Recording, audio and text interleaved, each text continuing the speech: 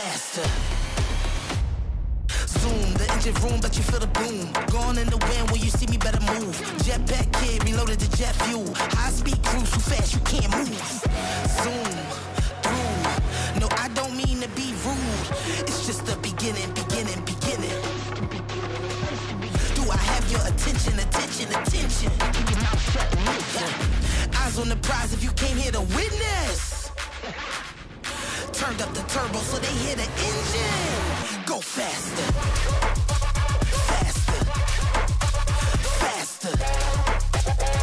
To keep up with me, you better catch your breath.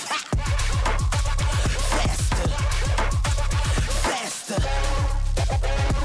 Upgrade your speed, zoom past the rest.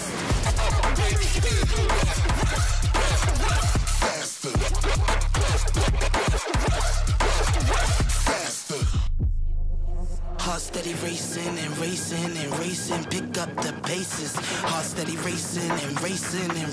They say we dangerous. Heart steady racing and racing. Buckle up for safety.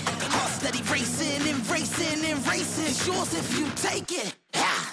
It's yours if you want it, go and get it. Be sure that you want it, cause you gotta be committed. In order to run it, you gon' have to get the sprint. First come, first serve, now listen. Eyes on the prize if you came here to witness. Turned up the turbo so they hear the engine. Go faster.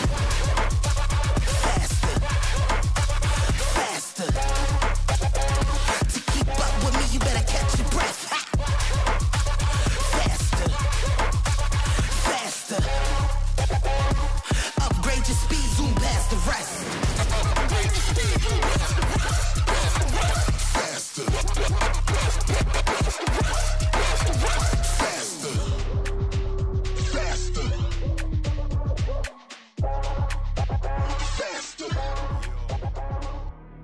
You need an upgrade. You ready for an update? It's time for you to level up. Listen, level up. Aim for the top when I level up. Ain't gonna stop till I level up. Say what you want, but I'm taking a shot and I'm shaking them off when I level up. Aim for the top when I level up. Ain't gonna stop till I level up. Level up.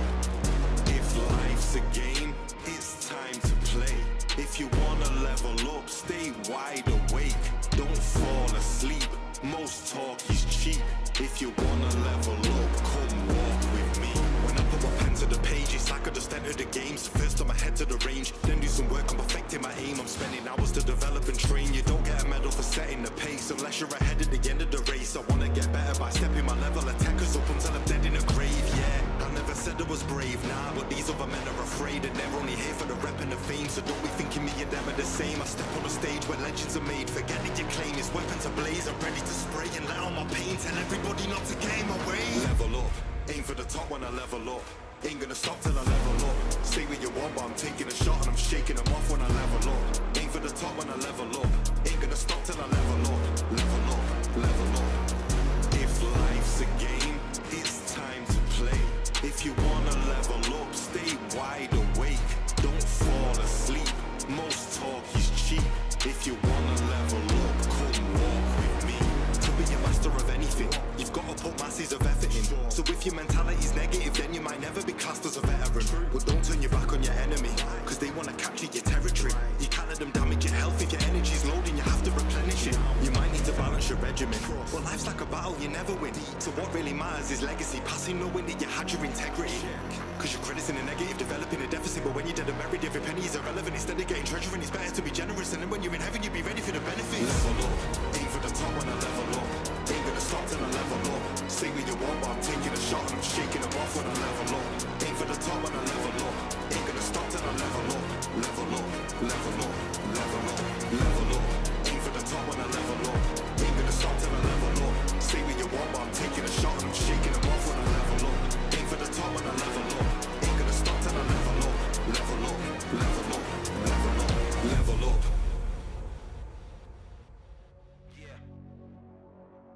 Warrior.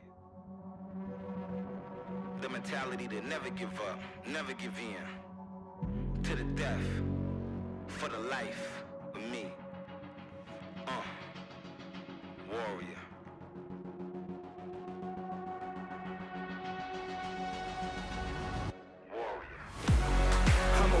warrior.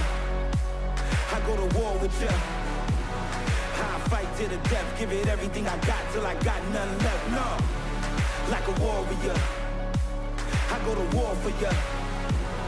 Till my very last breath, give it everything I got till I got none left. No, I'm a warrior. I go to war with ya.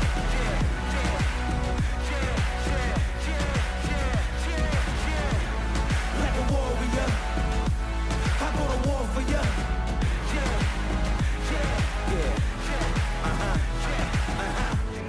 Yeah, I was born for it. Now I'm ready for the war. Ain't no turning back now, no, I can't back down. Can't run nowhere, gotta stand up. Right hand on your chest for your valor. Kneel down to no man, ice running through my veins cause I'm cold-hearted. Look what they done started. I'm sharp with my aim. The best in the game. On fire, hot like a flame. Wild like a beast. I can't be tamed. No. So stuck in my ways for the truth. I can't be changed. I'm a warrior. I go to war with ya. I fight to the death. Give it everything I got till I got none left. No. Like a warrior. I go to war for ya. Till my very last breath, give it everything I got till I got none left. No, I was born for it. I was born to rise. I was born to fly. I was born to climb. I was born to get it. I was born to shine. I was born to live it. Like a warrior. Like a warrior. Like a warrior. I go to war with ya. Fight to the death, give it everything I got till I got none left. No, I'm a warrior.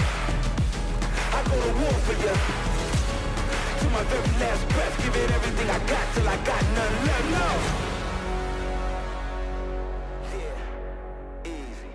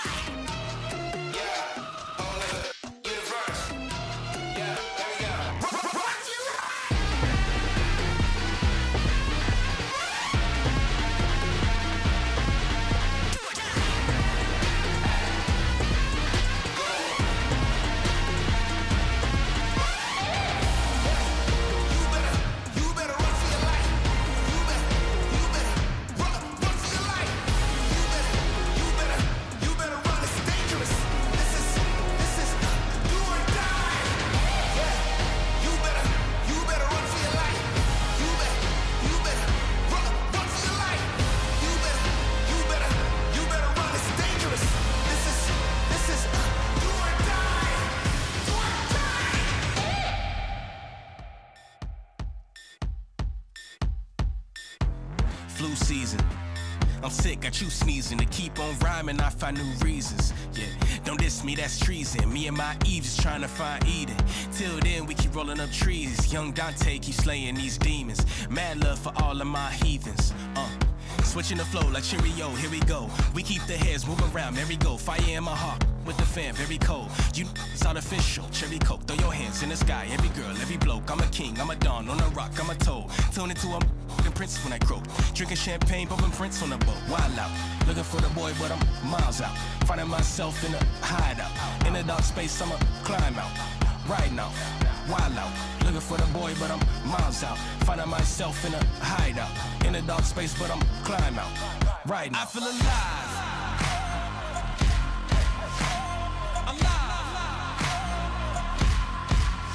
I have arrived. I feel alive. I feel alive. I feel alive. Can you come alive? Can you come alive? Can you come alive? Can you do it right?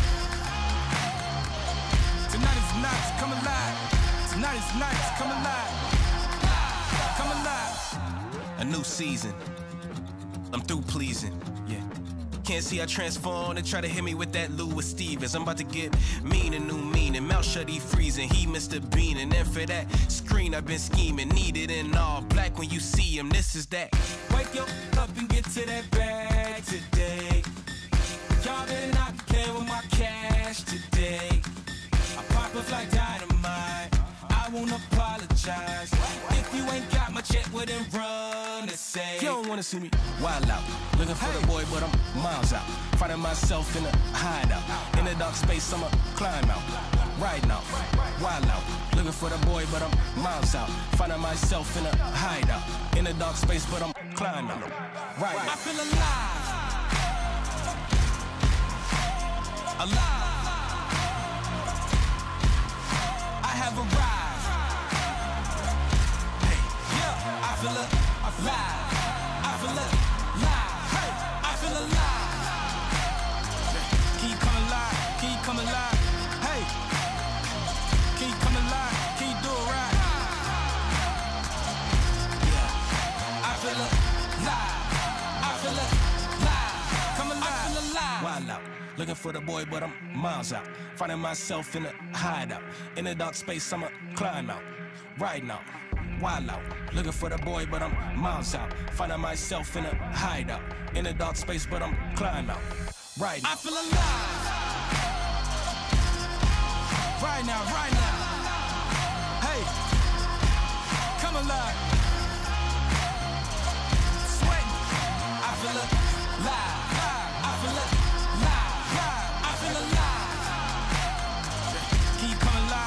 Come alive. Can you come alive? Can you do it right? Tonight is nights, come alive. Tonight is nights, come alive. I feel alive.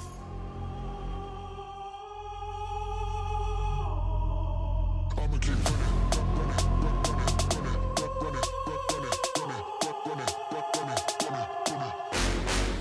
I came from the bottom, but ain't nothing stopping me now.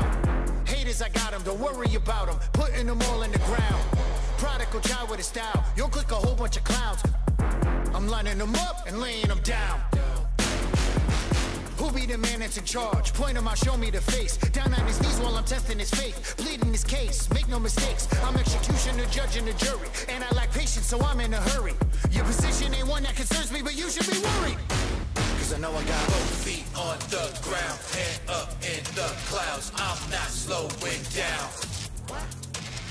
Both feet on the ground, head up in the clouds. I'm not slowing down. I'ma keep running, running, running, running, running, running. I'ma keep running, running, running, running, running, running. I'ma keep coming, coming, coming, coming, coming, coming. Ain't nothing gonna hold me back. Watch me go as I blow right past. I'ma keep running, running, running, running, running. I'ma keep running, running, running, running, running. Yeah, I'ma keep running. but I ain't no slave. I just keep running, the track has been laid. Run up the numbers to stack when I'm paid. She gon' keep coming, her back getting break. Oops, I mean broken, I'm loud and outspoken. I laugh to the bakers, no joke, I ain't joking, we're joking. Stop all that talking, I told them, yo, can get rolled up, I'm smoking. Getting blood money, my crypto, the token. The take was closed like the legs make it open. They say whenever your boy come around with the smoke, they don't want it the way that it's potent. I know this for sure, with some more that you got that I never could mess with, cause yours is just bogus. I do no look as I pass, your hook is not magic, you couldn't take that shot if you open. I know I got both feet on the ground, head up in the clouds, I'm not slowing down. Cause I know I got both feet on the ground, head up in the clouds, I'm not slowing down. I'ma keep running, running, running, running, running, running. I'ma keep running, running, running, running, running, running. I'ma keep coming, coming, coming, coming, coming, coming. Ain't nothing gonna hold me back. Watch me go as I blow right past. I'ma keep running. I'ma keep running. I'ma keep running. I'ma keep running.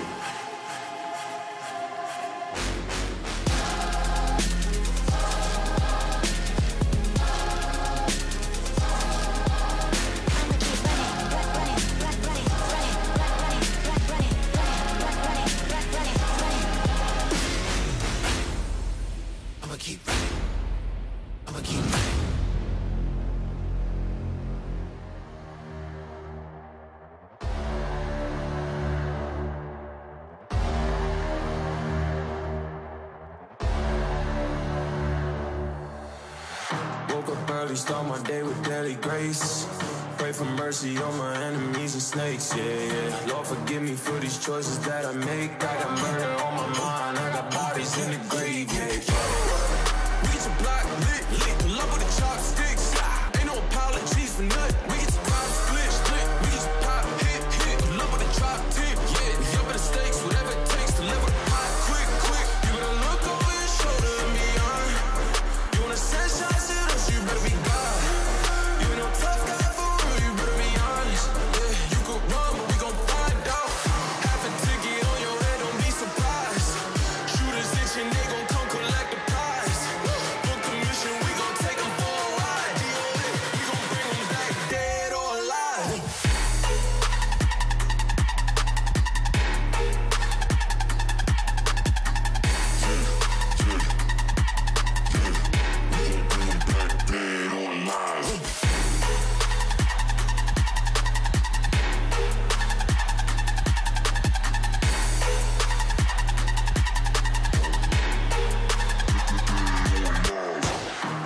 Plagued by the worst one. Voice in my head get me undone. Eyes in the sky can't be outrun. Wolves waiting on the midnight sun, yeah. Half a ticket on your head, don't be surprised. Shooters itching, they gon' come collect the prize. Book the mission, we gon' take them for a ride. DOA, we gon' bring them back dead or alive.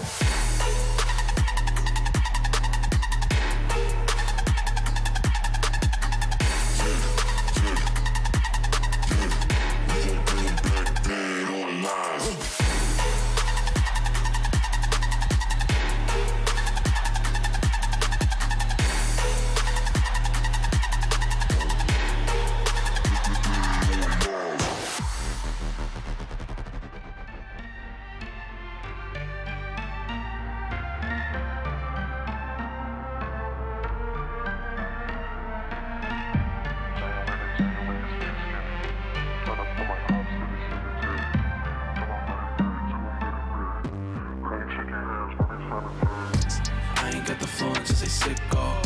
I spent you run up on my fit though. I got lil' shawty throwing spits though. Talking to my money like I'm schizo. January to January is very scary. Tryna put my ops in the cemetery. Till I'm dead and buried, till I'm dead and buried.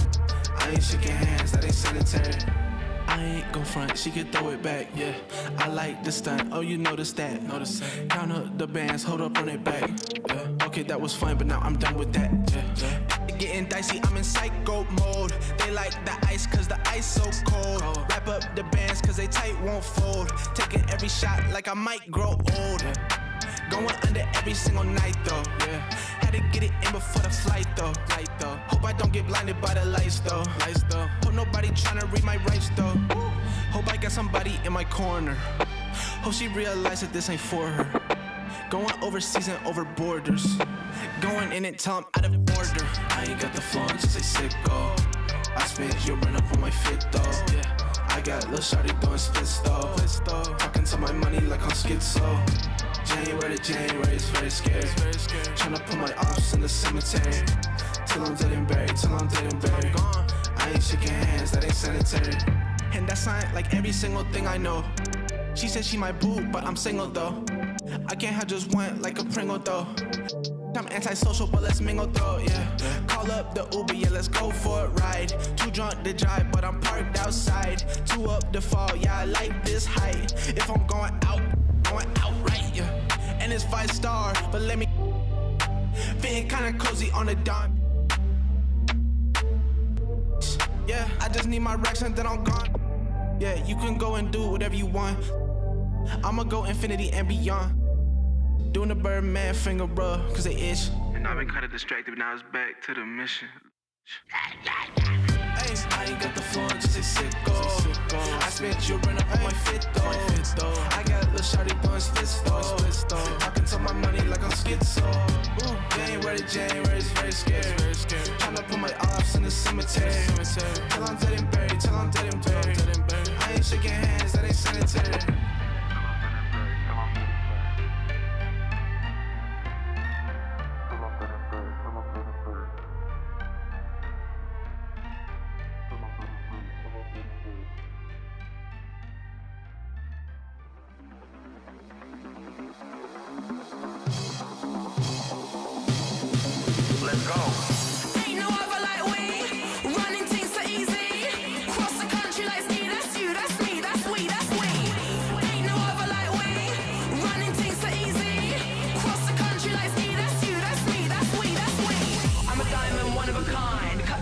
Like a Gemini, high shine when I'm in the light. Catch a night flight, I'm in a different climate. I'm a diamond, one of a kind. Cut 10 face like a Gemini.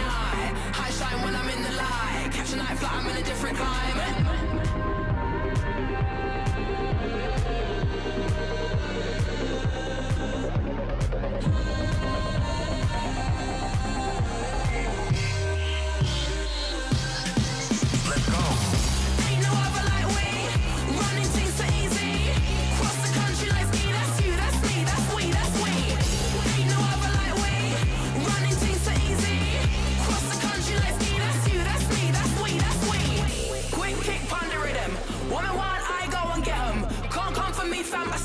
No, I'm born on a team, that's treading.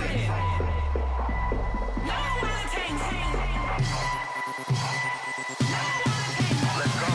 I'm a diamond, one of a kind. Cut 10 face like a Gemini. High shine when I'm in the light. Catch a night flight, I'm in a different climate. I'm a diamond, one of a kind. Cut 10 face like a Gemini. High shine when I'm in the light. Catch a night flight, I'm in a different climate.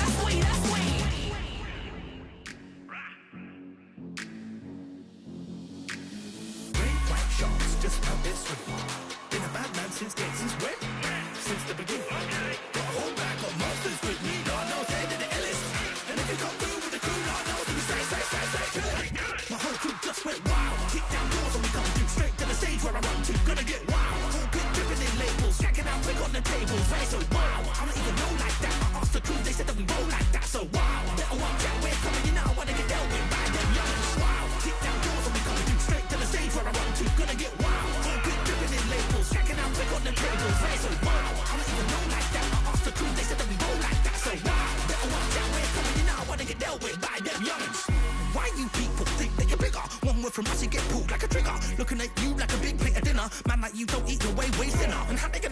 lazy. Power man style, yo, certified wavy. Certified snakes in the grass, all slithering. Bleeding, begging, but nowadays you gotta pay me the feature.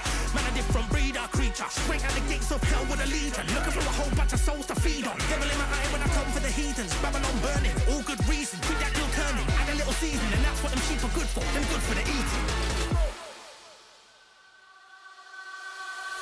Better step out the way when we're coming through. We the kind of people you gon' listen to. And I can't guarantee that you won't go missing, dude. And I don't wanna tell your mama you went fishing, dude. And be another piece of drama on the evening news. So that's just the way it goes when you gotta go harder.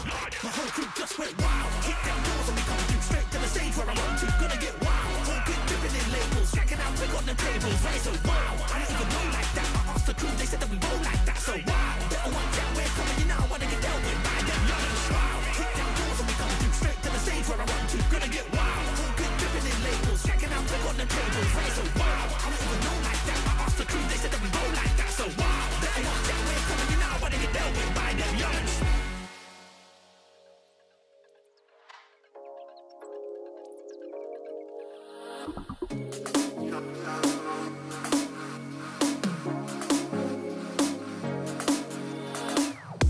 You knock me out cold. What's that perfume that you wearing? Girl, you smell like home. Can I take you home? All the way home. We can sing our favorite song on the radio. So when you like to turn it on, and you make me feel like howling out my window. Let everybody by my baby. I think you quite alright. I don't go a night, don't go a day without thinking about my baby. You knock me out cold, and I'll get right back. Just like I left the radio on. But you turn me on. You really turn me on. And you make me feel like jumping out my window. And I ain't got my baby right there by my side. I don't go a night, don't go a day. I don't go a night, don't go a day. I don't go a night, don't go a day. I don't go a night, don't go a day. You knock me out cold.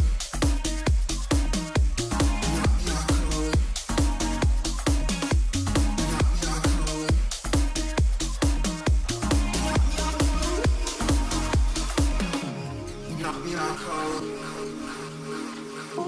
And I'll get right back. I'm just like I did the radio on. You turn me on. You really turn me on. And you make me feel like jumping out my window. And I ain't got my baby right there by my side.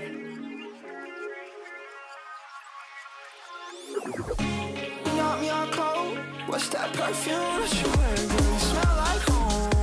Can I take you home? All the way home. We can sing our favorite song on the radio. So when you like to turn it on. So when you like to turn it on. So when you like to turn it on. So when you like to turn it on. So when you like to turn it on.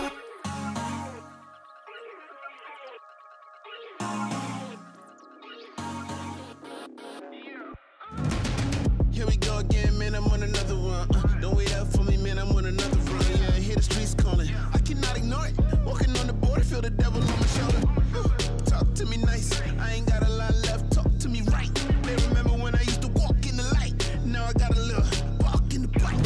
I've been on the verge of self-destruction. Never been this close to me erupting. I'm on the ledge, I'm seeing red. Don't think they heard what I said. Mr. Goody Two Shoes, about to pew-pew. Kill him in the new suit, man, I'm too smooth. From the light to the dark, from the truth to the lies, play a part. I'm a renegade, renegade, renegade. Better run away, run away, run away. I'm a renegade, renegade, renegade. Better run away, run away, run away. I'm a renegade, renegade, renegade, renegade. You better run away. I'm a renegade, renegade, renegade. Better run away, run away, run away. I'm a renegade, renegade, renegade. Better run away, run away. Yeah, yeah. I threw away the halo, never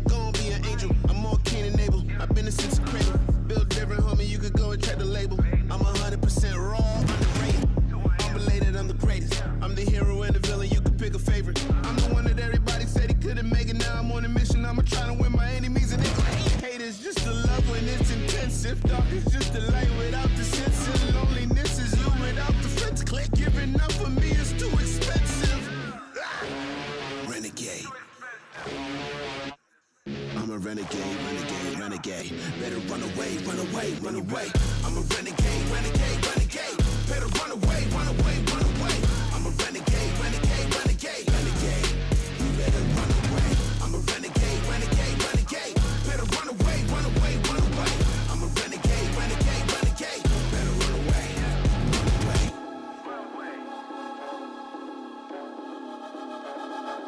You better run.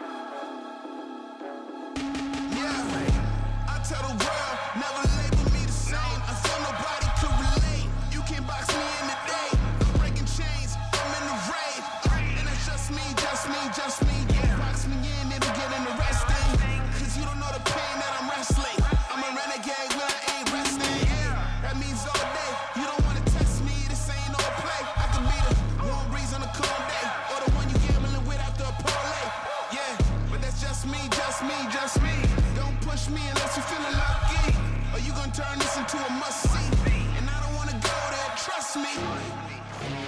Renegade.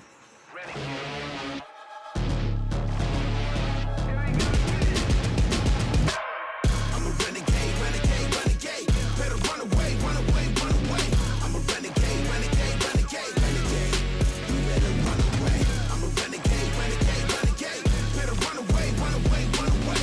I'm a renegade, renegade, renegade. Better run away, run away. Yeah. You better run.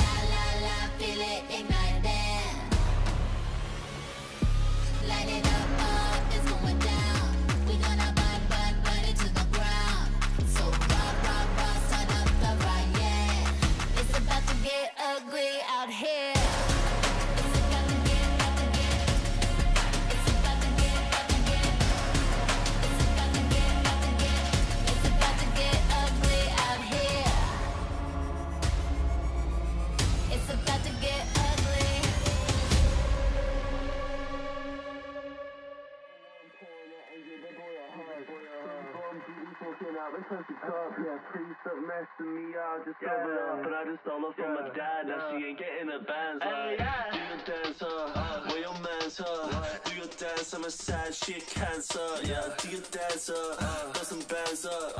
I'm never going to the country club. Yeah, no one pouring out and get the boy a hug. Three gone beauties walking out the country club. Yeah, please stop messing me up. Just cover it up, but I just stole her from my dad. Now she ain't getting the bands. Like, do your dance, where your man's, do your dance. I'm a sad shit cancer. Yeah, do your dance, got some bands up.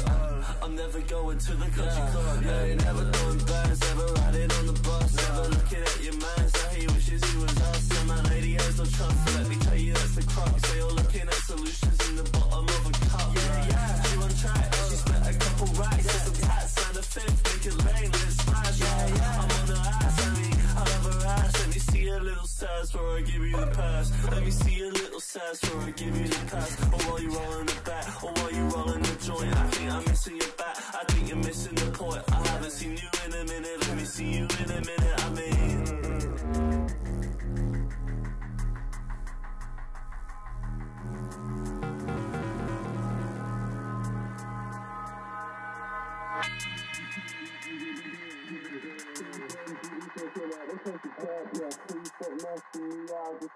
But I just stole her from my dad. Now she ain't getting the bands. Like, do your dance, where your man's, do your dance. I'm a sad shit cancer. Yeah, do your dance, got some bands up. I'm never going to the country club. Yeah, no one pouring out and get the boy a hug. Three gone beauties walking out the country club. Yeah, please stop messing me up. Just cover it up, but I just stole her from my dad. Now she ain't getting the bands. Like, do your dance, where your man's, do your dance. I'm a sad shit cancer. Yeah, do your dance, got some bands up.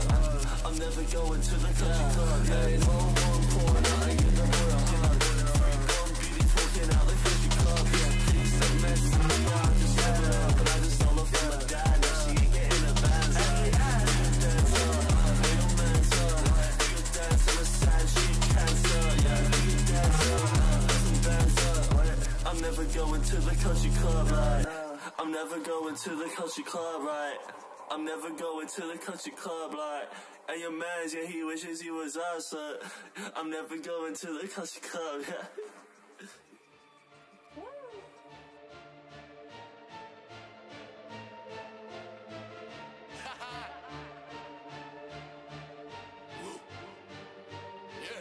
Always ready.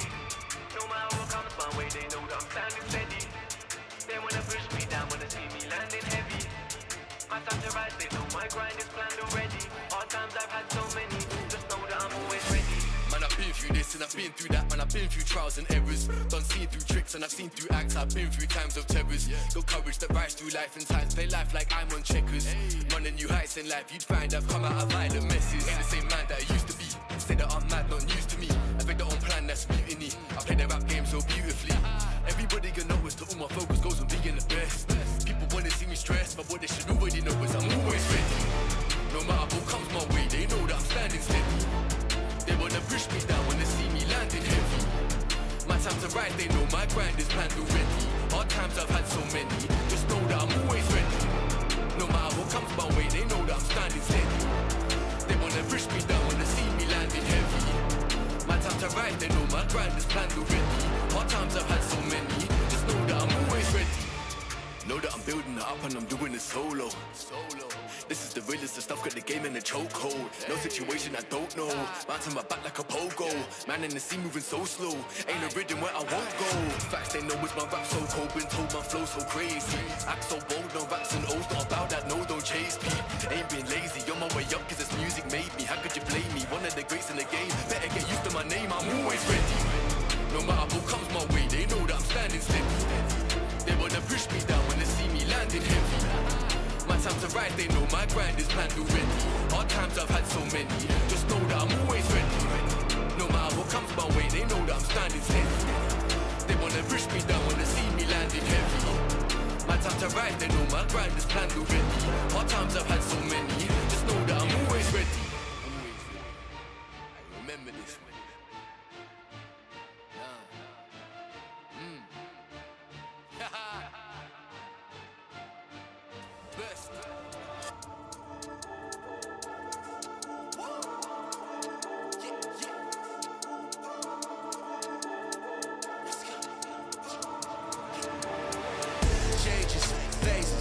life and it goes in stages. Patient, dedicated, write these poems on pages. Phases, stages, backtrack, go back to the basics. Don't stop till we get to the top like ooh, what? Take that shot, I'm blessed and I'm all with ease. All these men when they talk that breeze. Did that big chat, did that scene, but I won't go back, no I switch that theme. Let's get that P, now I got that team, now I hit that pump, that get that clean. No rest in peace till I said my piece. Now we gotta run with a different league. Changes, phases, life and it goes in stages. Patient, dedicated, write these poems on pages. Phases, stages, backtrack, go back to the basics. Don't stop till we get to the top like ooh, what? Take that shot. Been through phases, hit them with a flow and it's so contagious. Bet I'm a vet and I roll with the greatest. Shoulda, woulda, coulda got me running my paces. Getting my space and you're gonna feel mad cause I can't sit still like I'm running around tracks. And I ain't gonna stop till I go to the max. I can't stop, don't stop, won't stop. Back big moves, take notes. Could've been huge but I say no. Me and you ain't in the same boat. Been around and about but I lay low. Stay so good I break ground when it ain't seen. Not the best, no stress cause I'm better than I been. One shot, level up to the top, no cheat. Putting in work, this life ain't free, no. That changes, life in the blink of an eye through phases. Been around the world, big tours, big stages. Hitting with a source and I don't stop pacing. Don't stop making, won't stop chasing. Got a big dream, won't stop till I make it. Take it, this one here's for the haters. Face it, can't stop, won't stop blazing. Changes, phases, life and it goes in stages. Patient, dedicated, write these poems on pages. Phases, stages, backtrack, go back to the basics. Don't stop till we get to the top like ooh, what? Take that shot. Changes, phases, life and it goes in stages. Patient, dedicated, write these poems on pages. Phases, stages, backtrack, go back to the basics. Don't stop till we get to the top like ooh, what? Take that shot.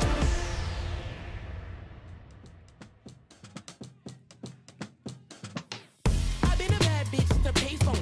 I've been a rat kid for your station. I've been a quiet storm in a terror zone. I've been a big show worth taping. I keep it 100 and I take a lump sum and I keep a good vibe on rotation. As far as the waves, they're amazing. I'm talking like best in the nation. I hold the 8 ball of the relevant. Watch them make rise from the sediment. Crew of OGs and they hit it home. Bunch of big bags to deliver on Toronto. I'm the head honcho. Big chief for the realer, the bigger the winners. No filler, a killer on a tuna. I'm not talking animation. The beat is on the floor. A beat is over. A beat not gonna go. We going up. A beat on the ball. A beat take all up. The beat is on the floor. The beat take over. Bigger what? Bigger.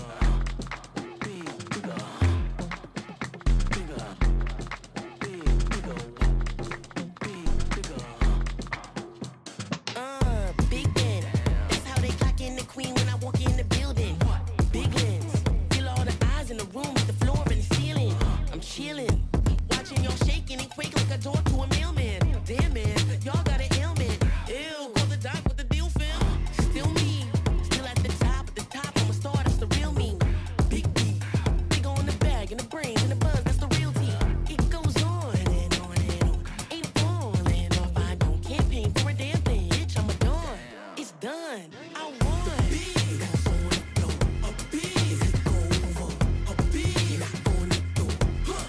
We going up. A beat on the ball. A beat take all up. The beat is on the floor. The beat take over.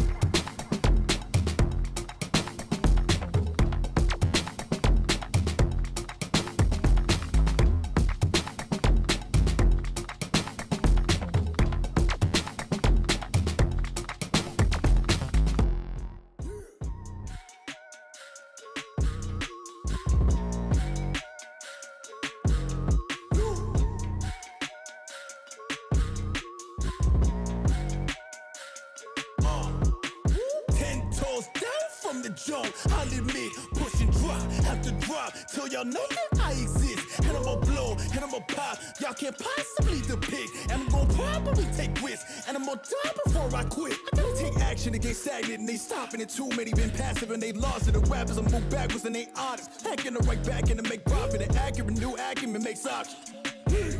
Meaning the accountant can be rounded when you call it a place. Everything amounted to my cost. Moving with $2 in my pocket. Proving the pace you looking exhausted. Truth is great. break new, man, they can't copy. Do what I must do so they can't stop me. Trying to keep cool while they keep talking. Do what I must do, switches up often. I pivot, meaning I'm a tactician when I'm in it. Circling the cul-de-sac, I'm drifting. And I got all night down to fishing, meaning I'm different. Meaning when they talk, they pay attention. Meaning they gon' pay for every cent. And I'm going 2 commas, 2 cancers. And I'm going worldwide when they all mention. Black boy with a book dream and a lesson. A black man with a sharp mind is a weapon. Yeah. 10 toes down from the jump. I'll admit, push and drop, have to drop till y'all know that I exist. And I'ma blow, and I'ma pop. Y'all can't possibly depict. And I'm gonna probably take risks. And I'm gonna die before I quit.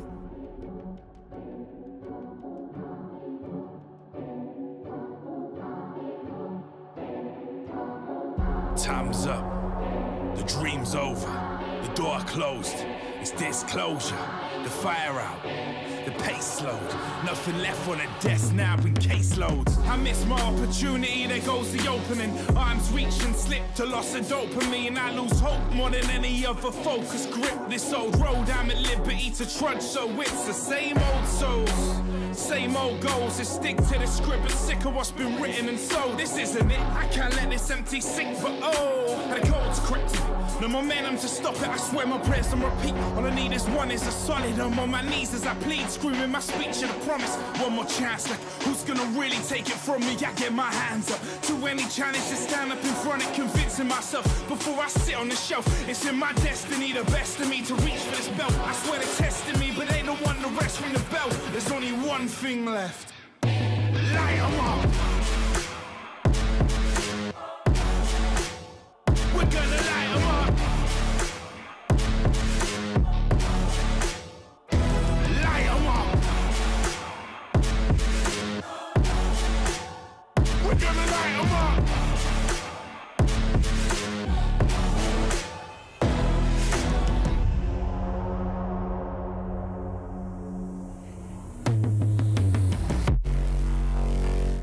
Time's up. The dream's over. The door closed. This And that's it. No more doubts, it's over for 'em. I'm promoting it with no more routes. We all in, debt collector about to snatch it out the hands. This been written like the past, but somehow still about the now future. I'm indebted to my roots, made me shoot for more. Well conditioned, I've been leveled to the floor and bounced back. So it's breaking off, shackles off before Mother Nature is at work. And we cooking up a storm, I'm coming. My feet gon' take me there. Ain't no feet to get the victory, the vision's clear. I'm skipping the days I let myself get riddled up with fears. Winding back the clock, I guess we button in the years. Now we light 'em up. We're gonna light 'em up. Light 'em up. We're gonna light 'em up. Light 'em up.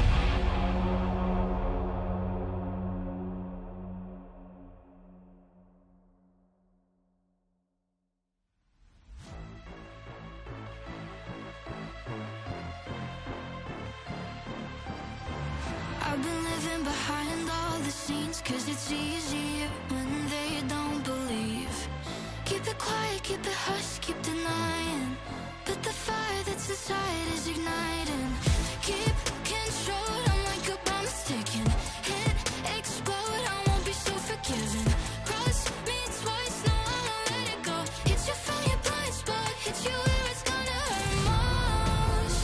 Words unspoken, I'm not afraid to say it now. Set in motion what I've kept underground. Don't crack under pressure.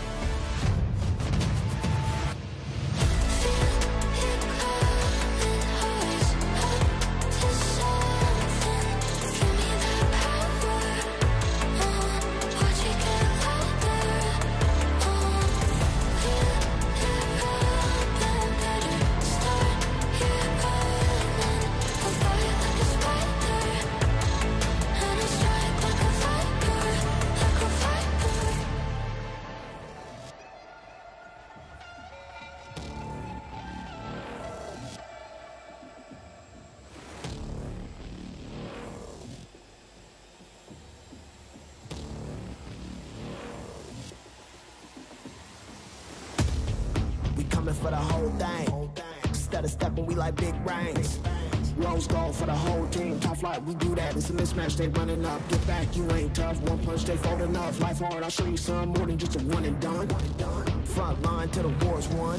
Also bad tendencies tend to get their heads spun. Real world problems they didn't teach in school. Now we playing catch up, gotta keep up. Accelerated courses when you in the field. Mental trauma that we got, I can't wait to heal. I can't wait to seal. I can't wait to do. Winning hit different, we don't got a choice. Negotiation for a better life.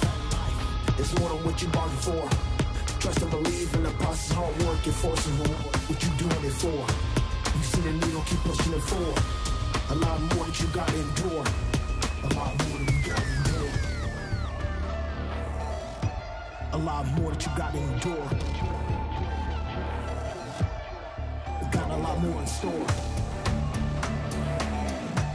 A lot more than we gotta endure.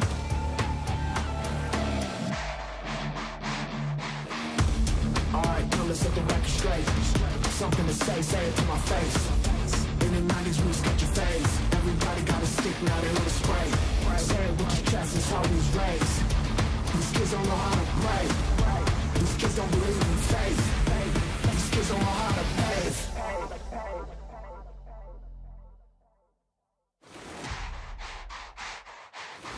Suffocating now and I can't breathe. Say the glass is greener on the other side. We're coming back to clarify as soon as I arrive.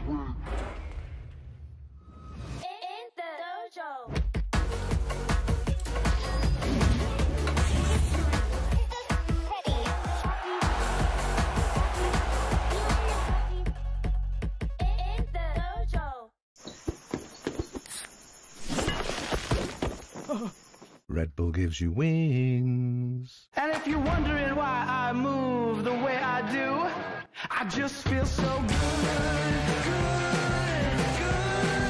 I just feel so good, good. I just feel so good.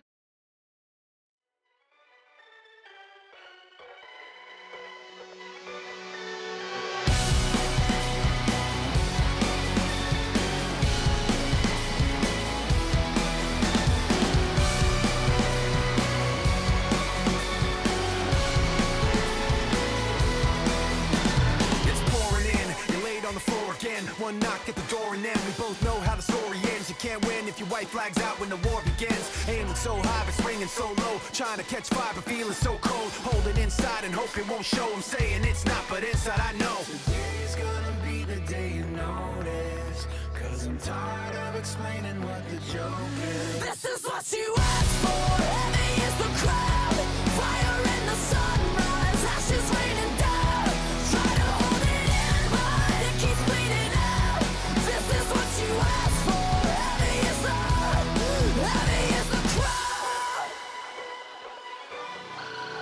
turn to run, now look what it's become. Outnumbered 10-1, back then should've bit your tongue, 'cause there's no turning back, this path once it's begun. You're already on that list, say you don't want what you can't resist. Waving that sword when the pen won't miss, watch it all falling apart like this. This is what you asked for.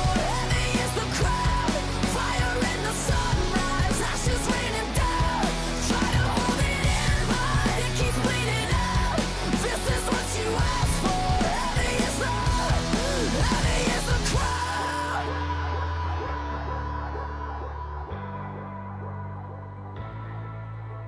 Today's gonna be the day you notice, 'cause I'm tired of explaining what the joke is. This is what you asked for.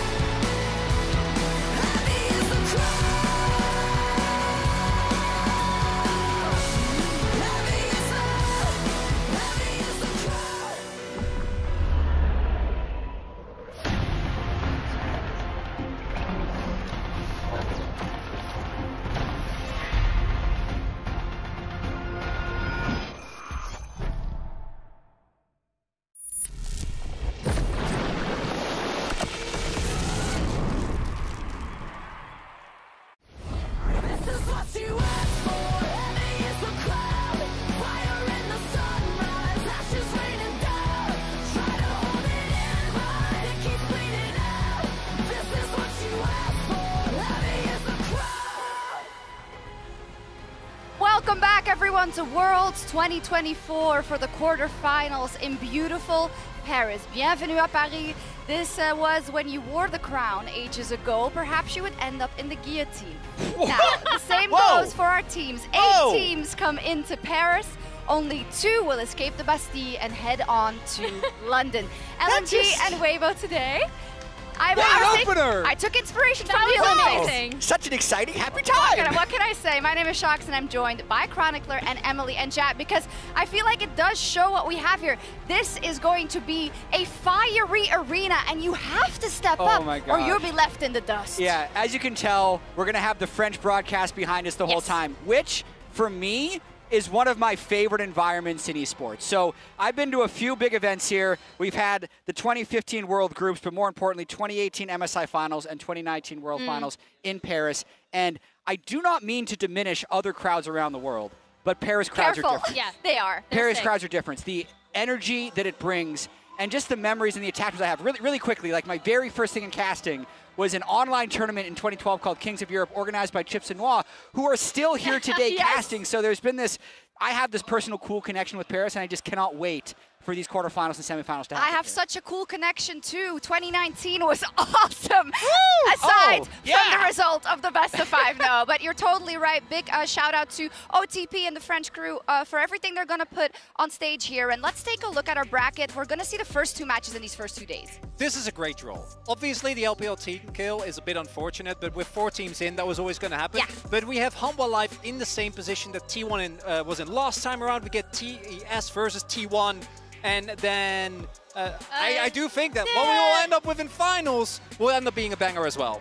Yeah, I mean, the big thing for me is that HLE has the chance to do potentially what T1 did last year and also, like, we could end up with only 1 LPL team from the match that's about to be played, depending on how these quarterfinals match. What's our gut telling us? Because of course the LPL has been wanting to get back to that World Championship title for a few years now, and the odds seemed stacked in their favor last year, and still they couldn't pull it off. Jet, what's your feeling? Yeah, so you're asking me my gut feeling? Yes. It's that we're in for a down year of Worlds. Just hear me out. What does that mean? We've had 2 incredible, unpredictable, unbelievable storylines with DRX and then T1 winning for the first time in 7 years. Don't say that! How could anything possibly top the last 2 years? How could anything top the last 2 years? Wait, but how am I supposed to react? So she would just not play him? What? No, we should. I'm just like, it's been so incredible. Really, what Jed is doing here is he's lowering expectations. So that when it hits. The last 2 years cannot be the standard. Not definitely. How could it ever be as crazy? There you go. Exactly. I got it now. It's broadcast strat, guys. Hey, but what has already been crazy and I think very satisfying so far has been the meta. It's been quite open. We've seen different approaches, and historically here in the best of 5s is where that takes the teams turn another leaf again. So is there anyone who wants to sell me on a champion that I should be rating higher? I'm going to sell you on a champion, and I just snuck a peek at a graphic that I think was supposed to surprise me, but we're going to get there. It's Silas. And it's because when I... Hey! Oh that's terrifying. This is Have you been working out? I actually have been. Wow. So this was taken earlier today after I got a pump at the gym. But it's more so because the current meta has so many strong ultimates just in the meta champions that I think Silas is somewhat blind pickable, and some of the 80 carry picks that would have been pushing him out of mid lane are absent from the current meta. He's only been played a little bit. 6-0 is his Swiss record at Worlds. That's only an 11.5% overall presence throughout the entire World Championship, but I think that's going to go way up based on the 6 games I've seen. Also has a lot of incredible Silas players, right? Zeka won his Worlds off of it. We saw Knight do incredible as well. Faker Blind picked it, so that's all I need to know, that this champion is good, to be completely honest. Who's going next? Emily, do you have something to sell me? Xin Zhao. All right. I think, so he received a few small buffs on this patch, but the big thing for me is with AP junglers now being kind of, whoa! That's actually not terrible. That's pretty good. That's good. That's really well done. Your bags look so good in I know, right? I think we have a lot of junglers left that like to make the decision of, oh, I want to affect my lanes early. If we want to do early skirmishes, he's deceptively tanky once he gets his ultimate. And I just think we have so many junglers who still really like to affect their lanes, and Xin Zhao is perfect for that. He also fits in a variety of compositions, so you can build around him in multiple different ways. You sold? I'm sold. Yeah. Are you? I mean, I didn't like it. I'm very easily convinced. So that's Me too. that might I'm be on also. me. But I want to know what they're gonna do with you. Who do you have? Okay, because obviously this was okay, right? But I'm going to sell you on something much better. And given the previous 2 segments, I'm a little worried about what's about to be on the screen. It's Gragas. Yeah. Okay, so... Okay. Let's Wow. go. What are you afraid of? Oh, there we go. Wait, your mustache fits right in. All they have to do know. is dye it. They actually did. I'm pretty sure that's the real one. So Gragas to me is a The pick mustache. that really, given what we've seen so far in terms of blind lane top, needs to rise in priority. The people want a blind pick top laner, and that has been Jax. And the matchup, I'm telling you, is unplayable. And one of the biggest things with Gragas is we're going to see in a lot of these fights, dive is insanely popular right now. Having a champion like Gragas that can split up a fight, similarly, honestly, to what Xin Zhao does, gives you so much more time to play against these dive comps that have come to dictate the meta. Yeah, that's the big thing for me is that Gragas pick in particular in the T1 game was really inspired. It was great to watch, and it absolutely separated the combination, so you can just split up fights into smaller skirmishes and clean up. And I think the reason we're having this discussion, for those of you who are a little bit confused, is the largest shift in the meta that we saw last year was the time between the end of Swiss stage and the start of the quarterfinals. I mean, even looking in today, LNG, they've had so much time off to cook and actually practice new things that this is the biggest opportunity for a meta evolution. Or perhaps to overcook. If you leave your stew boiling for 2 weeks, This it is might not true. be good. This is true. Who knows? The hotel this morning did have expired protein shakes in the fridge, so you never know when things wait too long. That's why I have a tummy ache. Anyways, let's Good check to in know. on how you're doing on your pick'ems, powered by AWS. I hope this can also serve as a reminder that you still have to lock them in. Let's flip through a couple of these. We had 0 pentakills, by the way, still. That is sad. Look at there, Scout and Gala sitting on the top of the KDAs. This one, Herbie, wow, if there not been any pentakills. 85. Yeah, I was going for a lot. 82 Infernals already? That's madness. Wow. And on that last one, you see the Silas at It is. It's 100% snuck into win. 100%. Yeah. It's winning. Yeah. As said, don't forget to lock in your pick'ems for the quarterfinals. You still have a little bit of time, about 22 minutes. I forgot. think. You forgot again. Wait, you actually I did? made the joke that I forgot in rehearsal, and then I did. actually forgot. I think Come we have on, a man. content piece later. It's You'll gonna have like 2 auto-pick for you minutes. now. Whatever. Yeah.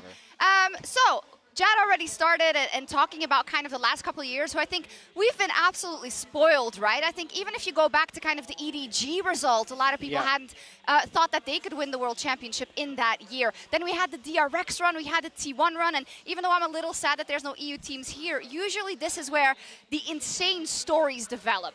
So, Emily, do you want to defend the team or lay it out for me? All right.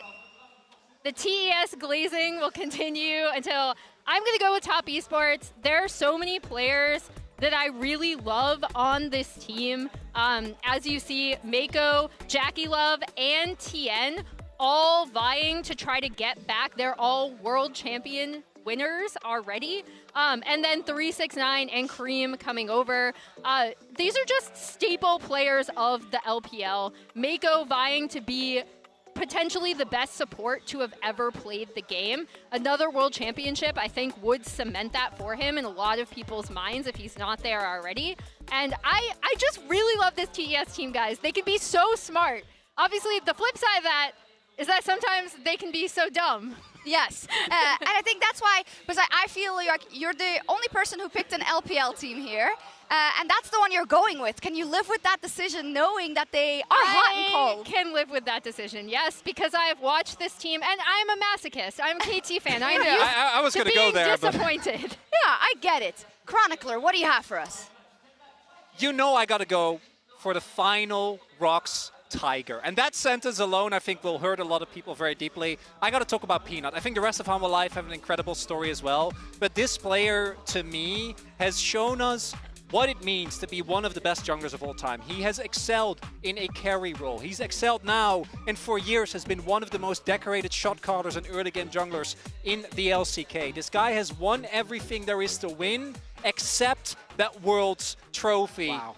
And Humble Life, I think, have already shown how clutch they can be, and how fitting would it be if Peanut finally lifts that trophy I here love this it, Worlds. but do you remember what happened last year? Yes, I do. Tell us, Yes, tell I do. us. Okay, so if you don't remember, Gen G looked great. They were 3-0. And then they went down 2-0 to BLG, which, okay, whatever, you know, you lose. Then they went to 2-2, and then they lost. And it's way worse. And it was Peanut's fault. Yeah. So No, I'm it was going to talk about Dog. Gen G. They've exiled Peanut to the other side of the LCK. I'm talking about Chovy, and this guy has been considered the best player in the world for a while. For a time, he was the best player who hadn't won an LCK split. Then he won 4 LCK splits in a row. Then he was the best player to never win internationally, and this year he won MSI. And this year at the World Championship, he's been considered the best player to never win a World Championship, and I can't wait for that to continue as FlyQuest takes them down. On Sunday will be my favorite World storyline. She's trying to step on you with the Gen G. I've been informed that in comparison to rehearsal, we actually have loads of time. So if there's any important storyline that you do want to highlight, this is the time. I love that you, I don't want to say snuck in FlyQuest there. I think everybody's looking at that match Sunday, of course. It's a couple of days away. Would it be the biggest David and Goliath upset we have ever seen? I think it would be very close. Yeah. Very close. I would argue I think it would have to be. Yeah.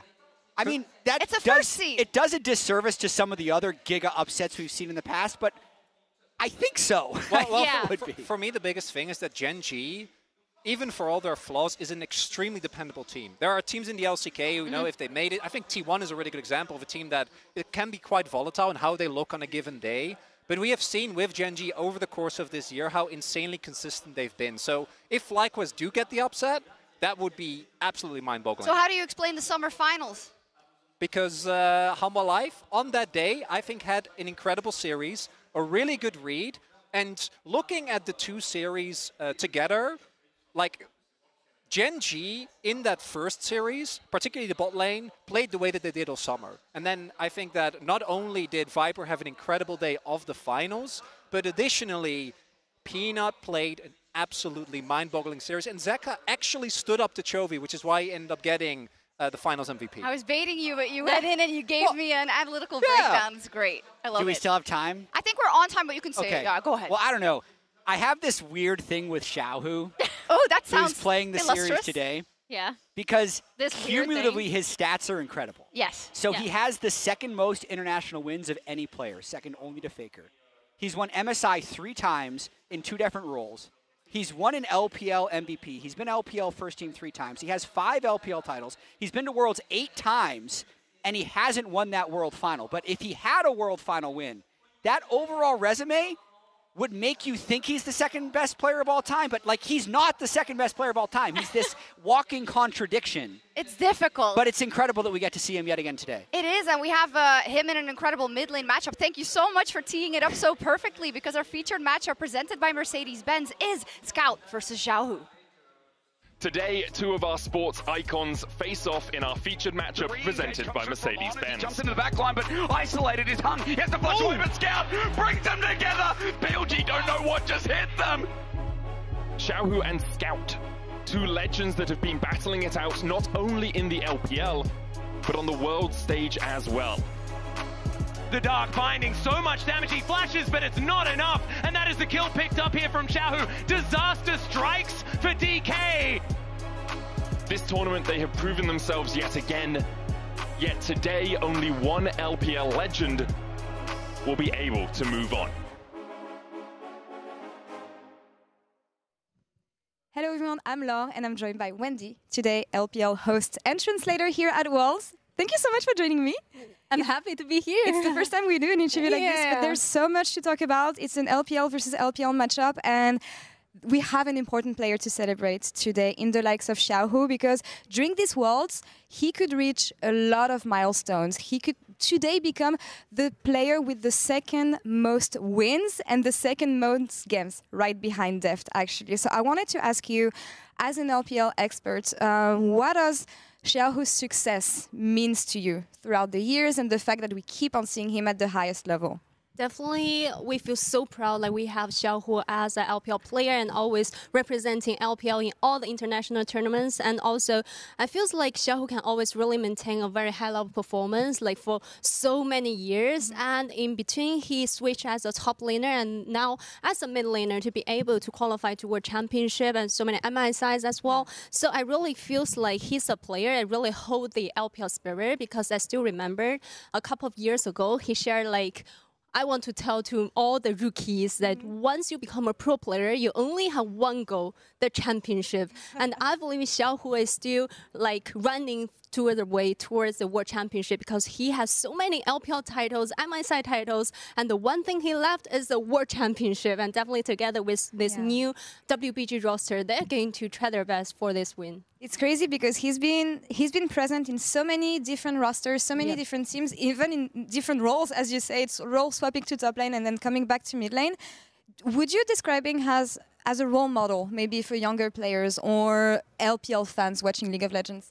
Yeah, definitely, because we can really see the tenacity inside Xiaohu because he can always try his best to like put into practice, all the games on stage, and also sometimes he'll be the leader for the whole team because he can really hype up the whole team to help the team to build a very good vibe, to build a very good morale, to help the team a lot, like inside the game and also outside the game as a big bro for the team.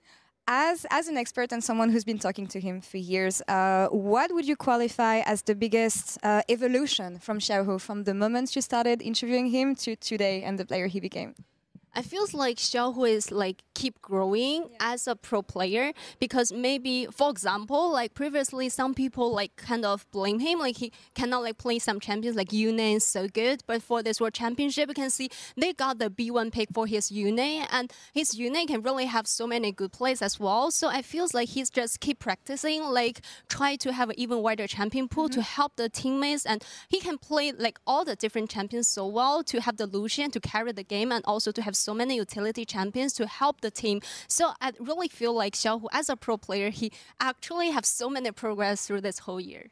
And even more specifically with the matchup that we have today, Scout versus Xiaohu, it's a matchup for ages. They played each other 100 times. It's going to be the 101 time actually that they play each other on the world stage today. What does this matchup mean to you? And I also want to mention, like, actually WBG and the LNG, they got a long history. They face against each other in both the spring playoff, the summer playoff, regional qualifier. And for so many best of fives, they just played till the very last game, the 5th game. So it's and they have the jungler switch between the teams, so they're very familiar with each other. And also Scout are definitely a legendary player as well. So I'm really looking forward to see how they're going to perform here at World Championship. And also, it's going to be the LPL time. LPL time. I'm so ready for it. And they're always facing each other in important matches, and they're going to take the fight up until the end. That's the expectation here. Wendy, thank you so much for a lovely interview and insights. And we'll see each other later for the interview on stage. And guys, back to you. Thank you so much.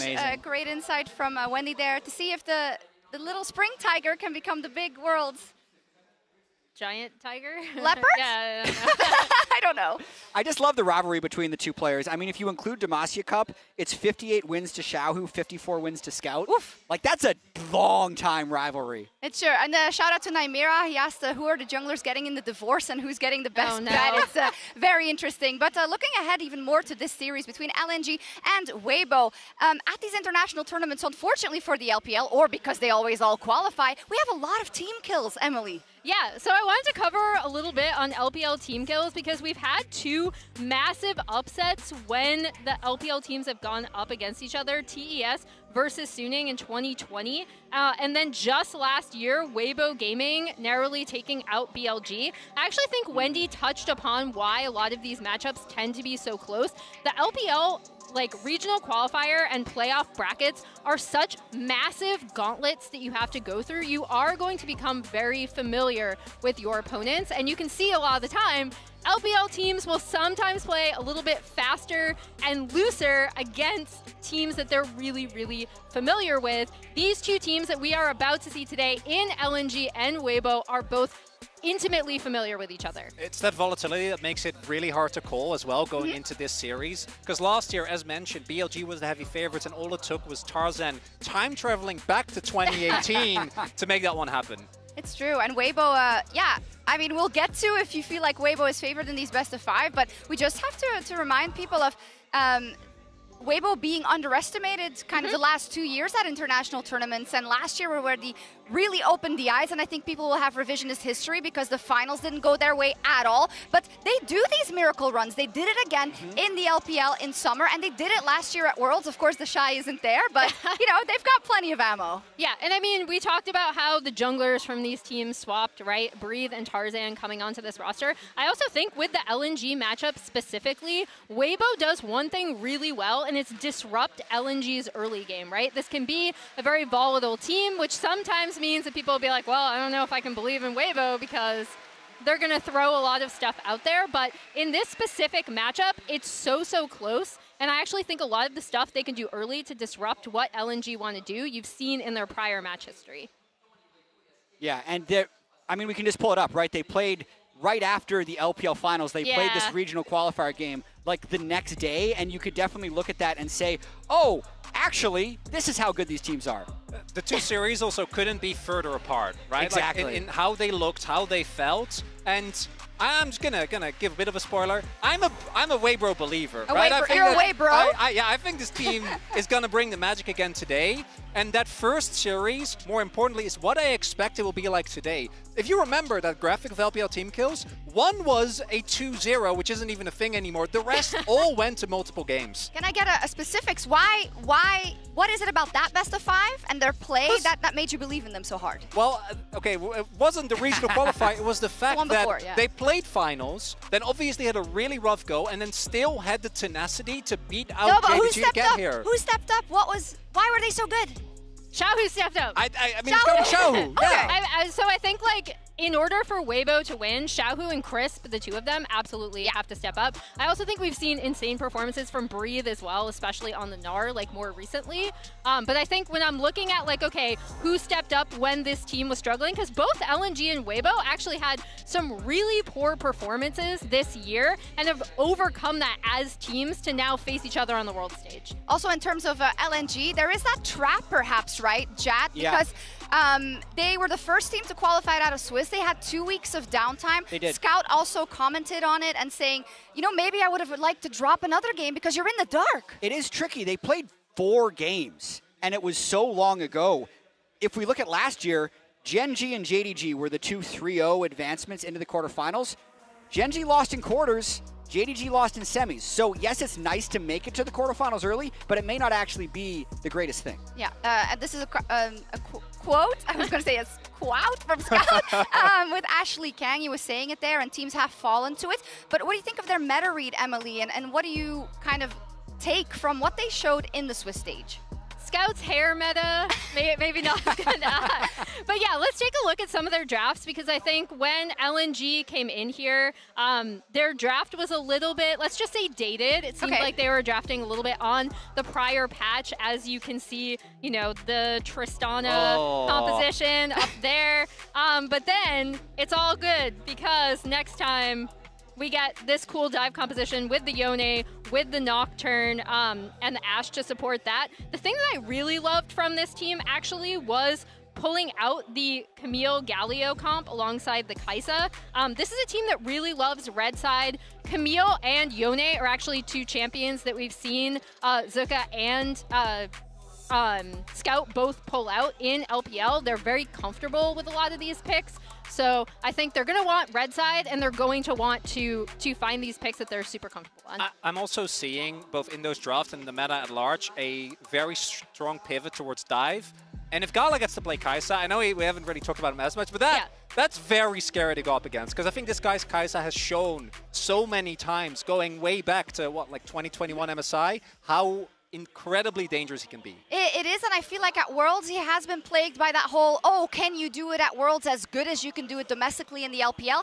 And somehow I feel like that is a big theme for this matchup specifically, right? When we look at Xiaohu as well, and the fact that it's a team kill and they know each other better should bring out the best in them. But Jat, what do you think about the road that the teams travel to get here? I think quarterfinals in group stage, but even more so in Swiss stage format, are so interesting, because technically the sins of your past have been forgiven and it's a clean slate. But we have to look at like what actually happened to get them here. And Weibo specifically, they were 1 game away from elimination against Fnatic, and then again against D+.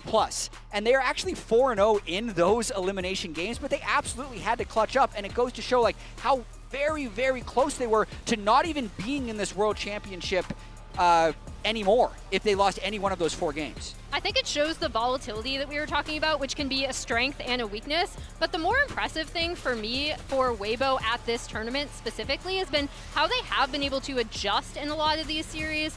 We saw them play a lot more controlled against DK in particular after dropping that first game. I loved the Morgana that they ended up bringing out. That was really fun, and it looked like something that Tarzan was comfortable on. So this is the coin, the two sides of the coin for Weibo, right? Yeah. I want you to cast your mind back to 2022 and 2021, because both winners of those 2 tournaments went all the way in terms of games, right? EDG played 5-game series in quarters, 5-game series in semis, and then when it came to that final game in the finals, like we've been here many times before, and DRX took play-ins to that as well. That's true. And that's the strange thing about this. Like, as good as LNG looked with their meta read in their first 4 games, they've only played red side games. That's how crazy it is, because they were in a low pool, so they never had side select, and they were always on red side. Whereas Weibo have actually had that chance to prove their adaptability, as Emily pointed out. Oh my God. I just got a sneak peek. I want you to see it as well. Our fans, they voted in the MasterCard fan prediction of the day, and whilst I feel my desk kind of hovering towards Weibo, the fans are absolutely ruthless. Wow. What? Okay, that is so really, what's going on? Really one-sided. I cast T1, and I've not seen these level of percentages of Holy. That's insane. That's not that. And look at their accuracy, 86%. Is this the one where they drop the ball? What do you think? No. I think they do. I'm a believer. Okay. I think that given what we've seen, this is going to be a messy series that is going to go the distance, and being tried and tested in these extremely high-pressure situations is going to be the difference maker for Weibo. I see. Away, bro. Yeah, absolutely. I think I'm surrounded by Weibros. I'm going LNG. Okay. Even though I think I already laid out how Weibo can be LNG, disrupting the early game, kind of making them work for it instead of getting laning leads they want to go into team fights. I think LNG have still looked like the stronger team, and I also think it's going to take some massive step-up performances from what we've seen from them at this tournament, from Xiaohu and Crisp, in order to defeat LNG. So I do actually completely agree that LNG has looked better. But I also think that they looked better because the other team was drafting 6 patches ago. When they played against BLG, BLG gave them Yone Nocturne Rumble on the red side, which then became the tournament meta. When they played against DK, DK was running like double AP with Mage Mid, Mage Bot, and a bunch of tanks, right? Like, yes, they did look good in those games, but Weibo's adaptability, I think, is going to prevent LNG from getting large draft advantages. And then we're going back to this massive rivalry, this LPL flip, this Scout versus Xiaohu, 58 and 54 all time. And I just have this feeling that based on the run that Weibo was able to make last year with mostly the same roster, I think they're going to be able to do that again. Above all else, I want to take a cue from something that I believe Xiaohu said in the teaser today, which is, this is an LPL versus LPL matchup. We know each other so well. The players on both of these teams, again, they used to have the opposing jungler. Yes. Let's make it fun. And I think above all else, LPL team kill, I want to see volatility, I want to see fighting, I want it to be fun.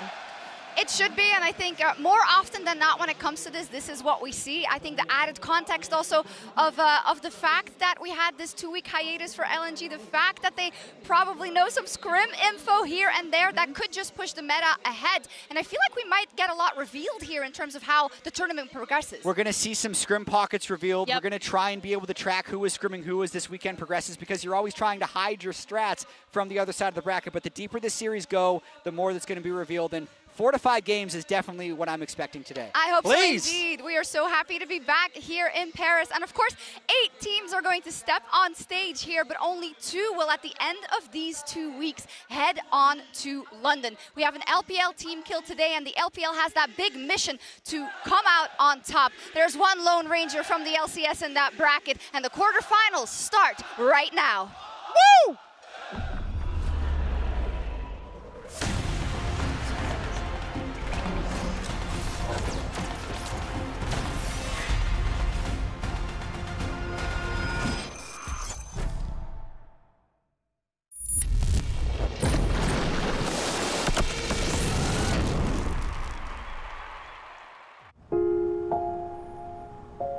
Paris.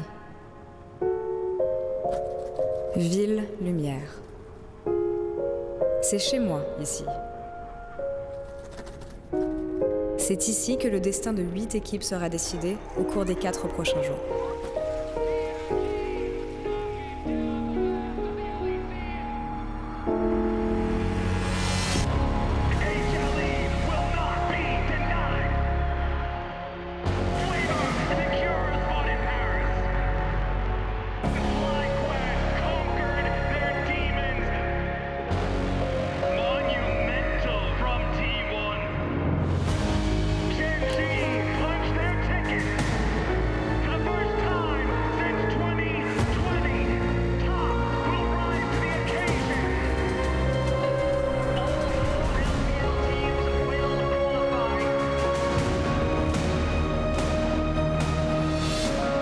Et ce que le futur nous réserve, nous devons attendre pour le découvrir. 去年我们打李宁的时候，打野还是他的，我们打野是维维。现在我们两边打野都已经互换了，感觉我们得把维维赢下来，不然的话他应该会太开心了。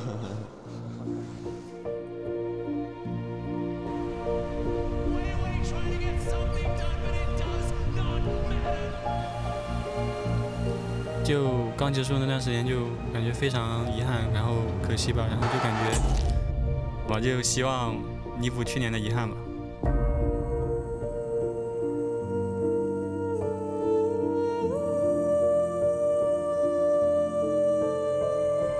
上一次自己来巴黎是9年前在 T1 的时候吧，也成长了很多，然后就来证明自己。 LNG are taking the fight and BLG don't know what just hit them. Scout is this team, Scout is LNG. 我们5个人就是最强的，我相信今年 LNG 会夺冠的。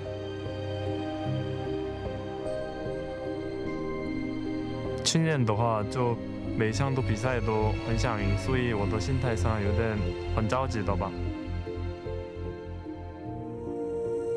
今年的话。 做好我自己，然后这样才能帮助到队友的话。之前就觉得他是一个非常厉害的选手，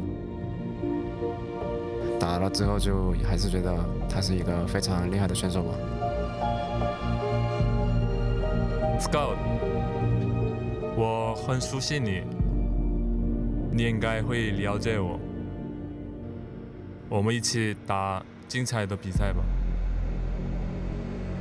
赢下他们肯定是会很开心的，疫情一下来吧。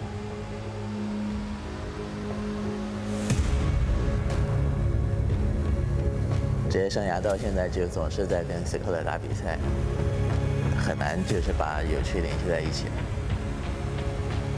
另一方都会带着 LPL 的那一份走下去。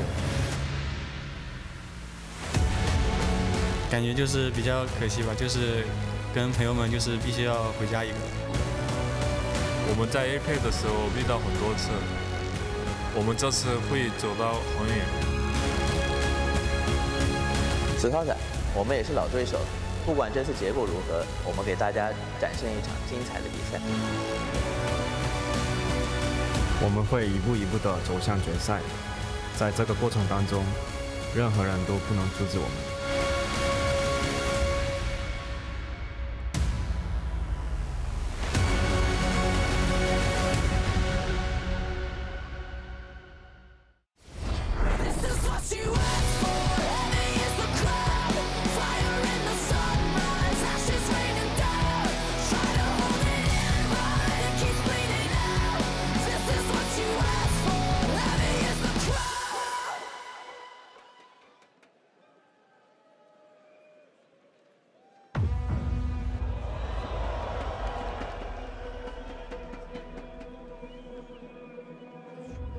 Fans d'e-sport du monde entier, bienvenue à l'Adidas Arena à Paris, en France.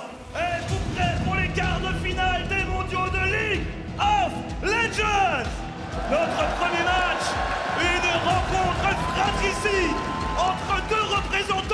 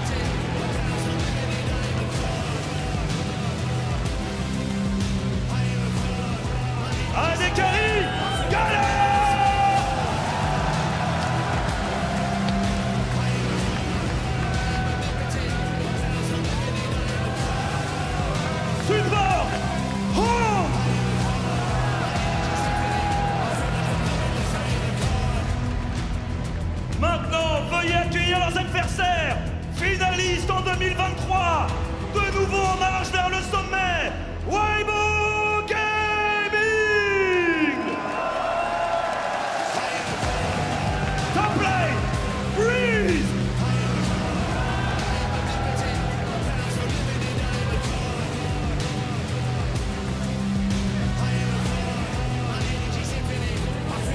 Jungle, Tarzan!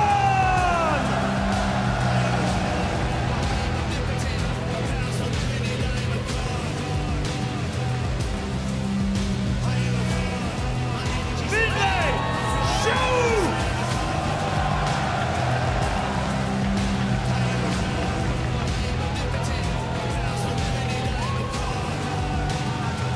Adekari, Light!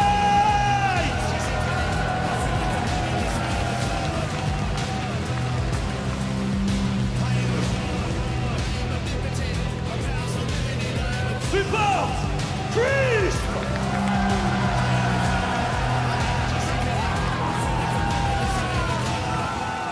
Paris, déchaînez-vous encore une fois pour vos quarts de finalistes! LNG, WBG Gaming!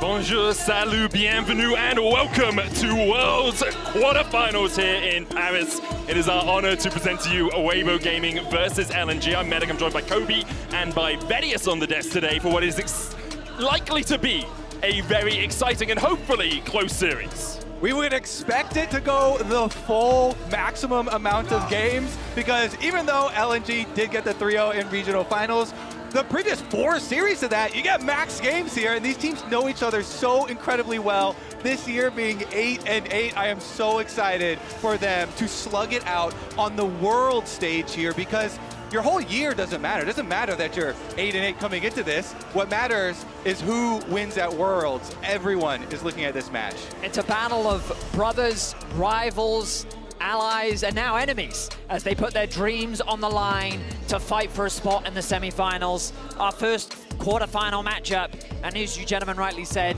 it's guaranteed to be a banger as 2 LPL teams join us on the Rift today. We're excited to see what they bring in the meta.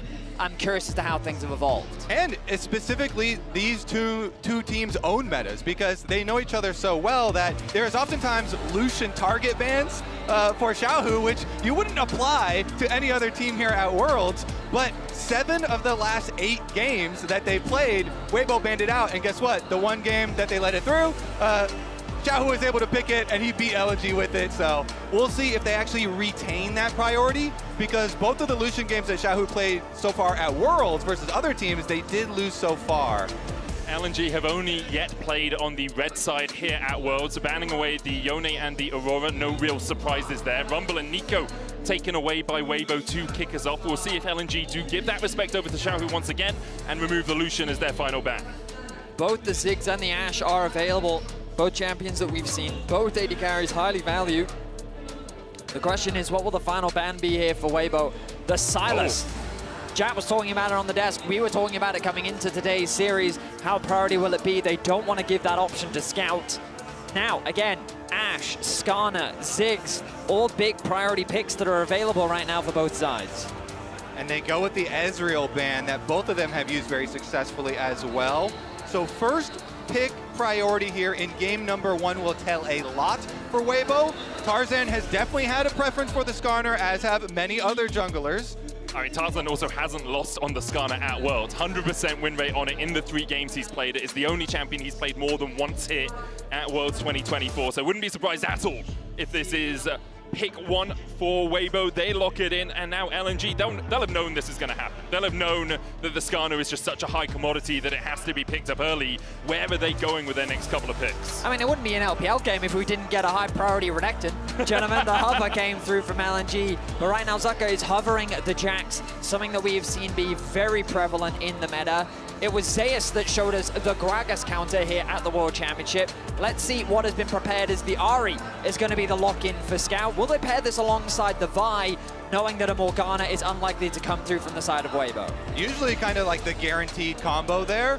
Now, some of these hovers are also interesting, though, because I feel like LNG, even though they only showed 4 games so far at Worlds, they really were cooking in a lot of them. You know, the Camille that was flashed over there, their combination with the Galio, but it's going to be nothing spicy in this game so far. As you mentioned, Vedius, it is very straightforward, generalist blind picks here for both solo lanes. It does seem a little odd to me not to just pick the Vi there, where you already know the Skarner's locked in. You can save the Renekton for R3, and if you did have a counter pick for something Weibo might, you know, bring out here, it would make more sense to save that for your third pick. I think they just really proud the Renekton here, and they're like, fine if Breathe goes to the Cassante or something into it.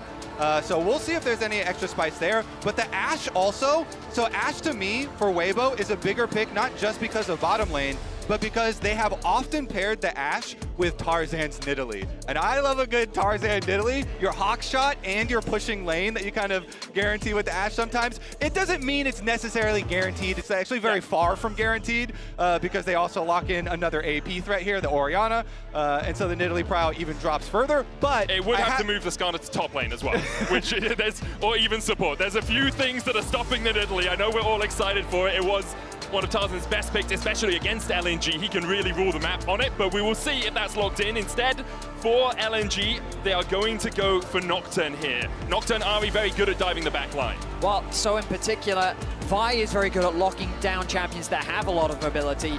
Nocturne thrives on champions with low mobility in the sense that there's no way that that Orianna is getting away from the Nocturne, and as you rightly said, Ari an easy follow-up. The Braum banned away to, you know, an effective champion at anti-dive, likely looking at something like a Rel in terms of high priority here, as the Kai'Sa now taken away from Gala. Yeah, LNG are showing pretty deep dive right now, and Weibo have a very solid structured team fight here, so trying to take out any of those extra tools makes a lot of sense. Gala, of course, the premier Kai'Sa player. LNG could consider a misfortune ban here when you kind of look at the Wombo combo. No, instead, they're taking the Jax away from Breathe. He showcased it a few times here at the World Championship, and they said that's not something we want to have to deal with, especially on the side lane. What direction will Weibo go? I imagine they're going to continue to pinch that pool, maybe remove the Jhin as a potential pick option, long-range follow-up threat with the dive. I actually wouldn't mind a Poppy here from Weibo in support. Like, you, obviously the Nocturne's going to get on the backline anyway, but you can stop the Ari, you can stop the Renekton from following up onto your AD carry. Chris, Poppy has definitely been quite good, especially his ganks when he's roaming around towards mid, too. Ooh, the Gala Tristana being the hover, of course. Always dangerous to talk about the hovers because you're seeing all the different champions that Gala's very confident on. But yeah, I think Jhin does make a lot of sense in the context of this comp, just as easy follow-up, because any CC that lands, it's so easy for the Deadly Flourish to then provide that additional peel. Also gives you great siege thanks to the ultimate available. But LNG have built themselves a pretty straightforward dive composition. Great at attacking side lanes. They'll likely round this out with either a Leona or a Rel to just give them that extra team fight oomph. Weibo now need to find, I imagine, some disengaged tools. Maybe a Renata could be an option to help act as the anti-dive. True. They could also consider a Leona for themselves, and I think Gnar makes a lot of sense just to facilitate their already great team fighting comp. Yeah, I mean, they're just showing very, very versatile team fight here for Weibo. A lot of very nice scaling for them.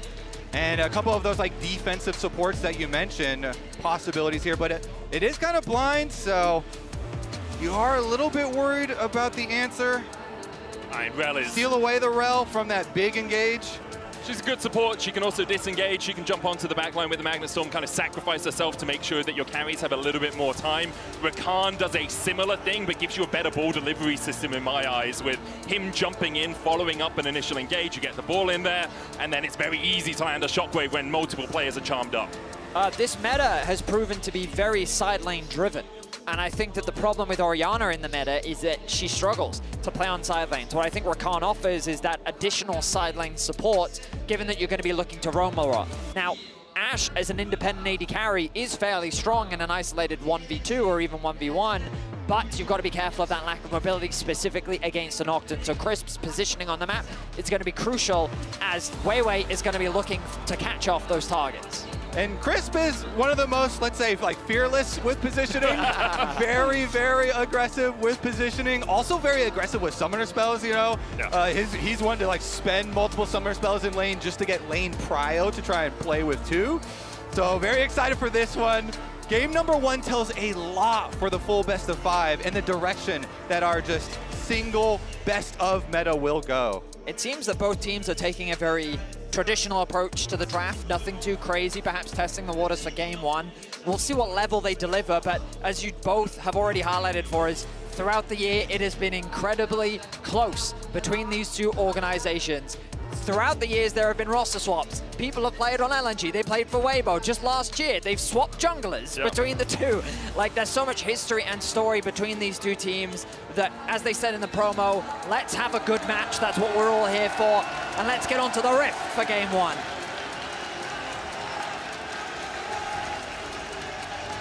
Eight and 8 between these teams throughout the year. Last year, Weibo made it all the way to the World's Finals, where LNG came up short, getting eliminated in this very stage by T1. Here, LNG look across against a very familiar opposition, some obviously more familiar than others. Tarzan was with them there last year, liked a couple of years ago. But Weibo, again, it feels like a run of mojo. Similarly to playoffs they ran through, based off just their ability to be the underdog, and here we'll see if they can continue that at Worlds 2024. Now, everyone at home, remember you can log into your Riot account on LoLesports.com and watch Worlds live to earn exclusive Worlds icons, emotes, capsules, skins. So make sure you are logging in to LoLesports.com. The matchup I'm really excited for is the rematch once again of Xiaohu versus Scout. Medic, you were talking to me about it so extensively coming into this series about how much these two rivals have met in the mid lane, the record being incredibly close as well. 112 matchups between the two of them across the years. Obviously, Xiaohu used to be on RNG, Scout used to be EDG's main man, so they go all the way back in the LPL. It is 58-54 in favor of Xiaohu. Scout can get that closer here, but he would still be one game behind even if LNG 3-0 the series. And here we're going to see Weibo move in for the lane swap, take over the jungle, make sure that there is going to be no steal away from the quote-unquote weak side jungle camps. So nicely done there. They guarantee that Tarzan will be able to get all 3 on the side of the red quadrant, and they chase them off. Meanwhile, you get the mirror, Weiwei right into the other side and starts clearing the opposite jungle. Good force out there by Crisp, just making Scout take a little bit of his health and take the long way around. Zucker's going to come across to bolster the defense on this mid lane tower, make sure that Scout can get some XP, and obviously the Renekton will be very happy to soak up any XP he can acquire there as well. The slow push coming in from Gala and Hung in the bot lane as Tarzan splits the map. The question is, Breathe now hitting level 2. When is he looking to TP towards the bot side? For now, he's sticking around the top lane. The mid wave, Zucker still yet to reach that level 2 mark. It's actually a really interesting switch from LNG, because usually what you'll see is the support will go and cover, right? Crisp is now coming across. Zucker's going to go down towards the bottom side, but they're leaving a lot of time with that top lane tower free for Weibo. Yeah, the big thing to watch is, can Crisp get under the turret? Because they can teleport in Breathe level 2. Chris would want to try and defend under tower, but Weiwei's trying to block. He only has the Gleaming Quill in the Grand Entrance right now, no Battle Dance, so none of that shielding from the Rakan. Does have the heal and the flash. He'll try and make his way towards this turret, but they've already lost one plate. Oh, look, they're rotating Tarzan as well, so there's going to be 3 members here.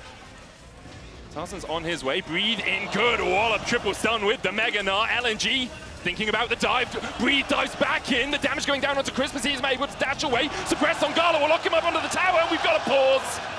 We got to pause. Everything goes sepia as Crisp goes down. 3 minutes in, and already we find ourselves with a pause. I mean, the idea there from the bot lane of Weibo, the bot lane of Weibo, Breathe the great TP, lands that connects the wallop, but the focus onto Crisp, it's such a dangerous thing with the amount of mobility that he has available. He has the flash, he has the heal, he's able to create that space between him and the opposition. He still ends up dropping, but I feel like that the fact that Weibo, they should be in a position to outplay this given the HP difference that I'm seeing on my screen right now. Gala's 200 HP under tower. Like, that AD carry is gone for if we see the game continuing from here. Yeah, just at our first taste of action in this game, immediately, I mean, it could have been way worse for LNG because, as you say, it was actually Weiwei with the Nocturne Q that was able to snipe Crisp as Crisp was able to battle dance away and get under tower. They did end up getting that, But yeah, I think Gala will be very short to follow here, and it's all about the kind of trail on the long play here, because usually you're expecting the support level 2 and then the top laner teleports in level 2 and them trying to defend 2v4 on the dive. But because Tarzan actually recalled, and Tarzan here only opted for 3 camps. Yeah. So Jungle is skipping camps to come down here to 3v4 and try and really win this attempted dive is the wrinkle that Weibo threw in. And I think it is a good one. It would have been even more successful, of course, if Chris had barely been able to squeeze by and avoid that Nocturne Q, but very excited to see what happens in the remainder of this play. It's one of those things you have to do if a team knows you so well as well, right? They'd be like, well, every time we played this in the past, Tarzan's just gone and done his second set of camps, so now we can go for that 4v2 dive on the bottom side. It is an LNG pause, by the way. We are finding out exactly why that has occurred, and we will tell you that as soon as possible. A peripheral issue for one of the LNG players is what I have just been informed. Yeah, now's quite an important time to have a functioning peripheral, I would say. It's true, yeah. The awkward part for LNG is, I mean, you guys can't see it, but we can. The HP bars for both Gala and Zucker are not great right now. Both level 2 as well, versus the level 3 of Tarzan and Breathe. I think Breathe is also about to lose his Mega Gnar, which means that he's also in a position to then start chipping away at those HP bars as well. So I think that Weibo, even though they initially lost Crisp, there's a lot to be gained here for Weibo to punish the dive from LNG. I love that, Vedius, because even the bigger part that they're going to gain isn't just this dive defense. They've got the Ashe pushing on the extra lane on top side. So regardless, they're getting resources out of all 3 lanes. Whereas LNG, of course, you know, with 4 people diving on bottom side, they're only getting resources on 2 of the lanes. So no matter what happens when we come out of this pause, I think that Weibo are going to be, you know, hugely the ones benefiting. I agree with you, but I won't say no matter what, because what if LNG just get 3 kills and no one dies? I feel like they'll be pretty happy with that situation. I do see the ready checks coming out in chat, so hopefully we'll be jumping back on into the game in just a second. Just to inform everyone at home, there's a peripheral issue for LNG. Currently, LNG started to dive under the bot lane tower. 3 members of Weibo have responded. We have seen a Crisp fall, but 2 members of LNG are very low, so we're expecting that Breathe and Tarzan may be able to get a couple kills in recompense. Yeah, I'm going to give you a second, Medic. You get ready, because you know we're going to get straight back into the action in no time. But again, to set the scene, as you rightly said, Crisp is the first to fall. He ended up using all of his summoner spells, but both Tarzan and Breathe, full HP. The unpause is coming through, so Medic, take it away. Well, the dive continues to happen. Gala is going to fall. We can't quite see it on our screens as of yet, but we'll jump back down into the bot lane. Zucker's very low as well. He goes down. It's 2 for Weibo so far. Weibo trying to trade back onto Tarzan. Hung takes the kill. Breathe able to get back to the safety of the tower, but in the end, it's a 2 for 2. And again, a 2 for 2 is great news for Weibo there. You're going to see the immediate teleport out from Zuka up to the top side after dying, but it's so nice here because Light was up at the tower. Ashe was able to get that extra lane here. And now he can just continue to harass and bully. Look at all this extra damage. Crucially, the timing of the dive is very important as well, because Kobe was talking earlier about how with the bot lane setup, let's go back to this replay. So the TP comes through, a really nice stun comes through from Breathe, and then the attention turns on to Crisp. I like this focus from LNG. The problem is, look at 2 tower shots onto Zucker. They get the snipe onto Crisp, but now with the mini Gnar, Breathe and Tarzan can look for the re-engage. Now, you could argue this is a bit of an overcommitment, because at this point, you know, they could disengage, they could prioritize getting the bot farm, but hell, you know what? The kills go over to Hung and Weiwei, which are not the worst targets in the world for Weibo. And guess what? Your extra 2 levels on Breathe are going to be massive for Weibo. Let's remind you of the regionals, where Zuka actually really outperformed Breathe. You know, Zuka had an amazing regionals in that 304 LNG, but setting up Breathe here was such a big experience advantage, and especially on a Gnar that is going to scale really nicely into side lanes and to be able to team fight quite well with this Weibo comp. I just think the experience gain here for Weibo is going to be massive. And Zucker's just so screwed. He doesn't even have flash. He's level 2, 5 minutes into the game with 2 CS. He is going to be able to get to the tower now. I say that, Light and Tarzan immediately stop him. What are you going to do? This is a very sad Crocodilian, and he's falling for the first time this game. It is huge, second time in fact. as LNG just can't find a way to get that Croc out of deep water. Weibo are dominating in this early game. They will zone Breathe away from the bot tower. You will be denied those farms, but it doesn't matter. On the top side of the map, Weibo is finding advantages. Crucially though, let's keep track of the gold. The advantages are really being built between the top laners. Sure, Zuka is extremely far behind, but Gala getting those plates, still keeping him even in gold alongside Light. And you also look towards the mid lane, which was, you know, one of our focused matchups here with so much history between Xiaohu and Scout. And Xiaohu on the Orianna is absolutely pumping here. Yep. Constant pressure in mid lane, being able to shove in these waves. Very, very nice for an Orianna, and especially Weibo with the amount of scaling options that they do have. He's having a whale of time in the mid lane right now. He's got those Ionian boots of lucidity as well. Looks like LNG are going to move up towards the grub. We see the reset coming out from Gala. Hung just walking his way up through the mid lane as well. Both these teams do like to fight around these grubs. We saw it in the LPL and a little bit here at Worlds so far. And with Light being in the bot lane and only just starting to move up, I feel at least the first couple of these are going in LNG's pocket. Yeah, I mean, I feel like the LNG have too much of a numbers advantage. The waves are too good, but they're actually pulling off them. They've gotten the first grub. Breathe is about 50% HP. Breathe is getting locked up here. Doesn't have time to flash away. LNG collapse and find a kill on the Gnar. A great engage from Hung. The flash stun into the stacked wave means he's going to lose that entire farm. And LNG find another kill. They've guaranteed numbers advantage. But now Light has made his way up. He's so close to level 6. Second grub's definitely going to go over to LNG. Hex flash forward by Hong, trying to get onto Tarzan, who'll stun him against the wall. The dive in with a grand entrance. Zika trying to heal himself back up in the middle of the fight. Gala joining in as well. The knockback on Hong towards the top side, but it's not going to be enough from Weibo so far, and now Light is overextended. Zuka slicing and dicing his way through. The charm connects and Light is down alongside him.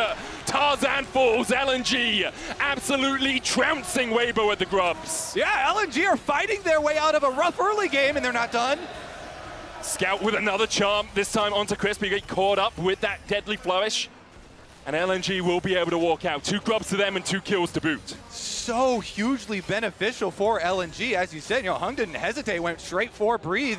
After that pick, gaining so much. I mean, they didn't clean all of the grubs, but still grabbing 2 out of the first pack is quite nice. I am shocked that Weibo still tried to fight that. Are you ready? It's Weibo. No, I'm not. We did kind of expect this. They love to fight for these grubs, and even at a numbers disadvantage, look, they try to force this, and LNG rightly attack the weak side. There's only 2 members. They don't actually do that much damage initially. Flash away comes in from Weiwei. Hung then forced to disengage, but then this overstep.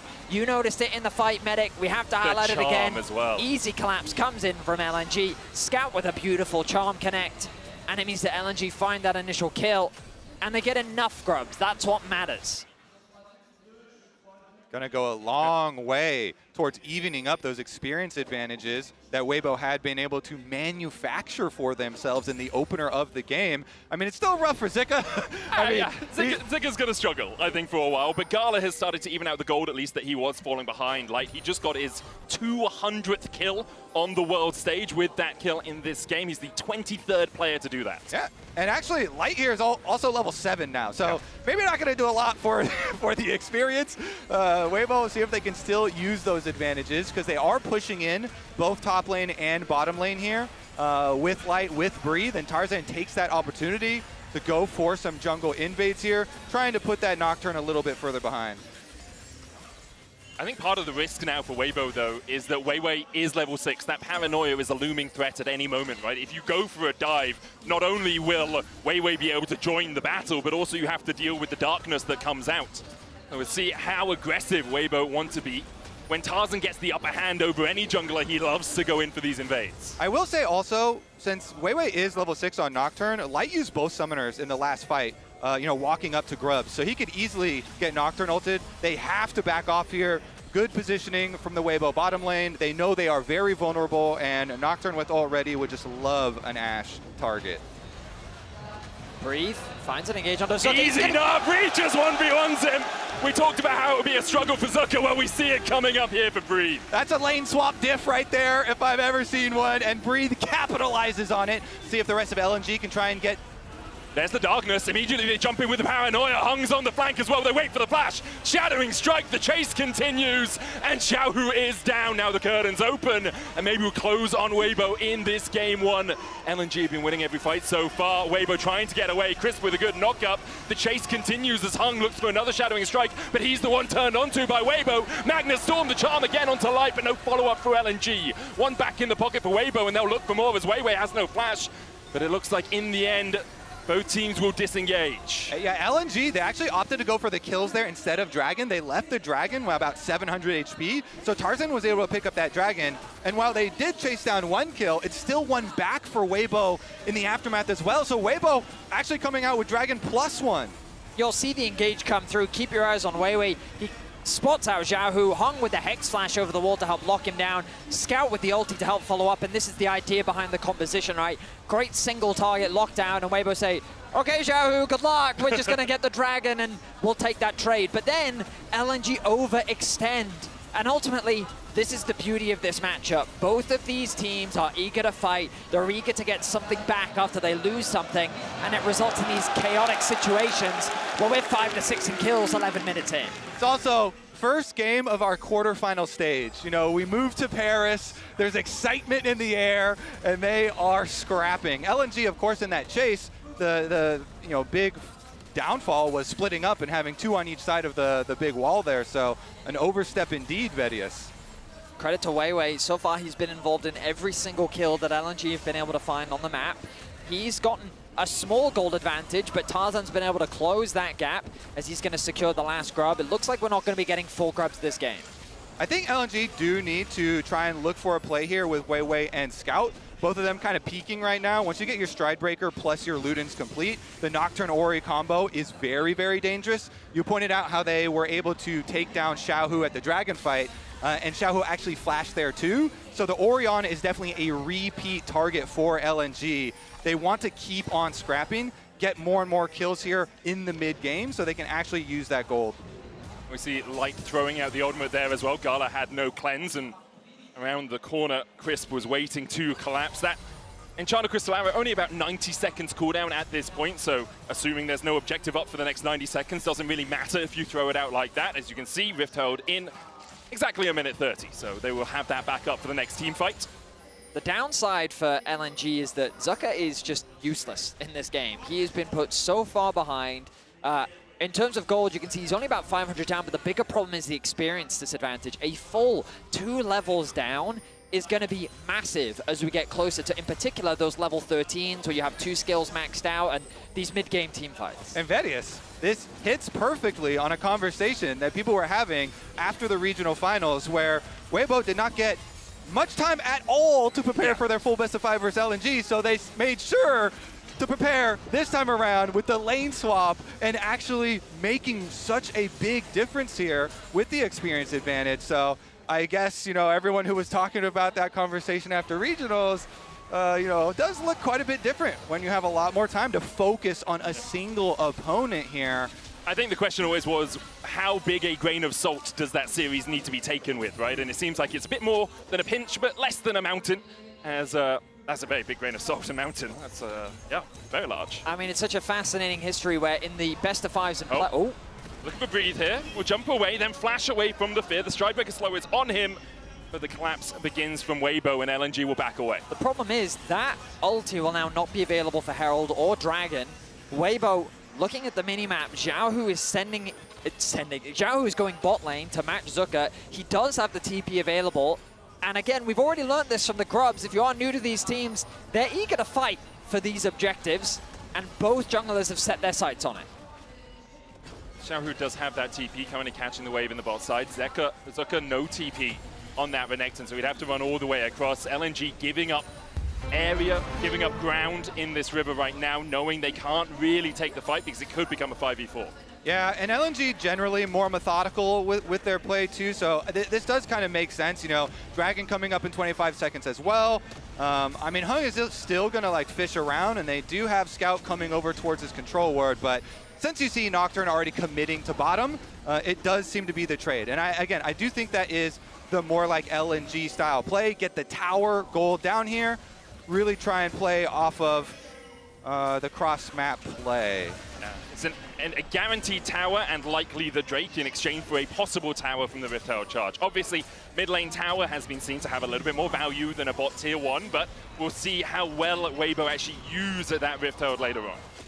And the guaranteed tower, they definitely need that gold. You mentioned, you know, Renekton can use every little bit he can get, but looks like Tarzan coming down here to check you on Dragon. Ash Arrow is available, by the way, so you really do have to respect it. Once Weibo get vision. Yeah, I mean, the problem with LNG is they've actually overstacked on the top side of the map to try and protect that tier 1.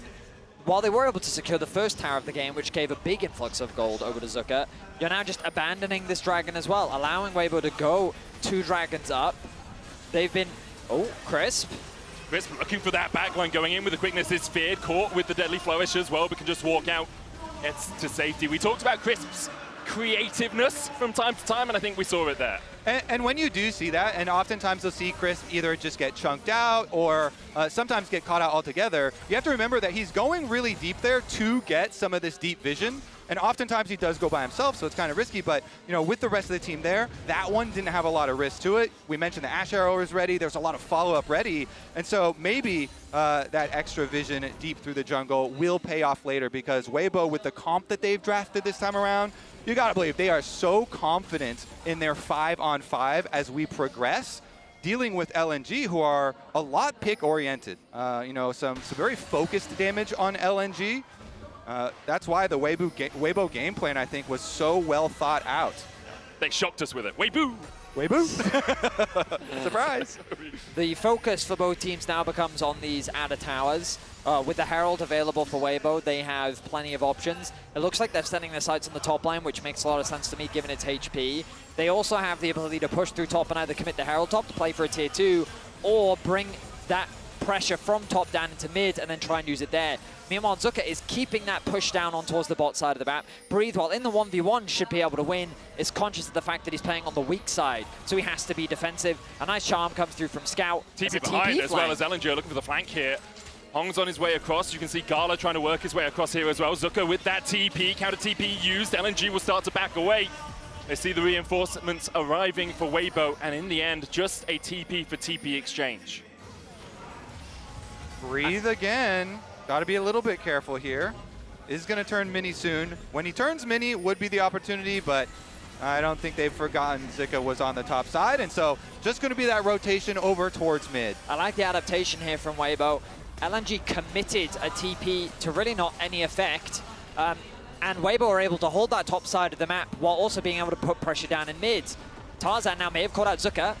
Edge of it stop coming out. There's the Impale as well. Zucker has to try and slice his way out. Will burn the flash as well.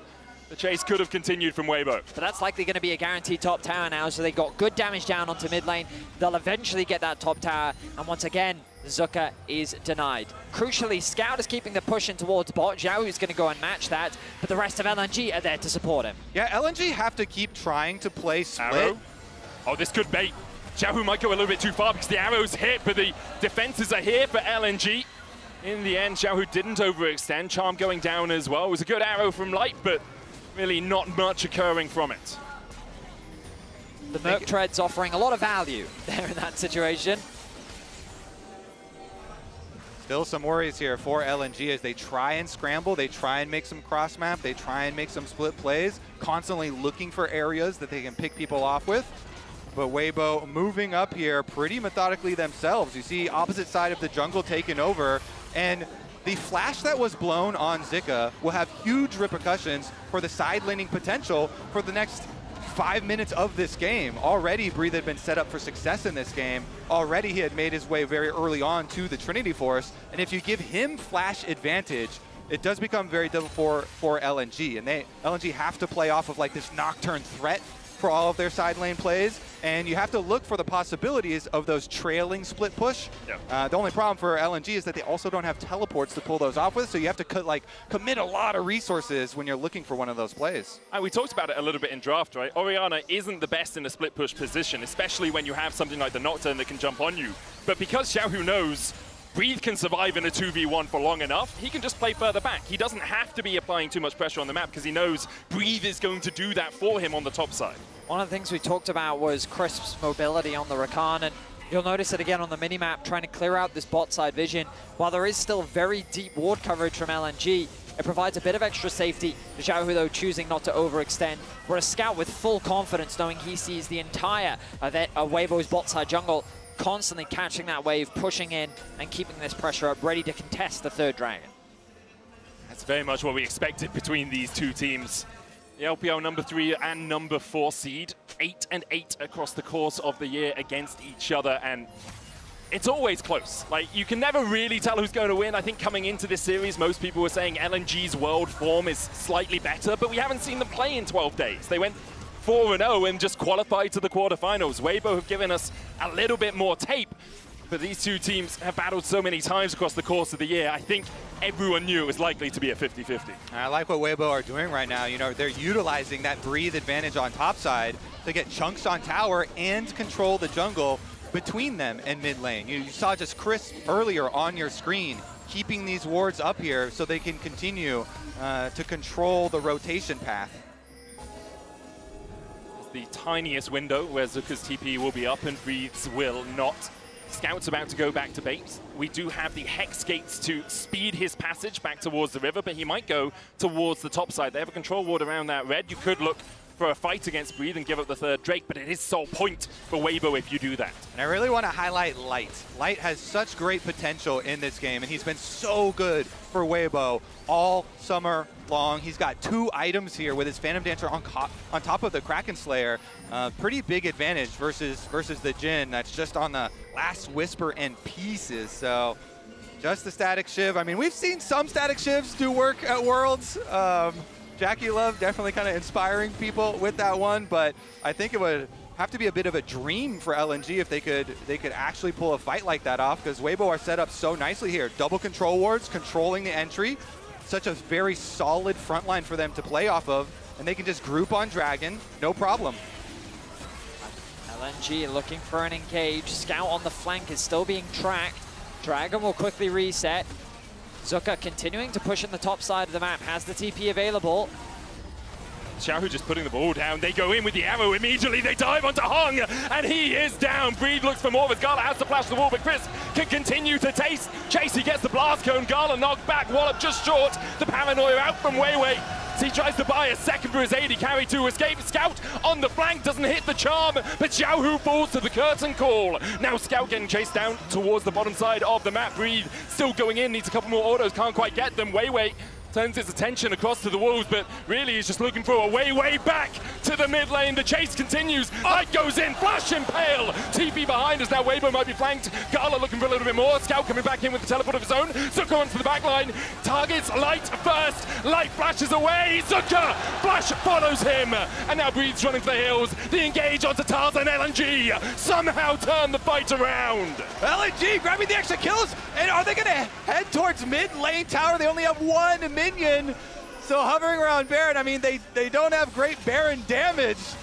It's an exciting couple of kills here, but the objective still went to Weibo, getting themselves to soul points, and you don't have DPS for a big Baron rush, so it's just gonna stop at that for LNG. Weibo overcommitted on the play.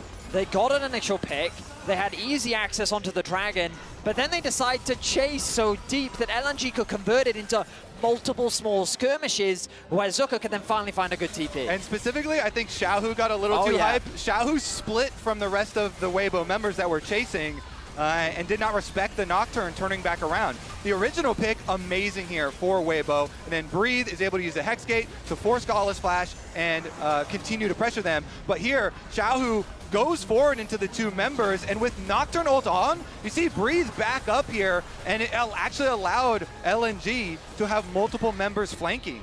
That Nocturne ultimate power there actually causing Weibo a bit of trouble, and then you saw the teleports coming back out, and they chain an extra couple.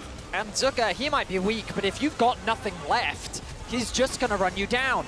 Having free access to push out that top side allowed him to secure Starak, giving him that additional durability and helping LNG clean up the fight. That's the key right there, Betty. No longer weak after you get that extra gold on the top side, allowing him to get to his 2-item power spike and kind of run through here. So we're keeping it exciting. Gold lead back the way of LNG, but still the objectives Which for is Weibo. crazy. Yeah. Because based on how this game has been going, you shouldn't... Oh, arrow. Arrow onto Hung once again. Doesn't have the flash to escape. Charmed up, knocked into the wall. Weibo dives on the back line. The Paranoia is doing so much work, and in the face of darkness, there is no light. Scout gets the kill. It's a double for him. Double Impale coming out, but Scout still has 2 charges of the Spirit Boss. Sergeant gets 1. In response, LNG trying to turn this fight in their favors, and they'll do exactly that.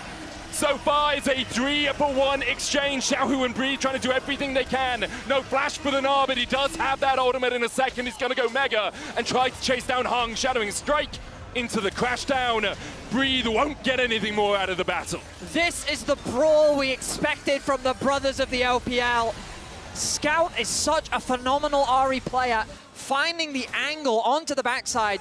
You'll notice the engage comes through from Weibo. They think that they've caught out Hung. He's not allowed to be here. The knockup comes through. There's the Ash Arrow. Keep track of Scout, though, on the right side, using the coverage of the darkness. Forces Light into an awkward position. He gets chunked out by Weiwei.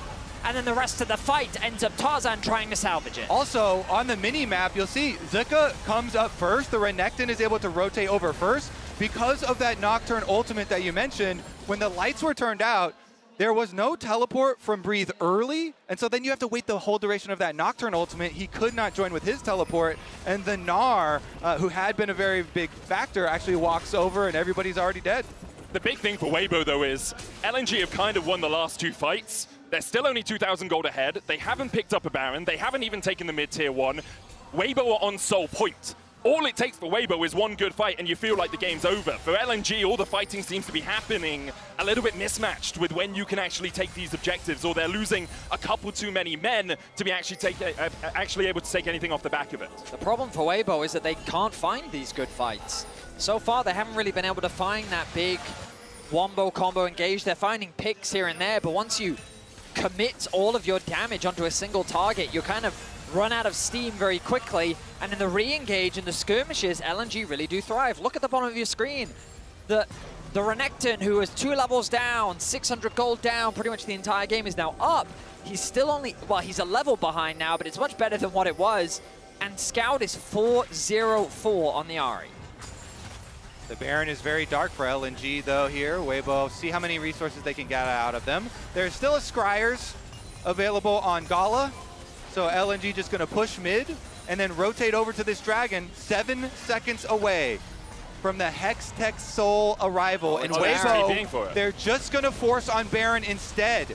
They will trade away 1 Dragon. They don't want the Soul right now. They'll take the pushing power. I mean, they're not even going to lose the Dragon, because LNG are trying to take the fight around the Baron, but that Baron's going to be gone before they can really begin it. The Paranoia comes out. TP is being invested as well by LNG. Quickness. The charm going on to Weiwei as well as he dived in with that Paranoia, but Ishtar's impact is enough to get Tarzan out.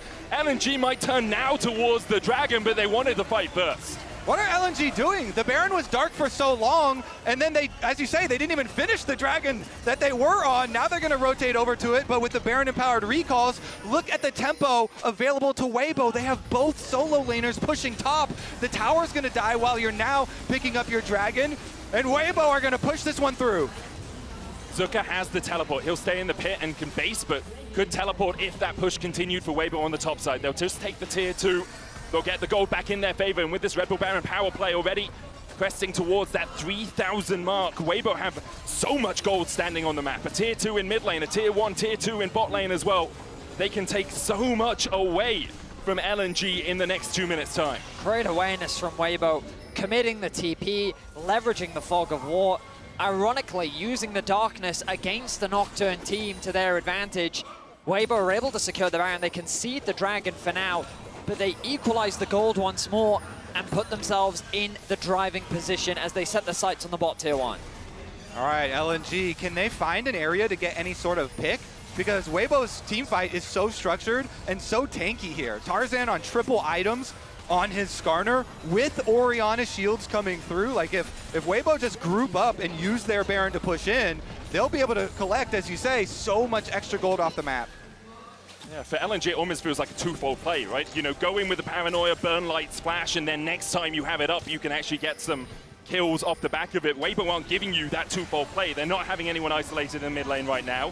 5 members pushing strong down towards this bottom side. Crisp just hanging out of the back, making sure they have vision behind them and then can always jump forward with the quickness. Weibo extending their lead. It is only 1,000 gold, but it has swung in their favor over the last couple of minutes. I mean, this has probably been one of the closest games we've had at Worlds with the gold so quickly switching back and forth between the two teams. Weibo continuing their siege as Tarzan looks for a pick, but LNG are able to disengage. The arrow connects, but I don't think there's much follow-up here.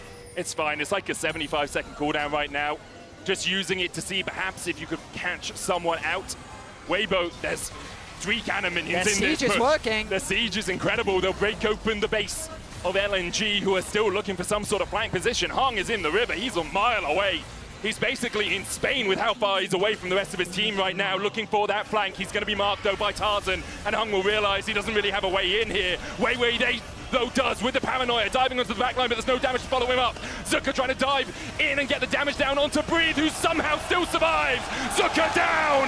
Weibo collapse. It's 4-0 in favor of Weibo. See what else they can get here. Gala is still alive, but he's got to run for his base right now. He's got 1 bullet and a dream, and I don't think that's going to be enough to fend off Weibo. That was the big team fight that Weibo was looking for. Tarzan flashes in. Gala runs for his life. He's just slammed into the wall. The cleanse will do nothing for him at all, apart from perhaps cleanse his mind of this game.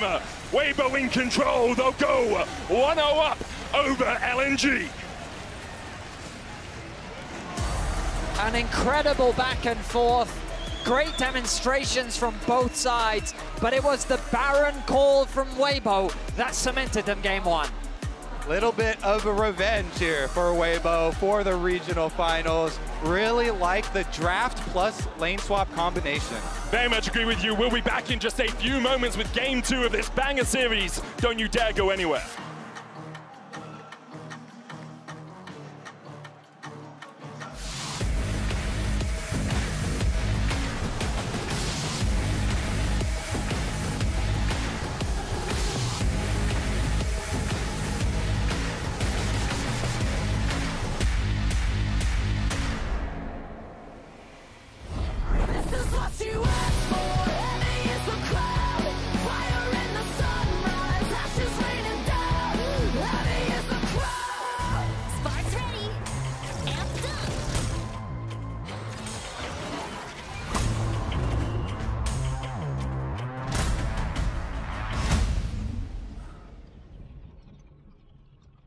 And if you're wondering why I move the way I do, I just feel so good, good, good. I just feel so good, good.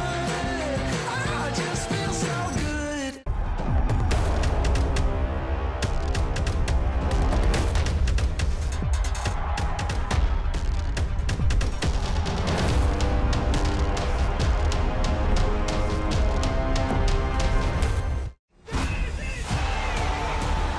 数不清有多少个这样的时刻，闪现向前，焦灼，欢呼，沮丧，再来。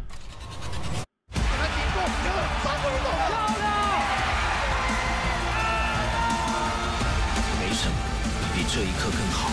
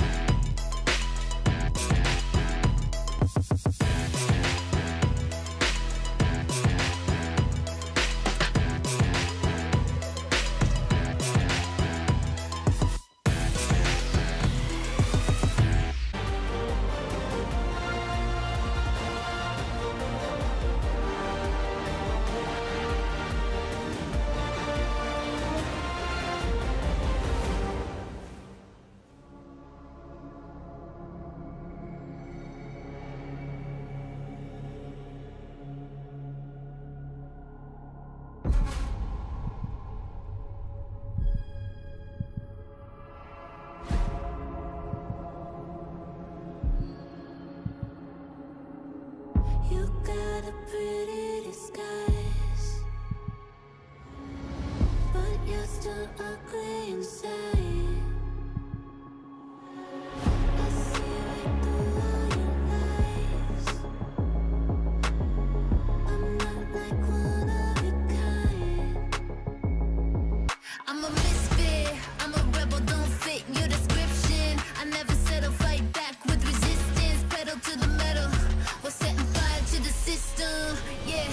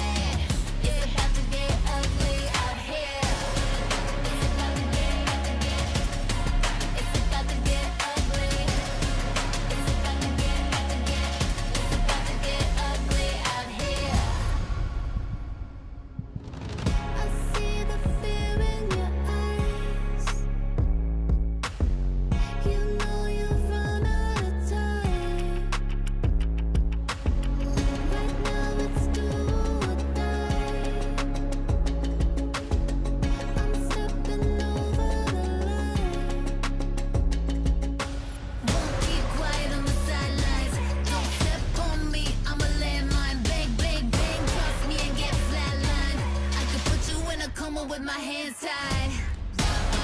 Start up the riot. Start a riot. Start a riot. La la la, feel it, ignite it. Light it up, light it up. Light it up, it's going down. We're gonna burn it to the ground. So rah, rah, rah, start up the riot.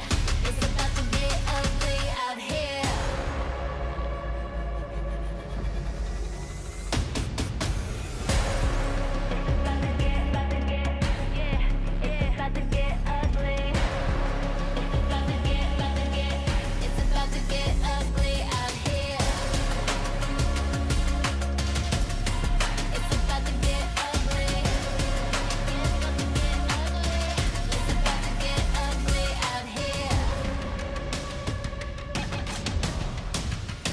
This is who I am. You ain't gonna change me. This is what you asked for. Heavy is the crowd. Fire in the sunrise. Ashes raining down. Heavy is the crowd. LNG thinking about the dive. Breeze dives back in. The damage going down onto Christmas. He's made with dash away. Suppressed on Gala will lock him up onto the tower. Zucker slicing and dicing his way through. The charm connects and light is down alongside him. Easy enough, Breeze just 1v1s him. We talked about how it would be a struggle for Zucker. Well, we see it coming up here for Breeze. In and get the damage down onto Breeze, who somehow still survives. Zucker down. Weibo collapse. It's 4-0 in favor of Weibo. And I don't think that's going to be enough to fend off Weibo. That's a good point, Kobe. In our battle of the LPL, it is Weibo that comes out on top. And it was so interesting because going from kind of the beginning, the draft, into the lane swap, this is the correct team that won off those moves. As we see here in our HyperX Reflex replay, Weibo secured the Baron also after getting picked off a few times to get back in there. Some of their decisions of when to fight weren't great, but the objective control was the big difference maker, because this game got a little messy, but getting to a very early soul point makes it so hard to play out for LNG. Yeah, and even when they were looking for a flank in this fight, you see they had vision on Hung coming around. Tarzan's able to get him, and there's the Orianna shockwave going off. There's not a lot for this Nocturne to kind of combo off of, and you know, Weibo, like you said, they might have chosen some poor fights in this game, given some look at that gold grab, a little up and down. In the gold grab. This is an LPL game. But the big standouts for me are Breathe on this Gnar and the way that Weibo set up the map. We talked about how LNG don't like to be disturbed early. What is this? What are you doing? Oh, this is the story of the game. It's Weibo carrying Xiaohu. Oh! Yeah, you may have thought I was being a Xiaohu homer, but I was not.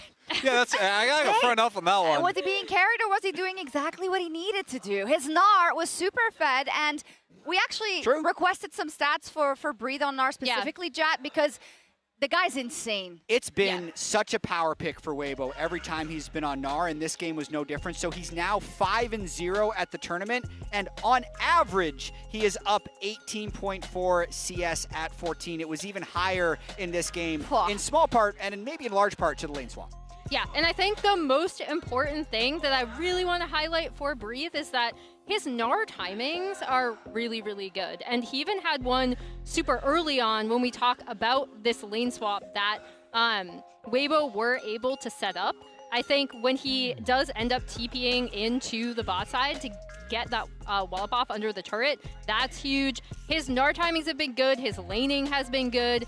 He did almost a third of his team's damage share in that last game, so he's also just doing a ton of damage, and he's a big part of how they can set up these fights. Yeah, you mentioned the lane swap, and Weibo really got ahead there. Emily, do you want to kind of break down what they did correctly? It started all with that early dive. Well, yeah, we're going to look at two like cross-map plays here as we play out. This bot dive that I was just talking about, Breathe is going to come in and get that 3-man stun right here, and then you're also going to watch Crisp, where he's going to be able to come around and get out even though he dies on the back side of it. The big thing for me is that, again, Breathe is able to come in. This lane swap had already set him up in a really good spot above Zuka's Renekton. I think one of the things that the lane swap did was really take Zuka out of the game early to the point where he was getting solo killed by Breathe on the top side, and then we see them being able to set up this kill right onto him here. Oh, every top laner knows this moment, right? Because he got TP'd back to top, then got chunked out by Light, and it's like, okay, surely I could walk back to lane. And Tarzan on this Skarner, right place in the right time. And I think the important part here is when you're playing Gnar into Renekton, the biggest time Renekton has threat is around levels 4 and 5. But when the Gnar is level 5, when Renekton is level 2, that threat completely goes away. So then he can just take over the game. And it was interesting to see because there were a couple of things I think went wrong for Weibo in those mid-game skirmishes where LNG came on ahead. Their Gnar wasn't there, but you could already see how strong the Renekton was at that point in time in the game, even with being put behind. Oh, breaking news. LNG choose blue side. That'll be the very first time here at Worlds that they're on the blue side. And it's very warranted because I do think that even as someone, you know, I think Weibo is going to end up winning this series. That first draft, Tarzan got probably the best jungler in the tournament.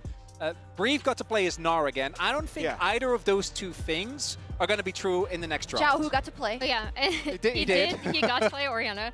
And the other curious thing on the side of LNG, you know, now that we kind of have a better understanding of the meta on that red side, you do have to ban both the Aurora and the Yone and remove them. I also think it was kind of curious to me because Vi was up.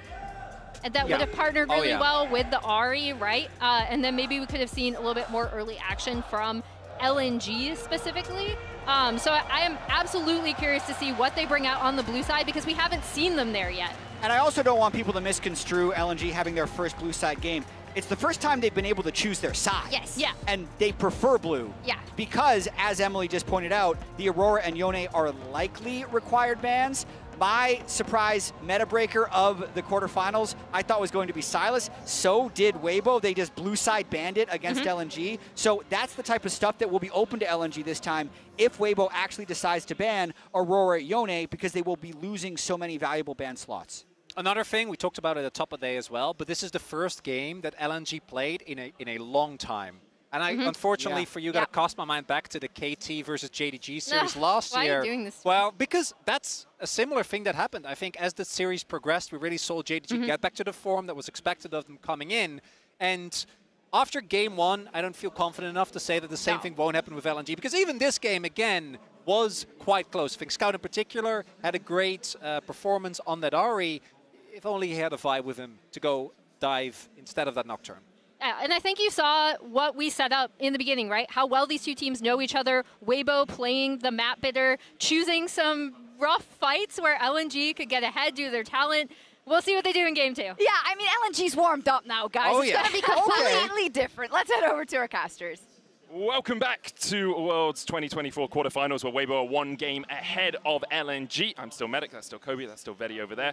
Now, we have been informed over the break that some people were confused by a pronunciation of Zucker's name. Now, we listened to the LPL English broadcast, and it was pronounced Zucker on the LPL English broadcast, but we have seen some people saying that in Chinese, it's actually pronounced more with an I, Zicker. So I think, for clarity's sake, we're going to go with Zicker for this game, and we'll continue with that for the rest of the series. This Champion Select is powered by Omen and HyperX, and we are right into Game 2. By popular demand, yes. Zika! All right, Kalista banned out again for the bot lane prio, and again, the Rumble's still here. Let's see if there is a big shift after the opener for game number 1. I don't think there's going to be another one of those surprises. Skarner taken off as well, so we're already going to get some shifting. Rumble ban remaining the same on the side of Weibo.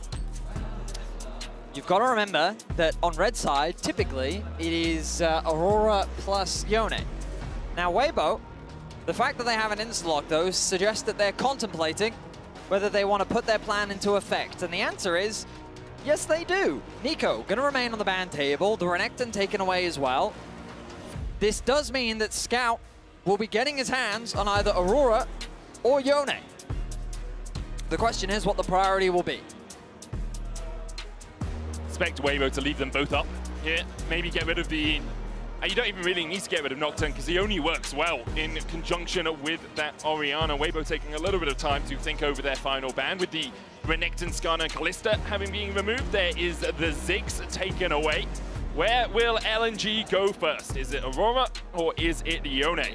I think the Yone, if you're looking at precedent for the entire tournament up until now, that has been the preference. And Scout did have quite a good game on the Yone. Xiaohu, meanwhile, definitely seemed like we can prefer the Aurora on the side for Weibo.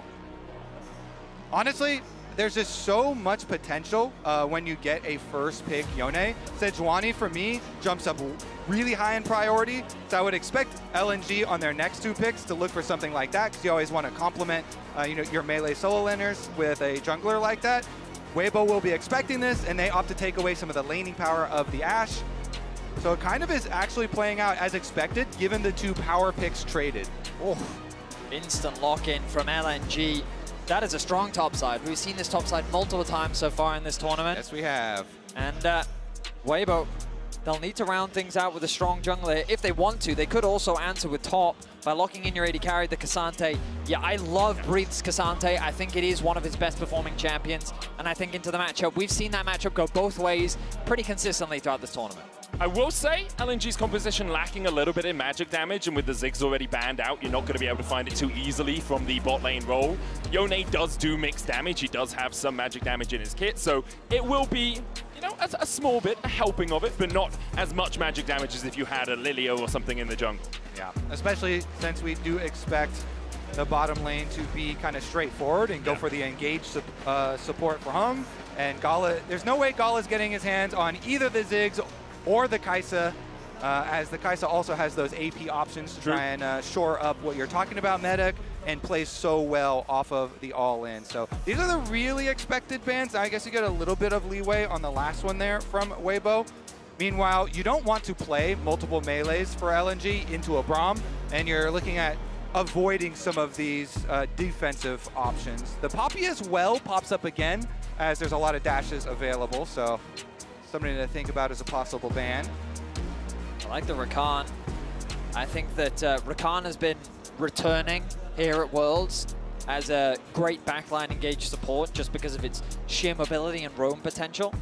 And removing that one away from Hung does make a lot of sense. Now for LNG, how do they want to round things out?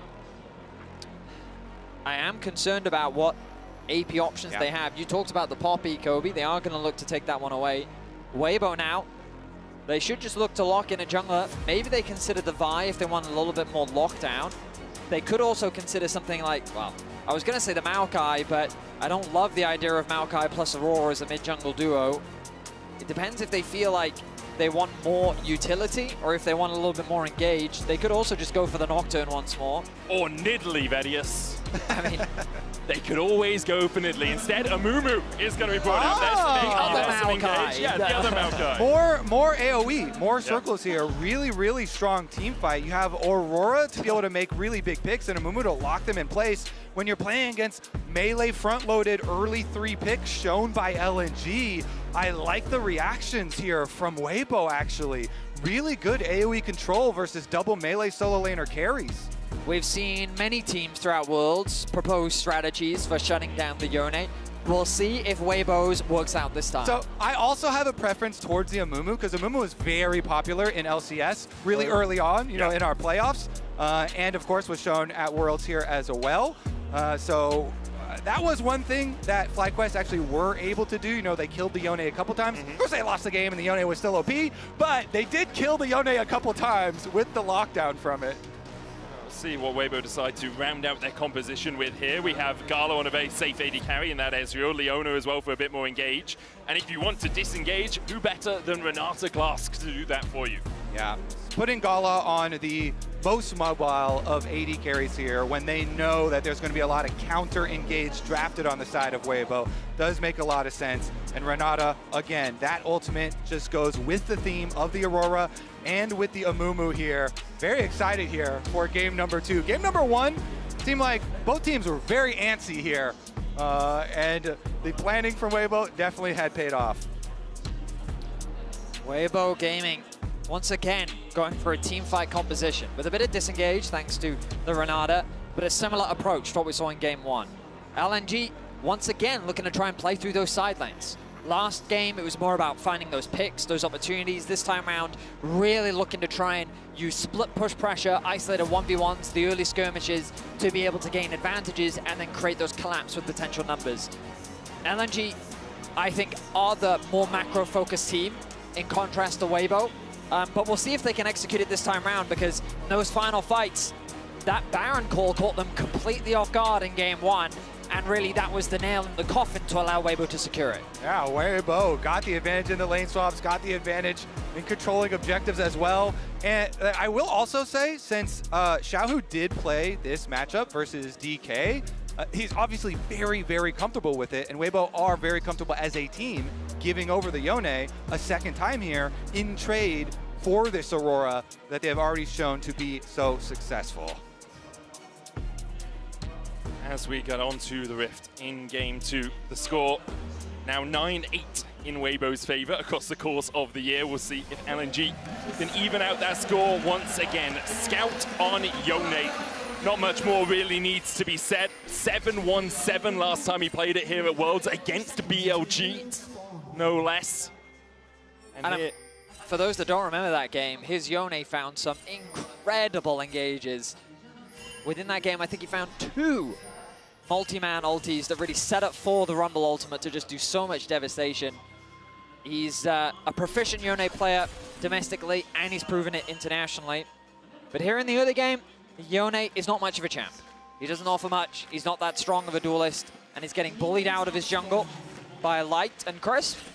We're looking to get a bit of information. Now, you would expect LNG to look for the lane swap, because this bot lane 2 versus 2 is horrible to play against, and it looks like that swap will come through for LNG. And Weibo do have the defensive wards up on the top side of the map, so they saw the Jacks already. Now they're seeing the rest of them funnel through mid on full vision. Tarzan is here, though, with Breathe. Fight over the chickens. They are outnumbered. They are very much outnumbered. 4v2 right now. Hung trying to get towards that mid lane, maybe looking for the flank on Xiaohu, and just jump away. The chase is on, though. There's the Zenith Blade into the Q3 knockup from Scout. Ignite is ticking on Xiaohu. Chris coming in for the flank, because he might look for a bit of a handshake instead. He's got that shield. Heal comes out as well. They try and turn it onto Scout, who flashes away just in time to survive. A very positive trade for LNG gets turned on its head thanks to the arrival of Crisp. This could have done so much to alleviate the early game pressure onto Scout, but it is he who loses his flash and already burning his pot. Yeah, now Xiaohu, who's comfortable in the matchup, has the extra support here too. Just bullying Scout under tower, continuing to throw out skill shots. No flash on the Yone. Complete control here.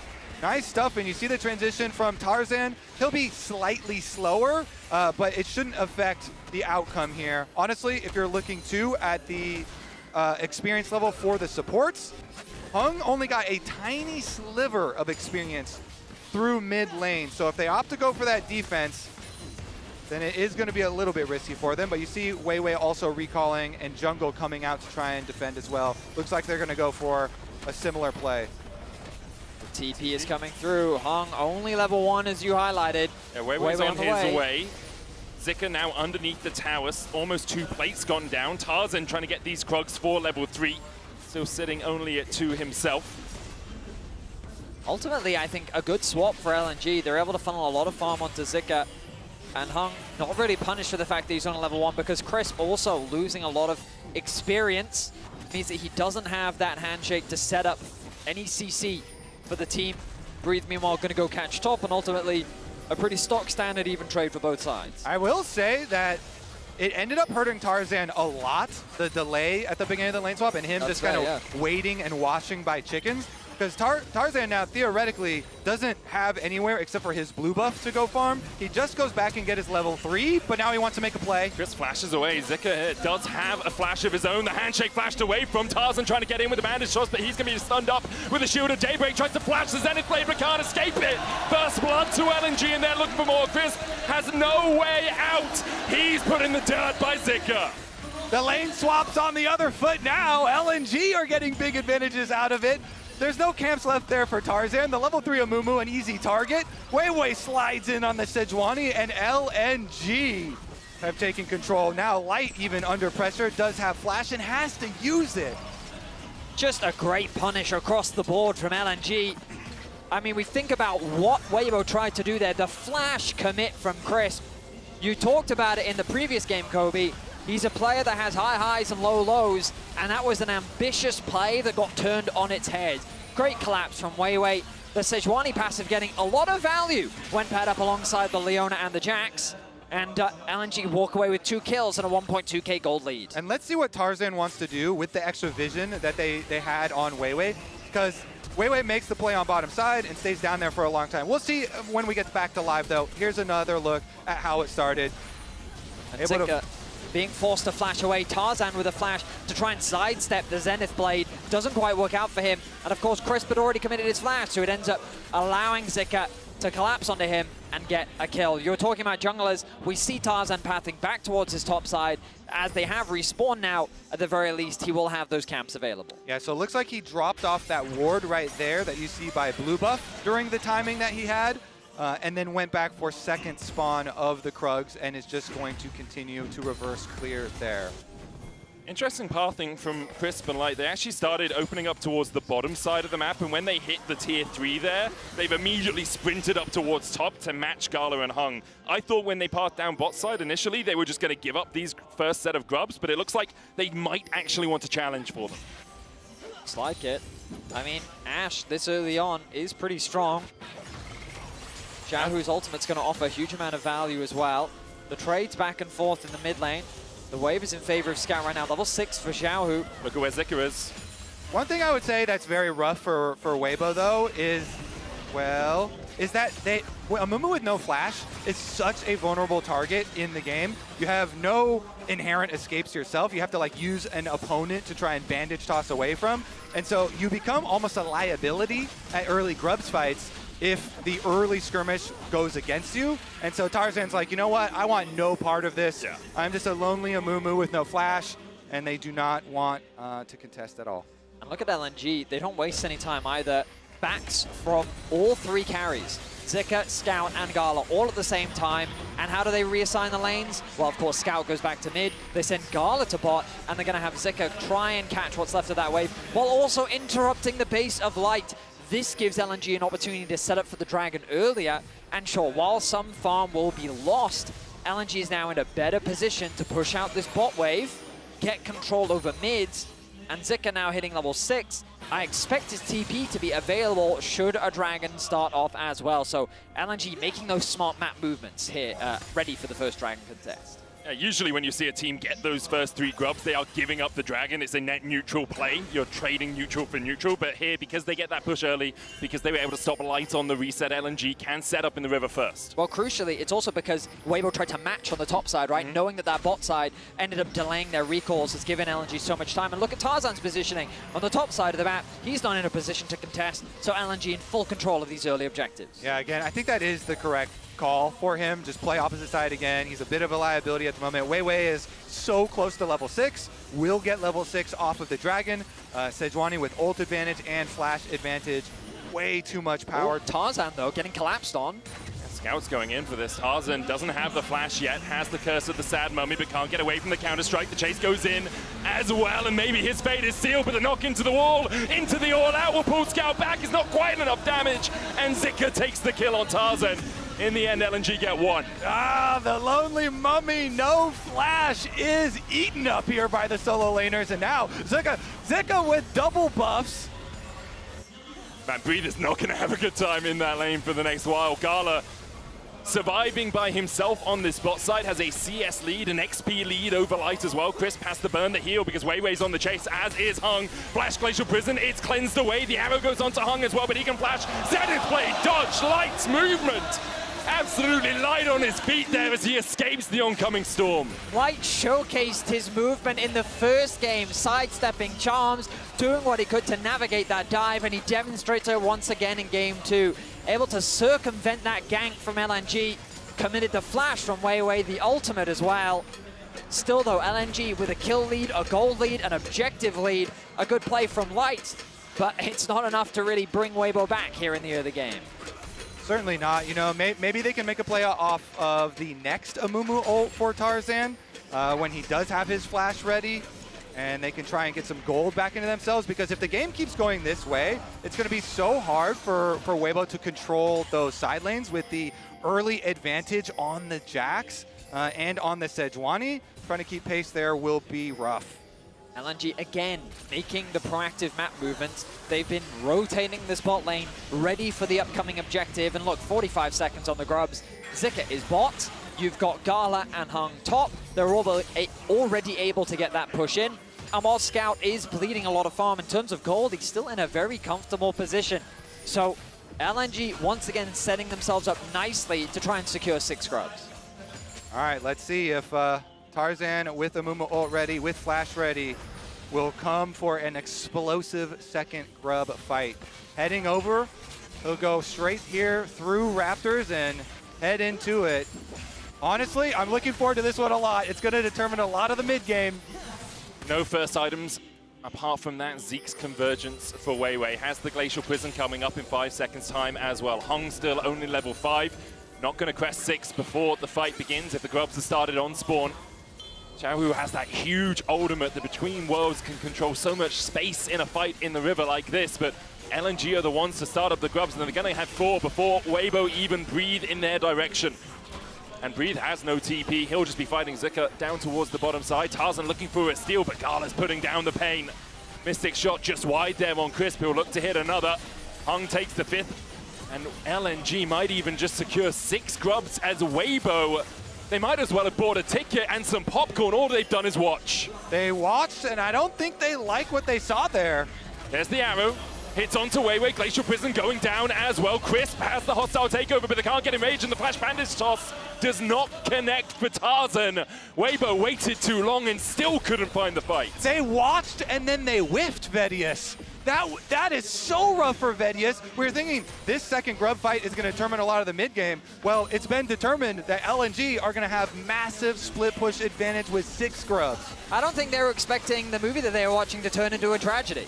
The loss of Flash from Tarzan is definitely going to hurt him. You've been talking so much, Kobe, about how crucial that Summoner spell is to setting up for these engages. And LNG's composition is very much about playing through these sides. And look at them at the bottom of your screen. A 1k gold lead for Zika.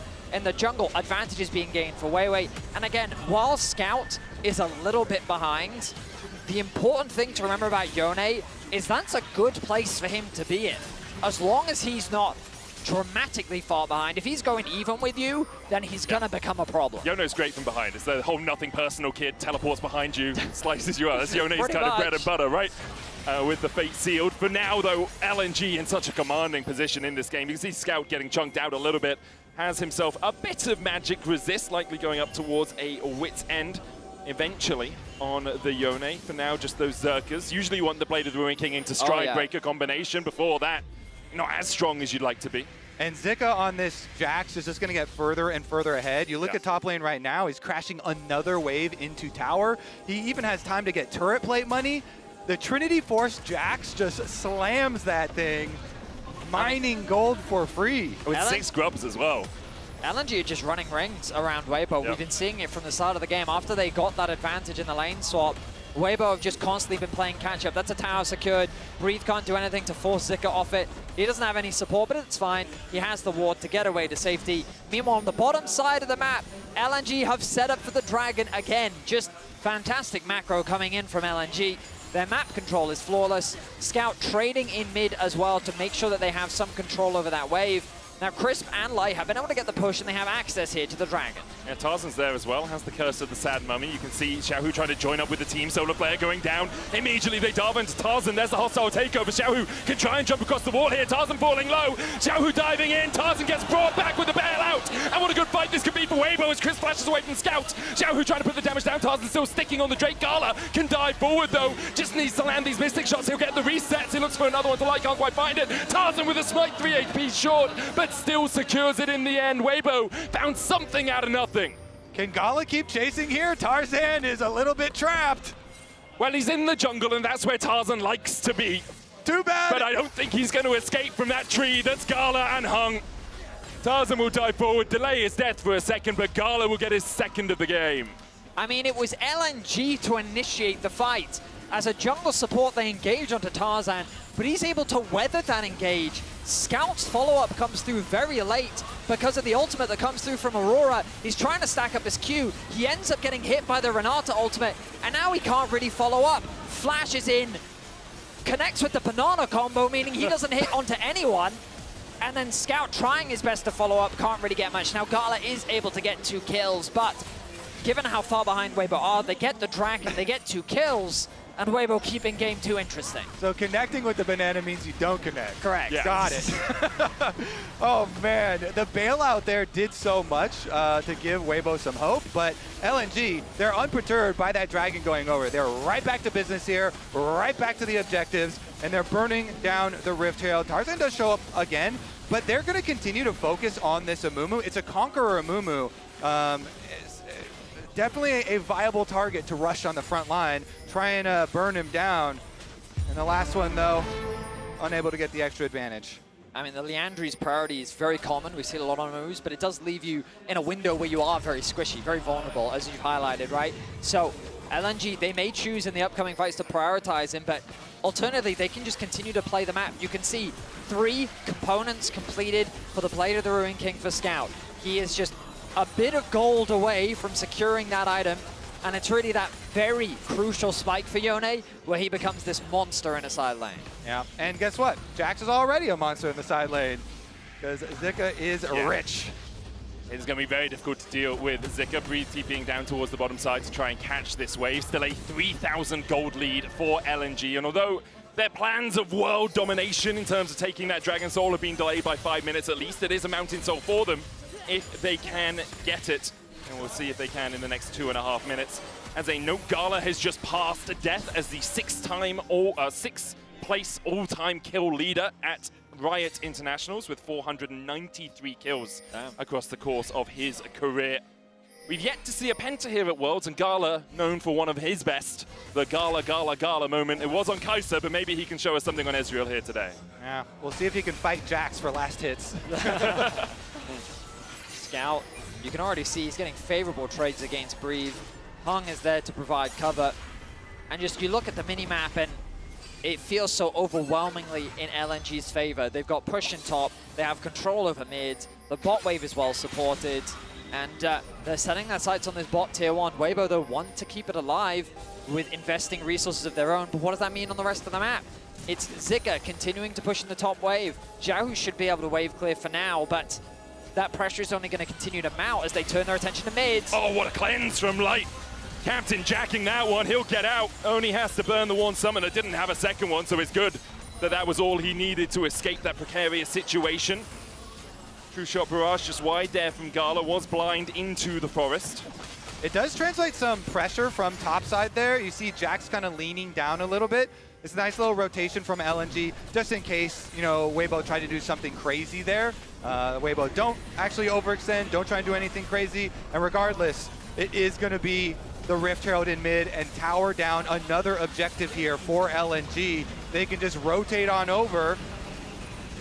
Zika's going to catch Xiaohu on this movement to the side. They dive back in, though, with the Between Worlds, and now Zika is on the wrong side of dodge. He still gets one with a lamppost, but his life is forfeit, shot down to light. A 1-for-1 as Zika, he hesitates, he disengages, he flashes into the fog of war to create space, but he was just waiting for the cooldowns to re-engage onto Xiaohu and finding a kill. Now, ultimately, that's not going to result in a huge amount, but the damage was done as LNG unlock another tower. The resets will come through, and the gold lead continues to mount in LNG's favor. I'm going to be honest, I think that's pretty beneficial for Weibo. They'd already lost the mid lane tower. Light didn't burn flash, Xiaohu didn't burn flash, Zika did burn flash. In the end, he's just giving them a bounty for a kill, which is more gold in Light's pocket. He's looking to catch Xiaohu here and like assassinate him before anyone can respond. But as soon as he burns the flash, to me, it's a net negative play. I mean, yeah, I think that's a fair argument. 500 gold into Light's pocket is going to be valuable. The problem is, will it be valuable enough? Yeah. As the Dragon is started off once more by LNG. They conceded the previous one. Let's see if Weibo can find another good fight here. They're looking for it. Tarzan stepping into the darkness. Hung and Gala guarding. The arrow goes down, hits Gala. He'll cleanse. Buffered the arcane shift away at the right moment as well. Zika's in the top lane, does have the TP, has a few wards that he could get to, but no real flanking positions, and because of that, LNG will not be able to fight their way back into the river. Weibo will get their second Drake of the game. TP from Breathe to the top lane to match the push from Zika.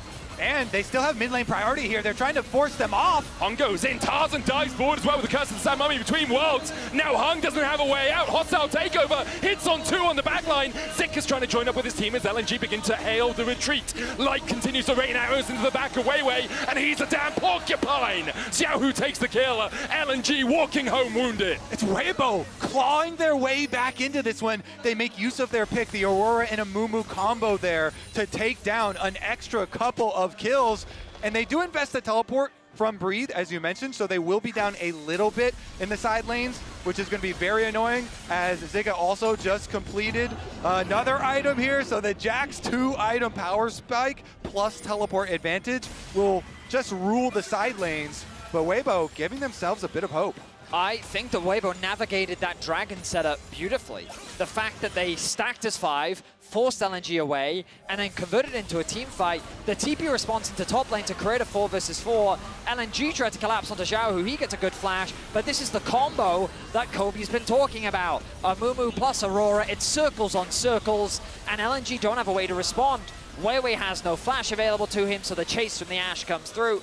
And while the bandage toss doesn't connect, it doesn't matter, because Weibo are demonstrating to LNG, we have the team fight power, you have to respect it. Props to Xiaohu in that for using his own body as bait there, then jumps over, then jumps back, uses the flash, pulls in the Leona to separate and allow Weibo to get their picks, really creating something here out of not a lot. You can see the win probability powered by AWS starting to swing a little bit towards Weibo. Still very much in LNG's favor. They still have a 3,000 gold lead that's going to be extended as they start to take some more of these towers. And the Dragons are very important for Weibo because they want to be able to get these big AoE fights, in their advantage. It's going to be really hard to keep LNG from pulling them apart across the map.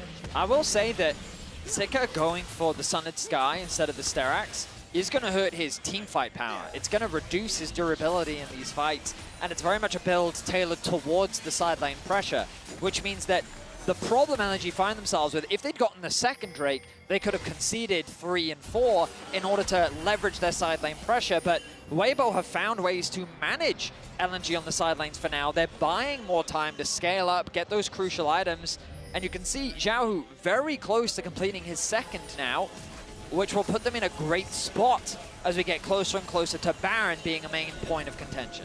I think importantly, Breathe is on his way there as well. Already has the Iceborne Gauntlet going up towards that Thornmail. He's 2k in the hole, but in terms of items, we'll be at parity pretty soon with this Jax. If he can get that Thornmail online, and tanks as they get later on, yes, extra tanky items are helpful. It's nice to have 4 instead of 3, but after 2, you're really pretty tanky for the rest of the game. Meanwhile, you see Scout there investing in the QSS to deal with the Amumu, to deal with Ashe Arrows. So much CC on the side of Weibo. Definitely will get some value there. But it delays him on 1.3k gold. Right now he is already 600 gold ahead, basically 600 gold behind if he doesn't get use out of that QSS in the middle of a fight.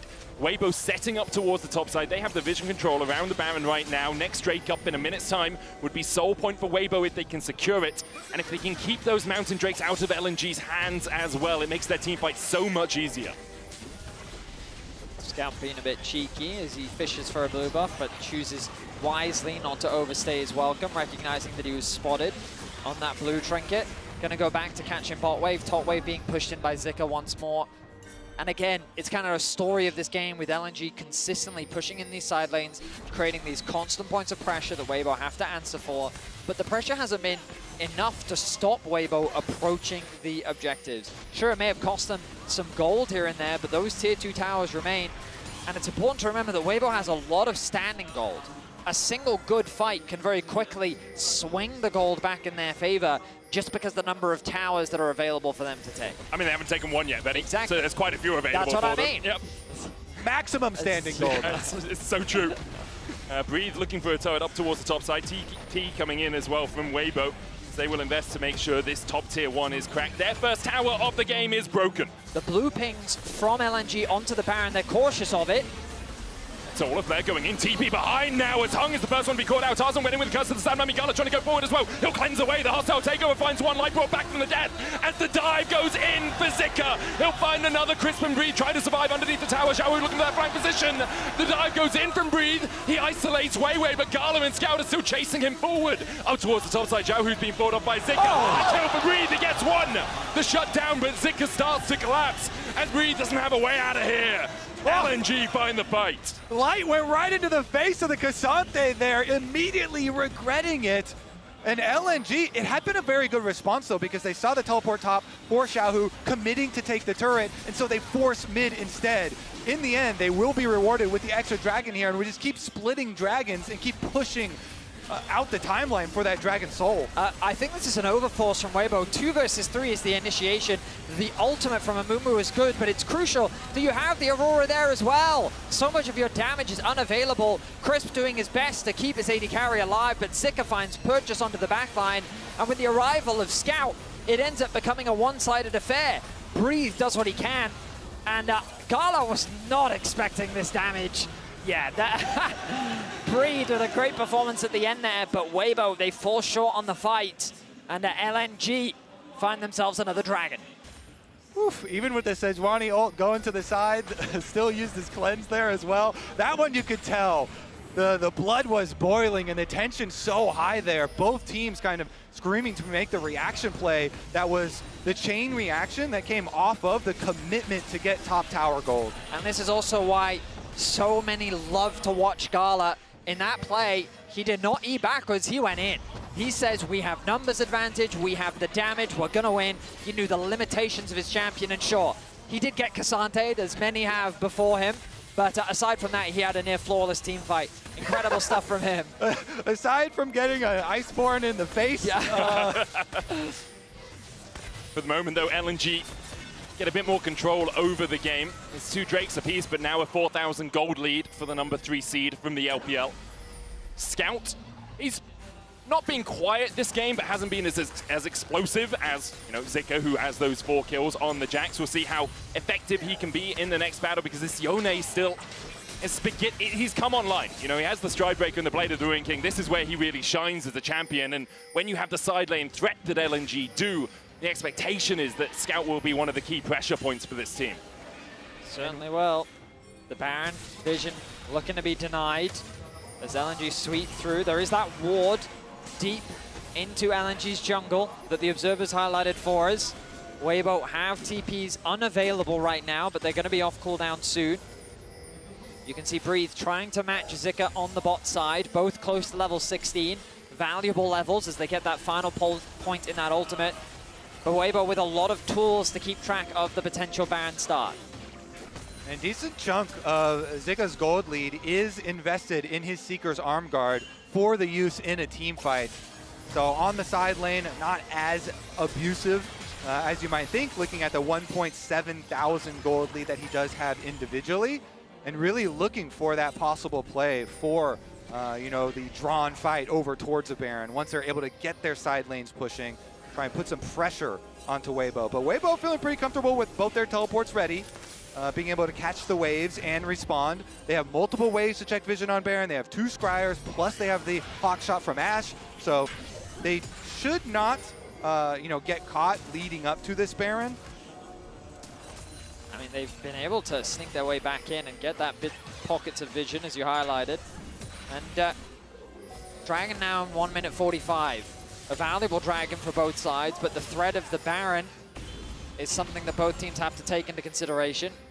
We enter a bit of a tense state as both teams just fish for opportunities. They're making sure that vision is well controlled, information is crucial, as that deep ward from Weibo has now dissipated. No TP flank available, but items are being completed. That Bloodthirster just finished for Light, a valuable defensive tool. And Breathe just finishes Jack's show as well for that side lane. xiaohu has a Seekers and a needlessly large rod, just base though, so about 1,000 gold short probably of completing his Zhonyas. Both the AD carries sitting at 3 items apiece too. Really feels like everything hinges on this next fight. Will it be a Drake for Baron exchange, or will these teams succumb to their bloodthirsty ways and decide it's just a 5v5 in that bot side river? If there's a Drake for Baron trade, I think whoever got the Drake side of that is going to really regret accepting that trade. So I think the contest here definitely has the chance to be very explosive. You'll notice every now and then Scout starting off the Baron, partially to charge up his Q, but also to just add that extra bit of pressure onto Weibo, saying, hey, you need to come check this. There's always the threat of us starting it.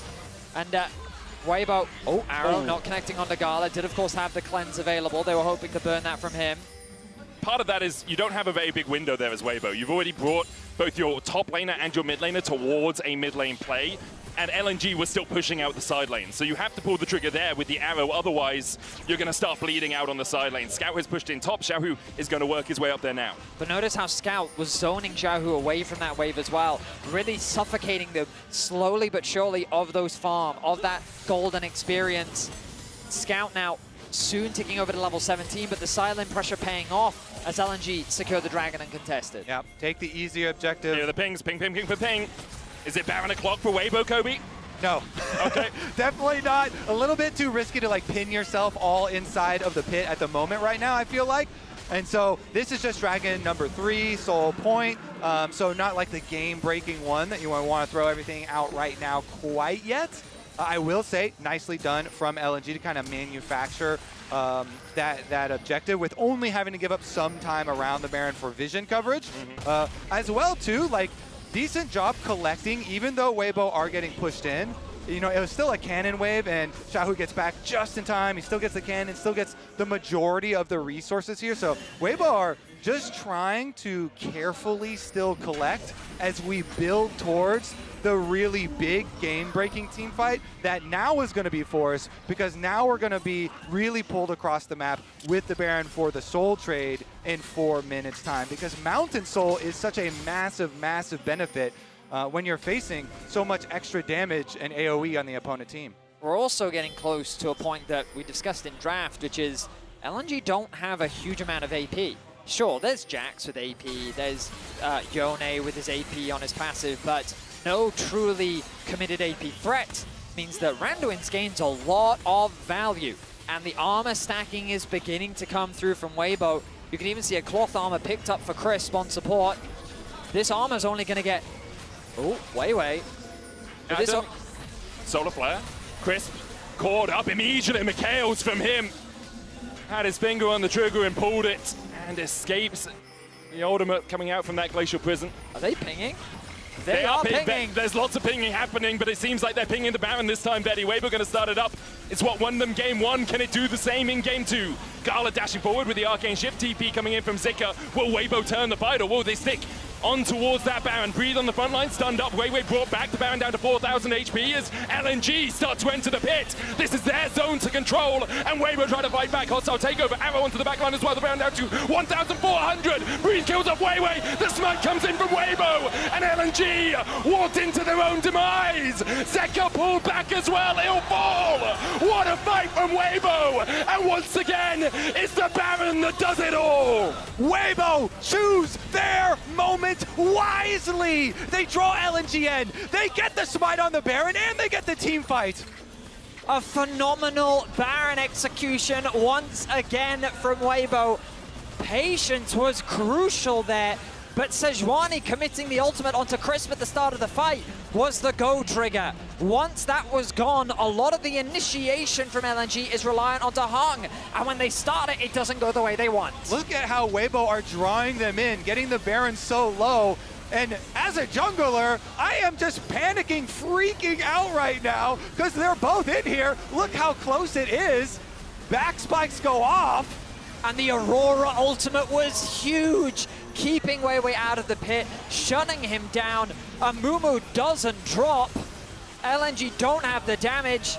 And Gala does a great ultimate to chip away at their HP bars, but 0 fall, 2 die, and a Baron is secured for Weibo. That was so cool. Like they drew them back in, baiting with the low health Baron. Then the Renata ult comes all the way through. The Aurora ult comes all the way through, and they get to throw down and show why in Champion Select when they gave over and they saw triple melee top side of the map. They invested in all of this team fight AoE. Now Weibo, with the biggest objective they could possibly gain, the Baron buff, allowing them to take so many towers. And you can already see the gold swing. We talked about standing objectives on the map from this Red Bull Baron power play. They already have 3.6k, and they are looking to add on top of that piles of gold for them. 4 items on Light, 4 on Breathe, 2, almost 4 for Xiaohu.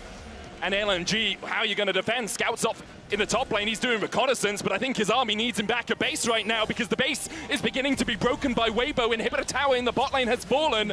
Scout, you're going to come back, mate. You're going to join up with your team. The tier 2 in the mid lane's gone down as well, and Weibo continued the advance.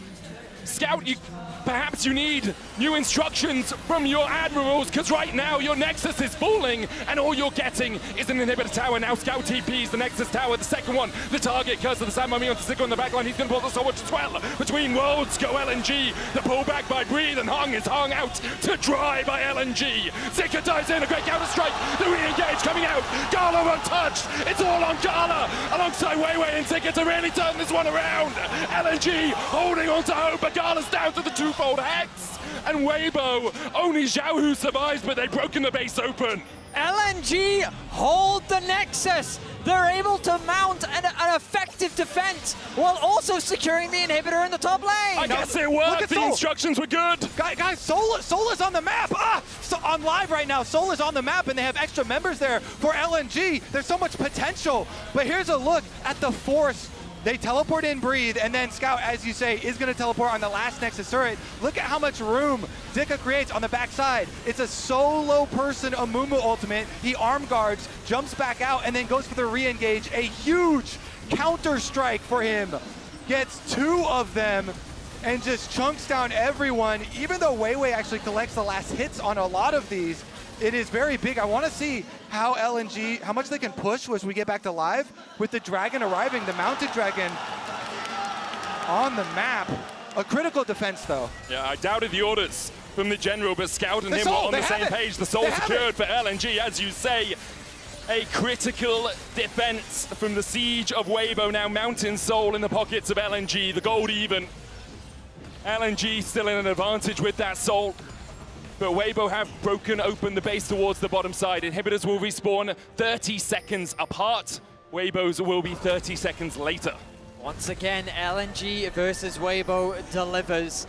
We thought that with the Baron secured, that was game, set, and match for Weibo. They were going to go to match point, but LNG showcasing that they can still punish you for your oversteps. And now with the soul, these fights are going to get a lot more interesting. That was so sick. We have this Baron fight where Weibo draw them in. They win the team fight. They get the Baron, but then forcing at the Nexus turrets, and it's LNG that end up with the Dragon Soul, the Mountain Soul, which goes such a long way when dealing with this Amumu and Aurora combination and so much of this AoE front load damage. Now I feel like for Weibo, it's going to be, the next team fight is going to be significantly more difficult. I think that might have been the key for LNG. I chuckle because I noticed Xiaohu with the Mejais. 10 stacks with the book. That's how he's going to round out his speed. We're 37 minutes into the game, and he has ambitiously gone himself the Mejais. I mean, we're approaching the final fight soon enough. Baron is spawning in 40 seconds. I mean, it's actually mega efficient power with 10 stacks. I mean, sure, it's cost efficient at this point, with the movement speed coming out from it as well, as you highlighted, Kobe. So probably picked up a Dark Seal and was like, hell, why not? Might as well. He's looking for that final item. Medjai fits that slot well. LNG stepping in to this red side jungle. Scout looking for Xiaohu. Can't quite find him. The red buff, the first target. Tarzan smites early. Meanwhile, in the bot side, Breed is fighting off Zika. 5 items on the Cassante is making hard work for that Jax to work through. With no Baron for LNG. 6 seconds before it spawns. Quite hard to actually siege in here. The defense from Weibo strong enough. The Baron starts up though by Scout and Weiwei. Will Weibo face into the darkness? Hung is there, he's spotted. The Hawk shot gives Weibo vision. Charter Crystal Arrow only onto Hung. Bandage toss for the chase. Goes to the stab onto the backline. And Hung is almost dead before the fight really begins. Tarzan falling low as well. Between worlds we go. But Zika's found the backline once again. Breed trying to peel for Xiaohu and for Crisp. But already we see Weibo collapsing. Zika doing so much work. Now it's on Crisp. And Xiaohu, Zika will flash away. The reset coming out from Scout because he can TP back into the play. Breed trying to survive for as long as possible. Zika doesn't go back in with the counter strike. Gala's doing everything he can to get Breed down, but he can't quite fell. The Cassante.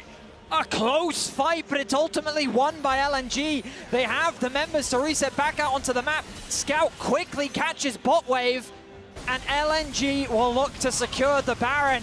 A well-played fight with so many resources invested onto Hung. Weibo couldn't find the fight that they were looking for. Scout doing a lot of work there, coming in on the Yone, and in the end, with the extra power of the Mountain Soul, it is LNG who win this time around, and they're the ones that get to march on your base wearing purple. It's not usually that you can see immediately a Soul have an impact like this, but I do agree with you, Kobe. I think the Mountain Soul really spelled the difference. And it starts out, Weibo, they see this opportunity to get the double Amumu ultimate on Hong and Gala, but then it's all turned around in an instant. Scout and Zika, the solo laners of LNG, find an angle onto Light with no flash and shut him down immediately. Weibo do what they can to try and turn it around, chasing onto Xiaohu. You're seeing how dangerous it really is, but it doesn't matter. The Baron is secured. Ultimately, though, I question whether this Baron is enough. I feel like we're going to go to the Elder, gentlemen, as we approach the 40-minute mark. I am ready and willing to go to an Elder fight, Vedius. This one is a banger. All right, 4-1 split push here with the added power of the Baron buff. Top inhibitor is exposed, but LNG want to concentrate on mid / bottom here. Double cannons buffed up, slowly whittling away at the tower. You might as well, right? You can always walk in towards that inhibitor on the top side. You don't need the Baron buff minions to do that right now. LNG pushing in. Light has his flashback up, so can try and defend against Zika. They slowly clearing the wave in the mid lane. Zika's looking to sync up a wave at some point. Now the minions pushing on towards the bot side. Scout diving in. The Enchanted Crystal Arrows going through the uprights. 3 points for that, but not much more. The cannon minion continues to rain down. Gala's going to use the Void Might spawning from those 6 grubs they secured earlier to tank up the tower for him. Zika will take the mid lane inhibitor tower. The bot lane inhibitor tower very low still. Weibo don't really have an easy engage without a Mumu's flash and with that arrow down. Yeah, I mean, I underestimated the siege power of LNG with the poke coming out from Gala and with the grubs as well acting as extra minions to allow more time to hit onto those towers. Good damage was done, and while they don't secure an inhibitor, they still get what they were after. The base is in tatters for the side of Weibo. Inhibitors, though, all intact across the board, and with the Elder spawning in 15 seconds, this will be the fight that decides it. Yeah, Weibo are just going to have to full send on this one. It is difficult because Scout has the QSS, has had it for a very long time. Gala, with the cleanse very safe on the back line, is able to keep range. So I don't know how Weibo are going to do it this time around, but they're crafting something right now, working their way through the jungle up towards Elder. Tarzan just walking into the pit, TP coming in, Zika looking for that flank, has the GA, Xiaohu takes a Mystic Shot and takes a quarter of his health. Breathe is on the flank here, Glacial Prism going on to Tarzan, he goes back in with a bandage toss, Zika's still flanking and Tarzan is left to his own devices here, he dashes back, Curse of the Sand Mummy onto Zika, but he's got to stop watching the GA to bring him back to life. Redemption coming out, Tarzan having to run away between worlds though, Zika continues to dive forward and light is extinguished. LNG continue their advance, Xiaohu and Breathe trying to survive through it all, but Gala just will not let them. Gala dives in with the Arcane Shift and Breathe breathes his last. Earlier on this game, it was Breathe who came out atop on the Wolves. This time, Gala has his vengeance. Scout will chase down Xiaohu, and Xiaohu might escape for a second. I'm pretty sure Zika and Hung will chase him down. The battlefield has been a bloody affair, but it is LNG that come out on top. A fantastic final fight with an incredible Zhonya's from Zika was enough to cement them the fight, cement them game 2, and equalize the series. Banger! We're gonna even it up here, Medic! Are you not entertained? This is the LPL versus the LPL, and I'm ready for 3 more. All right, we get another Yone for Aurora trade. And honestly, it was pretty close there. Weibo had some really, really big openings, specifically after the first Baron fight. But the defense was good for LNG on their Nexus, and then they never let him sleep. I'm just happy that it's close, Kobe. I'm happy it's back and forth. We'll be right back right after this.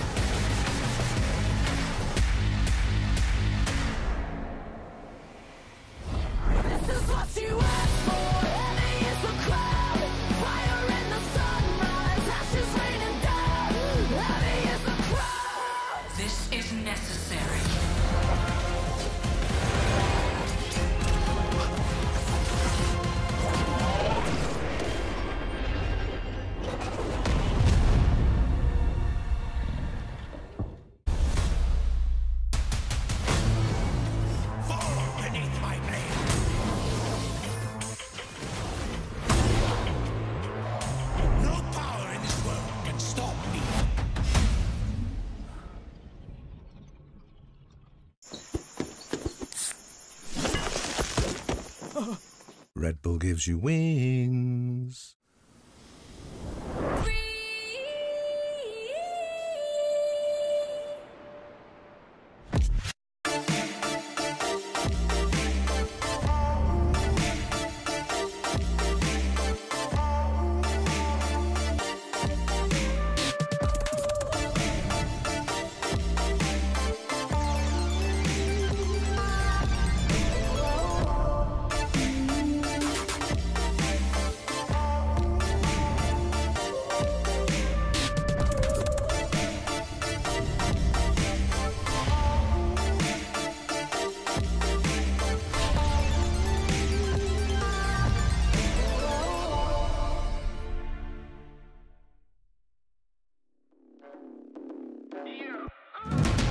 Here we go again, man, I'm on another one. Don't wait up for me, man, I'm on another run. Yeah, I hear the streets calling. I cannot ignore it. Walking on the border, feel the devil on my shoulder. Talk to me nice. I ain't got a lot left. Talk to me right. They remember when I used to walk in the light. Now I got a little bark in the black. I've been on the verge of self-destruction. Never been this close to me erupting. I'm on the ledge. I'm seeing red. Don't think they heard what I said. Mr. Goody Two Shoes, but the pew pew. Kill him in the new suit, man, I'm too smooth. From the light to the dark, from the truth to the lies, play a part. I'm a renegade, renegade, renegade. Better run away, run away, run away. I'm a renegade, renegade, renegade. Better run away, run away, run away. I'm a renegade, renegade, renegade, renegade. You better run away. I'm a renegade, renegade, renegade.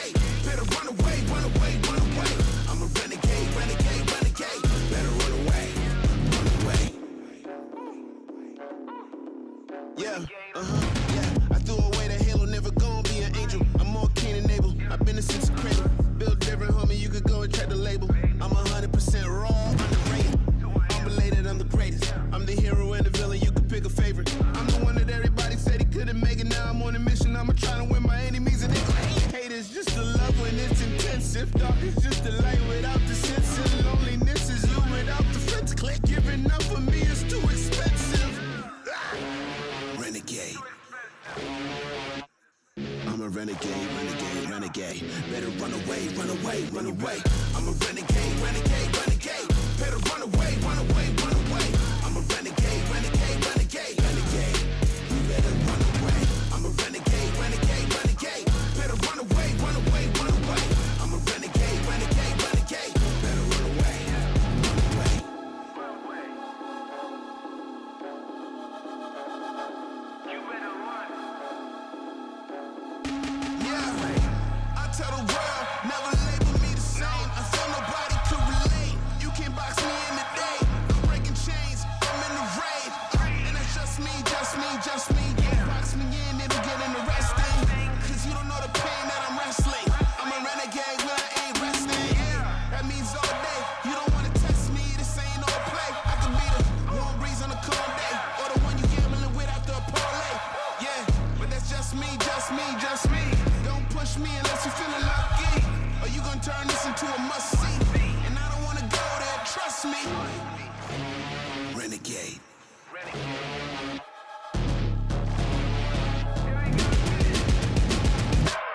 I'm a renegade, renegade, renegade. Better run away, run away, run away. I'm a renegade, renegade, renegade. This is what you asked for. Heavy is the crowd. Fire in the sunrise. Ashes raining down. Heavy is the crowd. Away from Tarzan, trying to get in with the bandage shots, but he's going to be stunned up with a shield of Daybreak. Tries to flash the Zenith Blade, but can't escape it. First blood to LNG, and they're looking for more. Chris has no way out. He's put in the dirt by Zika. They dive back in though with the Between Worlds, and now Zika is on the wrong side of dodge. He still gets one with the lamppost, still chasing him forward. Out towards the top side, Zhao, who's been fought off by Zika. Kill for Breeze, he gets one. The shutdown, but Zika starts to collapse. Away Between Worlds though. Zika continues to dive forward, and light is extinguished. Are you not entertained? This is the LPL versus the LPL, and I'm ready for 3 more. We definitely are. Hopefully we get 5 games of this. But I want to look at this game where LNG comes out on top, and there is a theme here. It is either a master class or a disaster class in economics, depending on the team you are. And it starts from the draft. The trade-off for meme, I could very well be it, because it starts with the Yone and the Aurora, right? The trade. Okay. That's the first one. So where do we land there? I mean, I think as we pull up like the full look at the game, I think the big thing is LNG on blue side decide, okay, we are going to end up doing this Yone Aurora trade, right? And when that happens, you have Weibo, who have pulled out a few of these Aurora comps before, and Scout on Yone, a champion that he is super comfortable on. And I mean, looking at, like, first of all, you can see the dip in the gold graph where Weibo ends up taking over right here. But the big thing I do want to point out with what happened in this early game is that LNG were actually able to get onto early objectives a lot more quickly. And then they were also able in a lot of these team fights to really set up for Gala to be able to do damage on this Ezreal. Was not the cleanest game. One of my friends about Weibo last year said they snatched victory from the jaws of defeat, their own jaws. Well, and I feel like that applies to LNG in this game. It's so much more painful because they take a big gamble, right? They give an insanely strong top side. Yep. And it actually ends up working out. Like, I think they make a couple of big early game mistakes that set them far behind. But then they get the team fight that you draft the comp for. You're basically in a position to win the game. And they still lose! Yeah, we were in the room watching the game with the OTP casters. And, okay, you speak a little bit of French, but one of them said, 15 minutes de split push pour cette merde. Yeah. What does that relate to in terms of the trade deal? So I don't speak French. He said 15 minutes of split push for this. For this BS. Expletive This is deleted. referring to Weibo getting Baron eventually and getting back in this game, chat. It was. I mean, do we have the actual Baron play? Because I do think it was good for Weibo to actually pull this off. Yeah. I do see a lot of similarities with the way that actually FlyQuest tried to counter one of these hard engage comps, where they wait until they have their item power spikes and then they force something. And it was actually really tense because they couldn't burst the Baron down in time. So it's smart for them to peel off, and they're actually able to sync up their ultimates and burst out the Sejuani before this fight. So this actual instance, I think, was very well played by Weibo. Yeah, and I also think you can see the power in this Weibo team composition right here. The R4 Amumu and the R5 Renata coming through in the draft, it actually makes it so difficult for LNG to take 5v5 fights. That's why they should have been setting up the split push, but then they should have leveraged that power on the map and not ended up in this situation. They were like, nah, let's throw it away. And I can't believe I'm saying this, but I feel like the experiment from Weibo to give up the Yone and trade it for Aura, that's valid. The main issue is we need to get Ezreal for either of these two teams, because both Light and Gala have had insane games this entire tournament. Yeah, I think that was a win for the side of LNG in the trade offer, but every second counts, and thanks to the reliable Cisco network, LNG make the offer of 1 Nexus turret for the Mountain Soul and eventually the game. So yeah, their gambit paid off the most, I guess. This was weird to me. As you can see, Weibo trying to trade a neck, because their eyes got huge when they saw that they have Baron and that it wasn't getting perfectly defended. So right here, there is a timer here with Drake coming up, Mountain Soul, in about 15 seconds, but they think they can actually win on this push, and they absolutely can't. Tarzan's at half health, and more importantly, they don't have like a good way of defending their backline here from the Yone, because no one can push forward. There's the protection of the Nexus turrets, and then Jax just gets to go to town. The amount of cooldowns absorbed there by Zika was like absolutely nuts. I think it was 3 ultimates, able to draw full attention, which bought the space that Scout needed. And Weibo could have just taken the bot side inhibitor, got their resets in, got the Drake, and they would have been fine. They would have been fine. It would have been a 2-0. Like, bro. Classic Weibros. Yeah. What are you going to do? It is true. To be fair, I was impressed because sometimes when you watch them in the LPL, when something is not going the way it should, right, they will double down, they will triple down, they will quadruple down. They actually pulled this game back. I will say, for me, it is blasphemous from LNG to have a perfect setup with the Yone in the side lane and the Jax, and to give up that advantage as they did. I will say that. Sure. But I don't know. Now I think either can win this series. Absolutely. I mean, it turns into a best of 3. Yeah. I will say, even though we can look at those really big moments with the Baron fight and the Nexus fight, there were big moments in the early game, too, that could have just made it a stomp either way. Weibo losing the early skirmishes, but then also LNG not stacking Drakes early when their top side is at their strongest point, to me, early on in the game. So the fact that it got that long was a lot of punches and counter punches from both teams. It's true. Yeah, and they had the setup with the, like LNG did with the 6 grubs, and like they had this insane split push power, right? And another thing I'm looking at from both of these teams, because I think it's still going to depend heavily on draft and like what they want to do with that draft. I think we've still seen exactly who these teams are, where Weibo, no, yes, the in-hit trade, not good.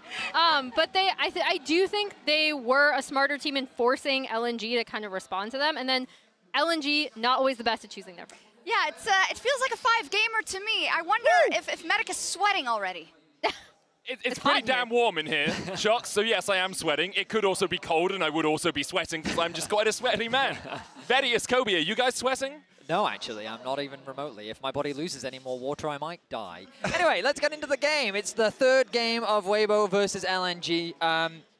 I think, maybe this is a hot take, but I think that overall Weibo have played the team fights better, and LNG have played the map better. Maybe actually, in hindsight, it's a very lukewarm take. Yeah, it's about as cold as you feel right now, Vedi. That's fair, no that's sweat. fair.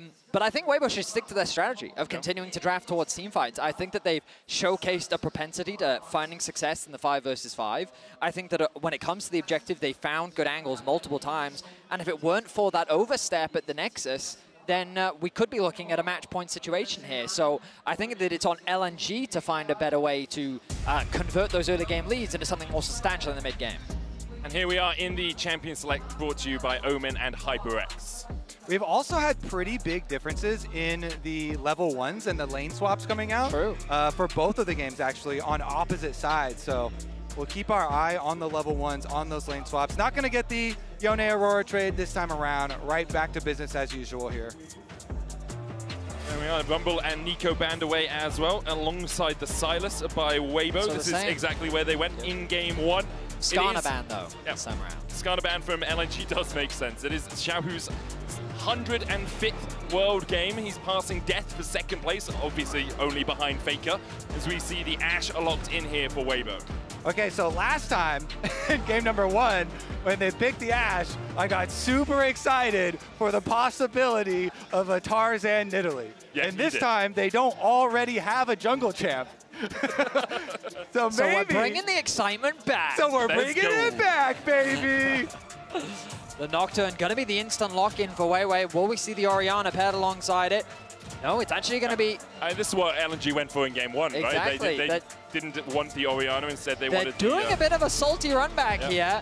With the Skarner being removed, they're saying you're now losing one of your frontline components. We believe in our ability to gain access onto the backline, but the idea is the same. A lot of dive, a lot of backline threat, potential picks on the side lane. As Weibo now looking to grab Gnar for themselves. Oh. Just Gnar and a jungler, or do you look towards the Orianna, which we saw from Xiaohu in game 1? Well, remember in game 1, we saw the Renekton prioritized from LNG. Yeah. By early rotating the Gnar for Breathe, you're kind of dissuading the Renekton pick, perhaps forcing LNG onto something different. But also in the current meta, I feel like there are very few things that will shut the Gnar down. Especially when you think of typical counter picks, you can just lane swap out of. But you could pick something that's like very strong in the 1v1 because you already have the Nocturne and Ahri like a pick-oriented champion on the side of LNG. Like a Camille, for example. Yeah, so...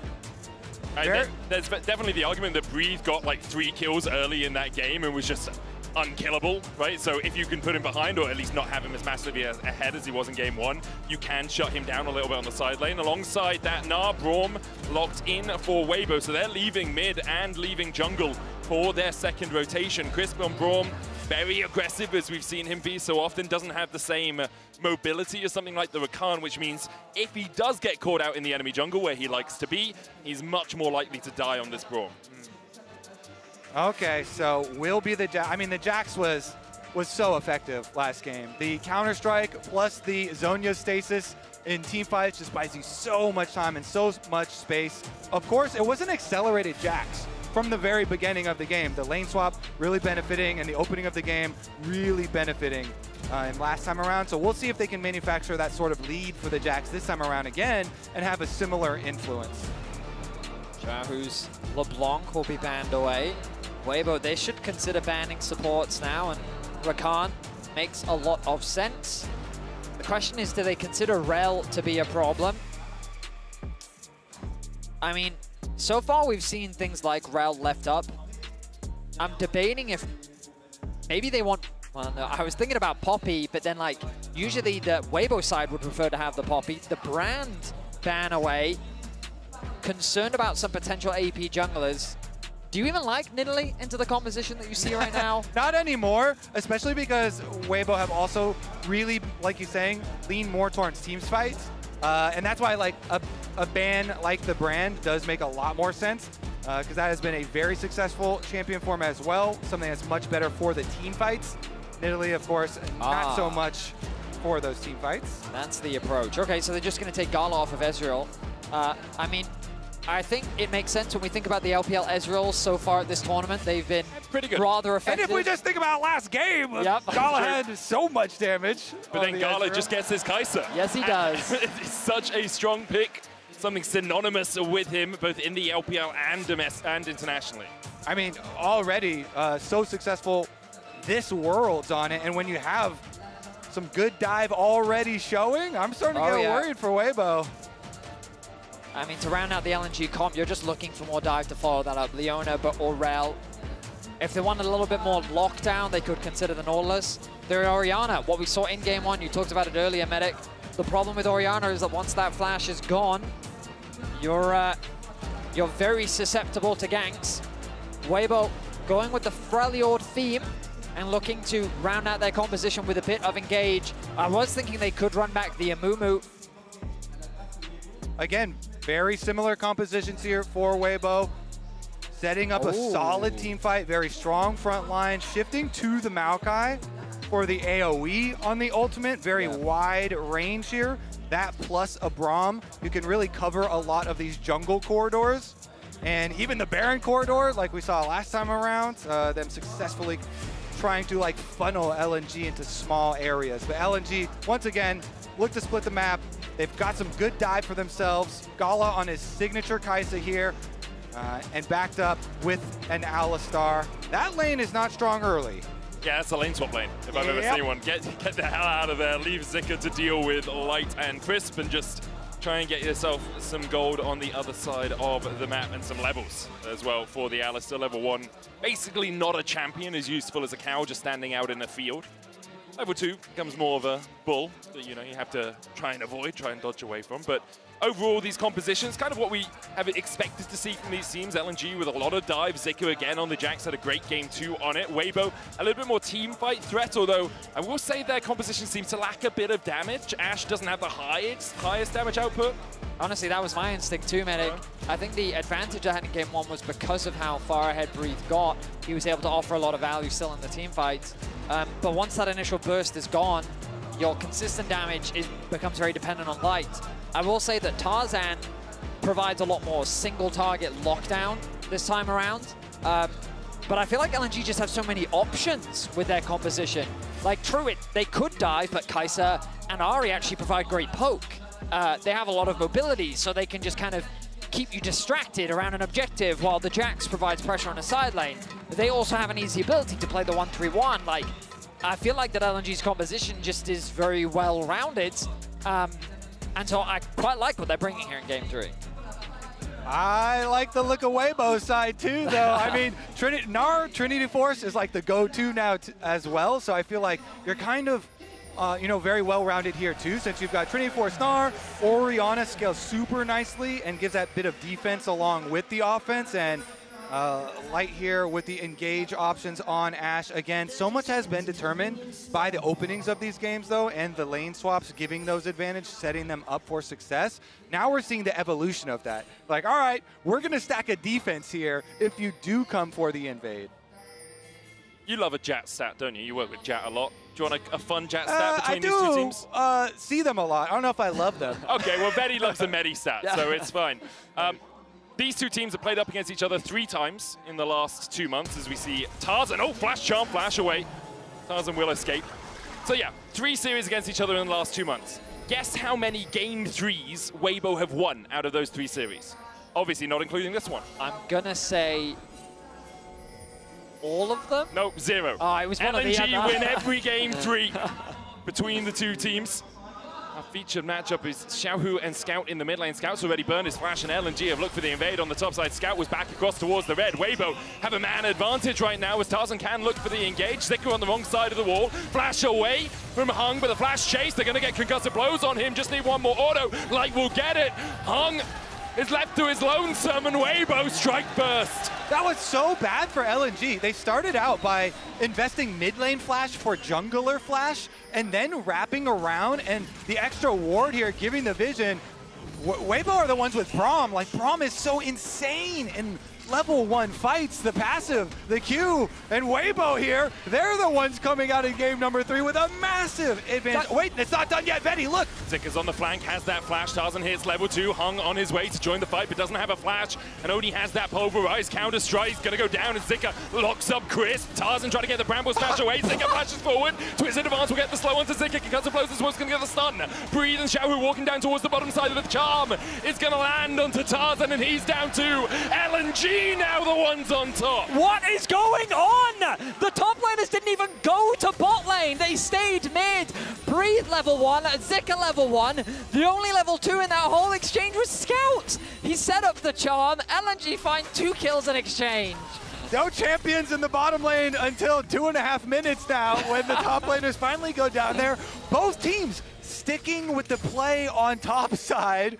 And you got to say, well, looking at the results, it was good from LNG because they're able to stick with it. Zika's here closing off the escape from Weibo. They did not expect the full commitment. As you see in the replay, yeah, the bottom lane minions are all just fighting each other down there. Well, it's a brawl on the continued and extended level 1. Scout comes through, he hits the charm. Tarzan goes down, he had no flash, and we were talking in Champ Select. The first time around, the Jax got a really big boost. All right, well, now they just got 2 more kills. Yeah. Zika again should be a monster. You doubted Scout flashing to get Tarzan's flash out, but he had thought 3 minutes ahead as the wall-up goes down. Oh, Zika might just die in the 1v1. The clank comes in from Tarzan. Zika trying to get out. Weiwei here as well with the Dustbringer, but there's the slope from the Boomerang, and I'm not sure Zika can escape this precarious situation. Counter-Strike will buy him enough time to get to the safety of his tower. Counter-Strike is a godsend. I guess the lesson learned here is always stick with the play. Yep. Continue the play. Commit. So Zika doesn't have teleport, but it's not going to matter too much. I mean, honestly, the wave getting pushed in now, he can run straight back from base and avoided death right there, just barely, just had the range. Gets away from the possible punish as Tarzan wanted to take advantage of the minion wave. So, let's take stock. Oh yeah. Right? Because a lot has happened.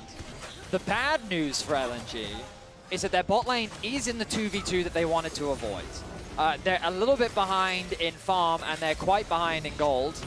On top of that, there's a lot of pressure being put on by Xiaohu in the mid lane because the matchup is still very favorable to Orianna, but Scout is not that far, he's not in too much of a deficit. Yeah. The good news for LNG is their Jax is very strong.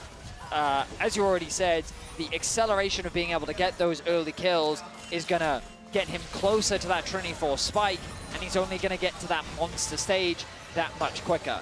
All in all, the game is still in a relatively even state. Agreed. It's just a matter of, in terms of the matchups, I think Weibo is happier to find themselves in standard lane. And it's funny because Breathe was the one who got the last hit on the original first blood hit too. So, you know, he also got the injection of gold, and now he's getting like the ping pong of the minion wave back towards him. So, will be really fun to keep track of this one as we're going to stick with our flip-flopped Australian lanes. They call them thongs out there, don't they? Flip-flops in Australia. So, LNG. We got to call up our Australian now. Where's Spawn? Flip-flop lanes. Yeah, we should have got like Spawn or Atlas on the desk instead. Weibo here. Okay, as you say, with these flip-flop lanes, there is a slight lead for Light, but it's, you know, 5 CS or so, nothing too monumental. Breathe getting that first blood and meant that the lead that Zika could have developed in the bottom side of the map hasn't been as substantial as it could have. But Zika is looking towards the mid lane here. Xiaohu working his way back, just wandering through that lane. Be back here in time. Grub's up. It looks like LNG trying to bring everyone to a potential fight around that first neutral objective. The Grub's priority is something we've seen a lot in this series. Weibo has a tendency to try and fight, but it does look like they're going to concede. The pings are coming down onto the Dragon as Breathe gets the push and Tarzan makes his way towards it.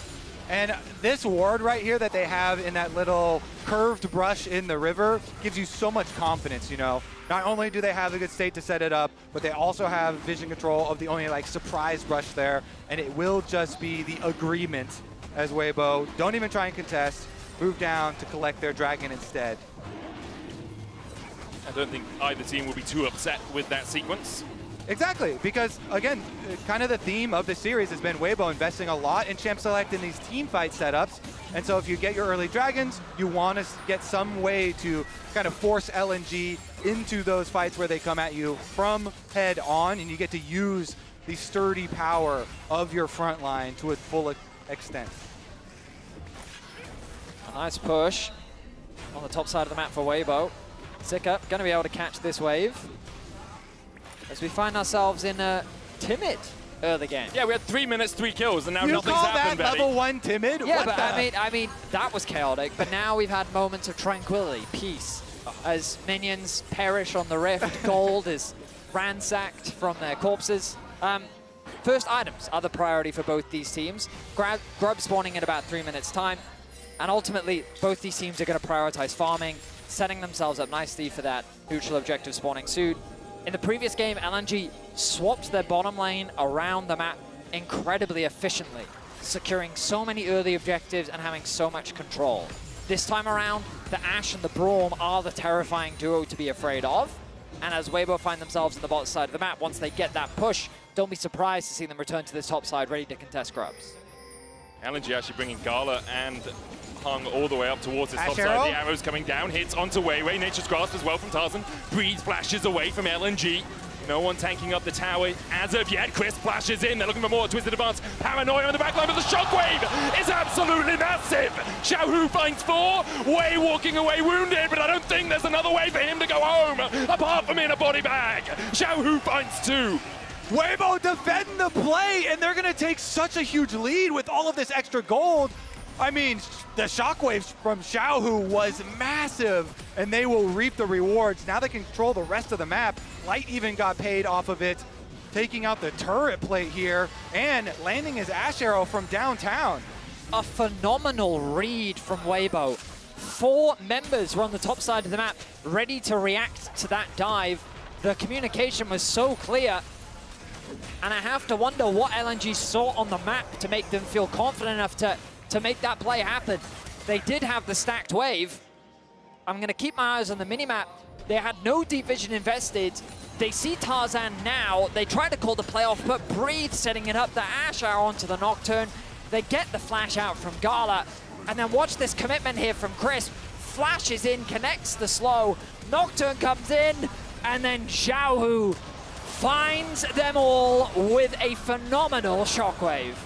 Oh, juicy. Gala was just on the edge of it too, on the outside. Even he got pulled in, and then they chased down the extra kills here. Plus they got a bunch of turret plate money in the aftermath. If you're the team that has... Some reactions are not like the others. I like the dead stare.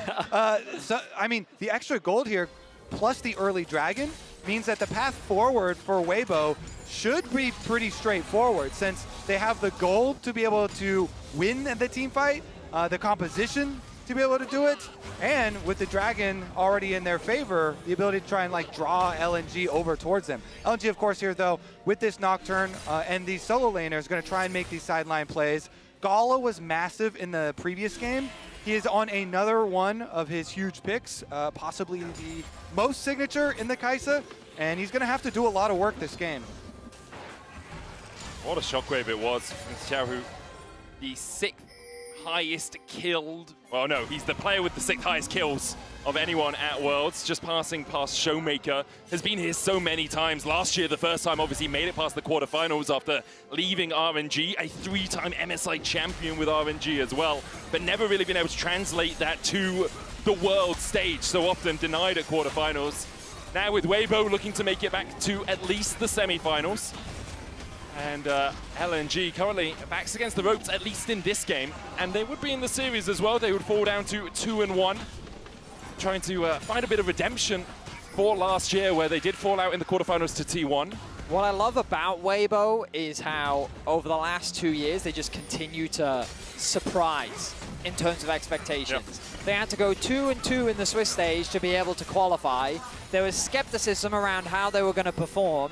And now here they are in the first quarterfinal of Worlds 2024 against an opponent that they faced many times before this year. And it's an incredibly competitive series. You never really know what level you're going to get from Weibo. And here in Game 3, so far, they're looking good. I mean, it continues to go that way. Coming into the series, they were 8-8 on the year. Now they're 9-9, splitting games even in this individual series. But back to the match at hand here. It is kind of on LNG to open up an area where they can actually create one of these plays, and they're actually going to jump on the dragon themselves. I think it should be a response from Weibo, even though you see Tarzan walking from, I think he's too late. Fountain right now. Miles away as well. LNG should be able to just burn it down and smite it easy. They will get the Drake. LNG secure it. Wei with the smite. Light and Crisp will gate them off from walking towards the mid lane easily. Tarzan's here as well to try and help Weibo push through that mid. The only thing for LNG is they don't have anyone who can rotate up to top wave. Oh, Scout going in, the Paranoia as well. They dive onto Breathe, who tries to jump for the safety of the tower, but he can't get there in time. The arrow going wide, Nature's Grass used as well by Tarzan. Xiaohu coming in with a TP, and Zika was caught with a shockwave. Zika diving back forward, he's surviving for so long. In the end, the clockwork wind-up will take him out. Xiaohu now in a 1v3, Light beginning to collapse. Hung his first target, Crisp there to join the Barney. Wei falling low. Xiaohu can't quite get in range, needs another auto command attack. Was blocked with the Soul Shield. Blast cone out from Wei, but he goes the wrong way indeed. Xiaohu takes the kill, Hung dies as well. Meanwhile, Scout is getting chased in by Crisp because it blows. Glacial Fish are used. Scout flashes, but the Winter's Bite is icy and cold and puts him in a coffin. It's 4 kills for Weibo. The initial dive looked well executed from LNG. That's exactly what their comp wants to do. Catch you on a side lane, collapse quick before the enemy can respond. But Weibo do respond with lethal force. Weibo counter, counter, counter.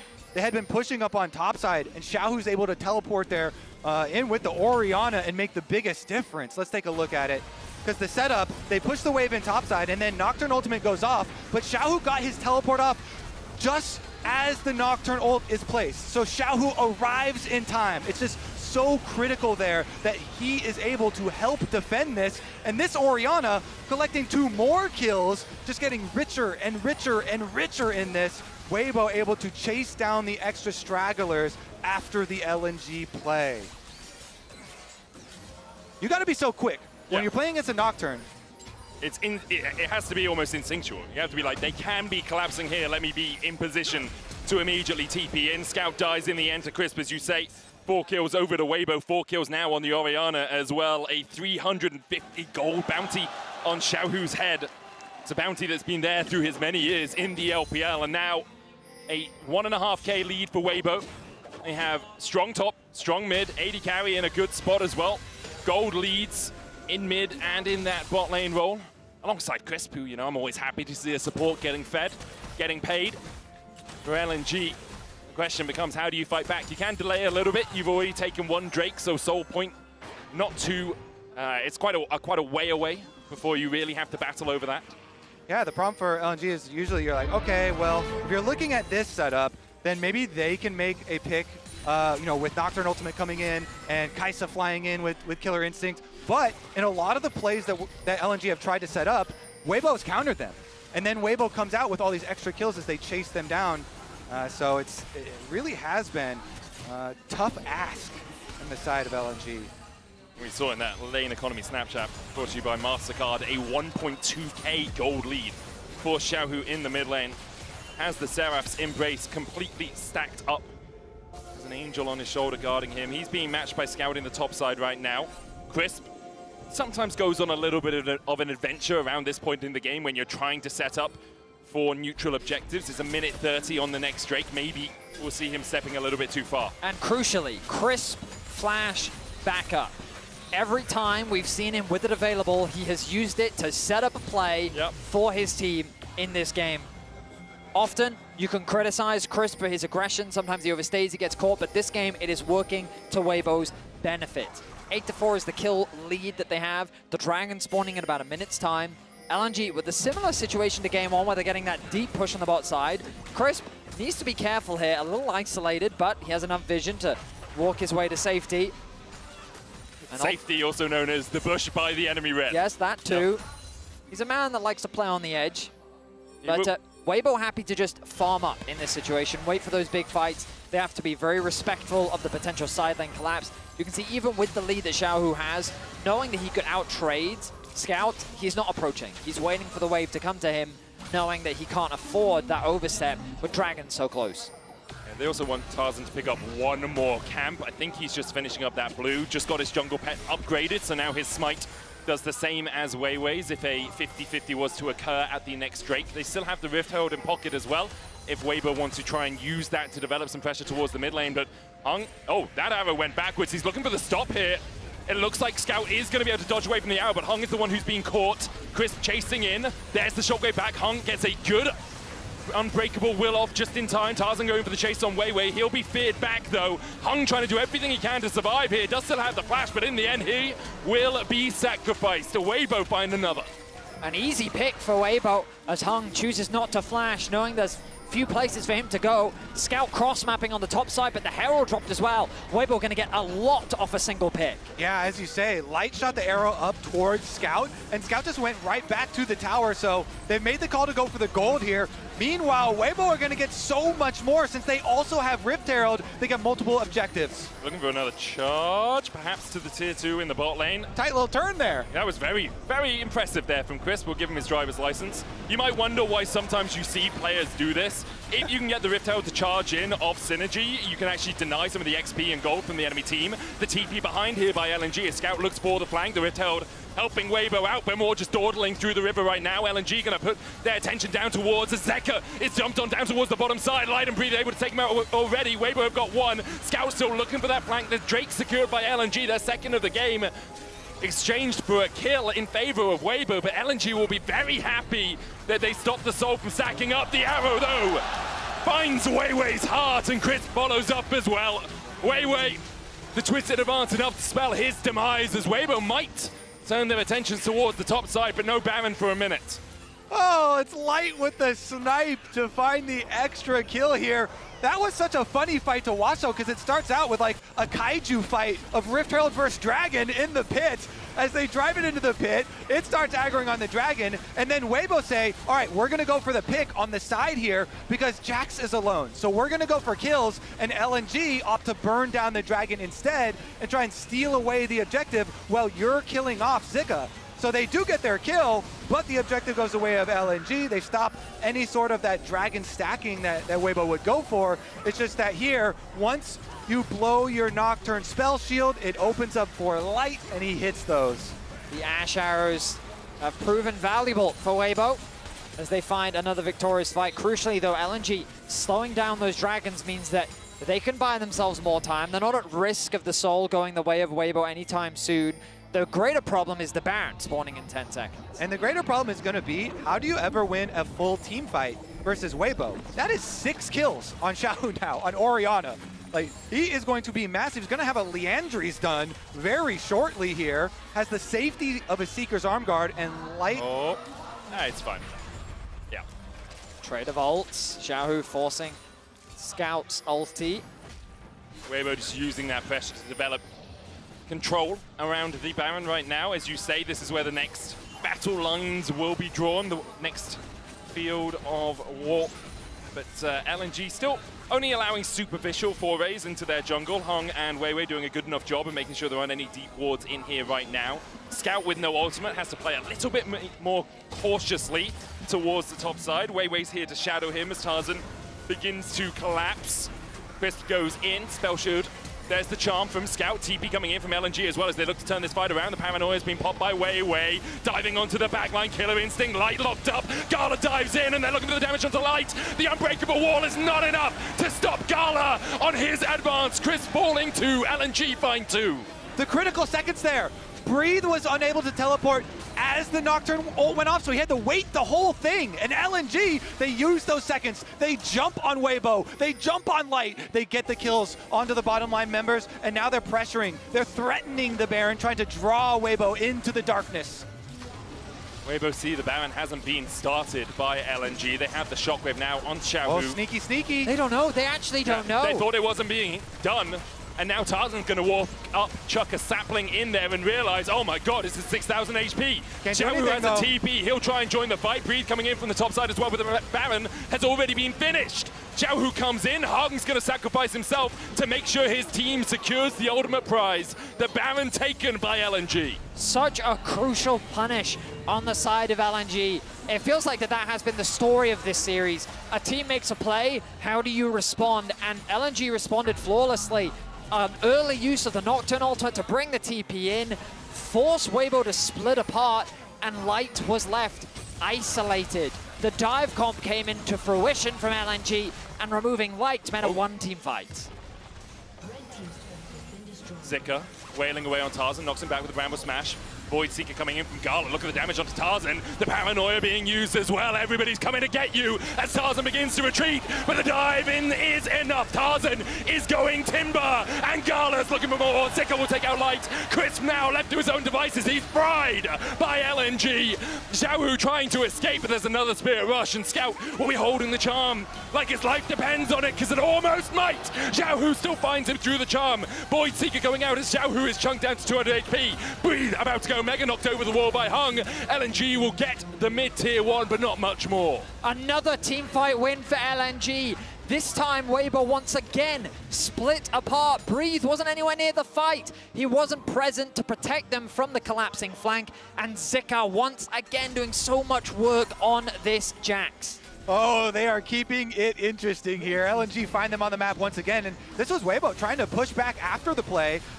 Zika here on the flank, locks up Tarzan, and gets so much damage done that they can follow through with yet another Nocturne ultimate.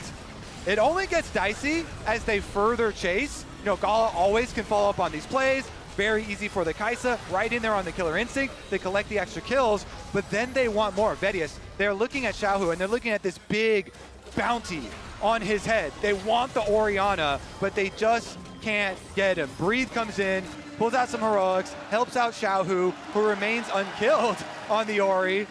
There remains a big hope there for Weibo, but neither of these teams can just have a clean game, can they? The other team always has to pull out all the stops, and that's what makes Weibo versus LNG so exciting. We already said it before, every time these teams faced this year, it went all the way. Every time, back and forth.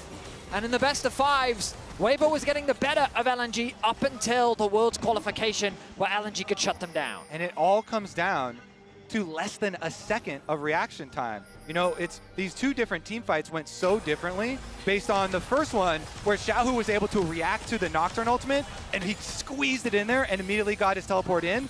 And then the last one, Breathe got locked out and LNG were able to take advantage of that little timing, take down Light, take down Crisp, and then knock-on effect of grabbing all those extra kills on the map and chasing them down.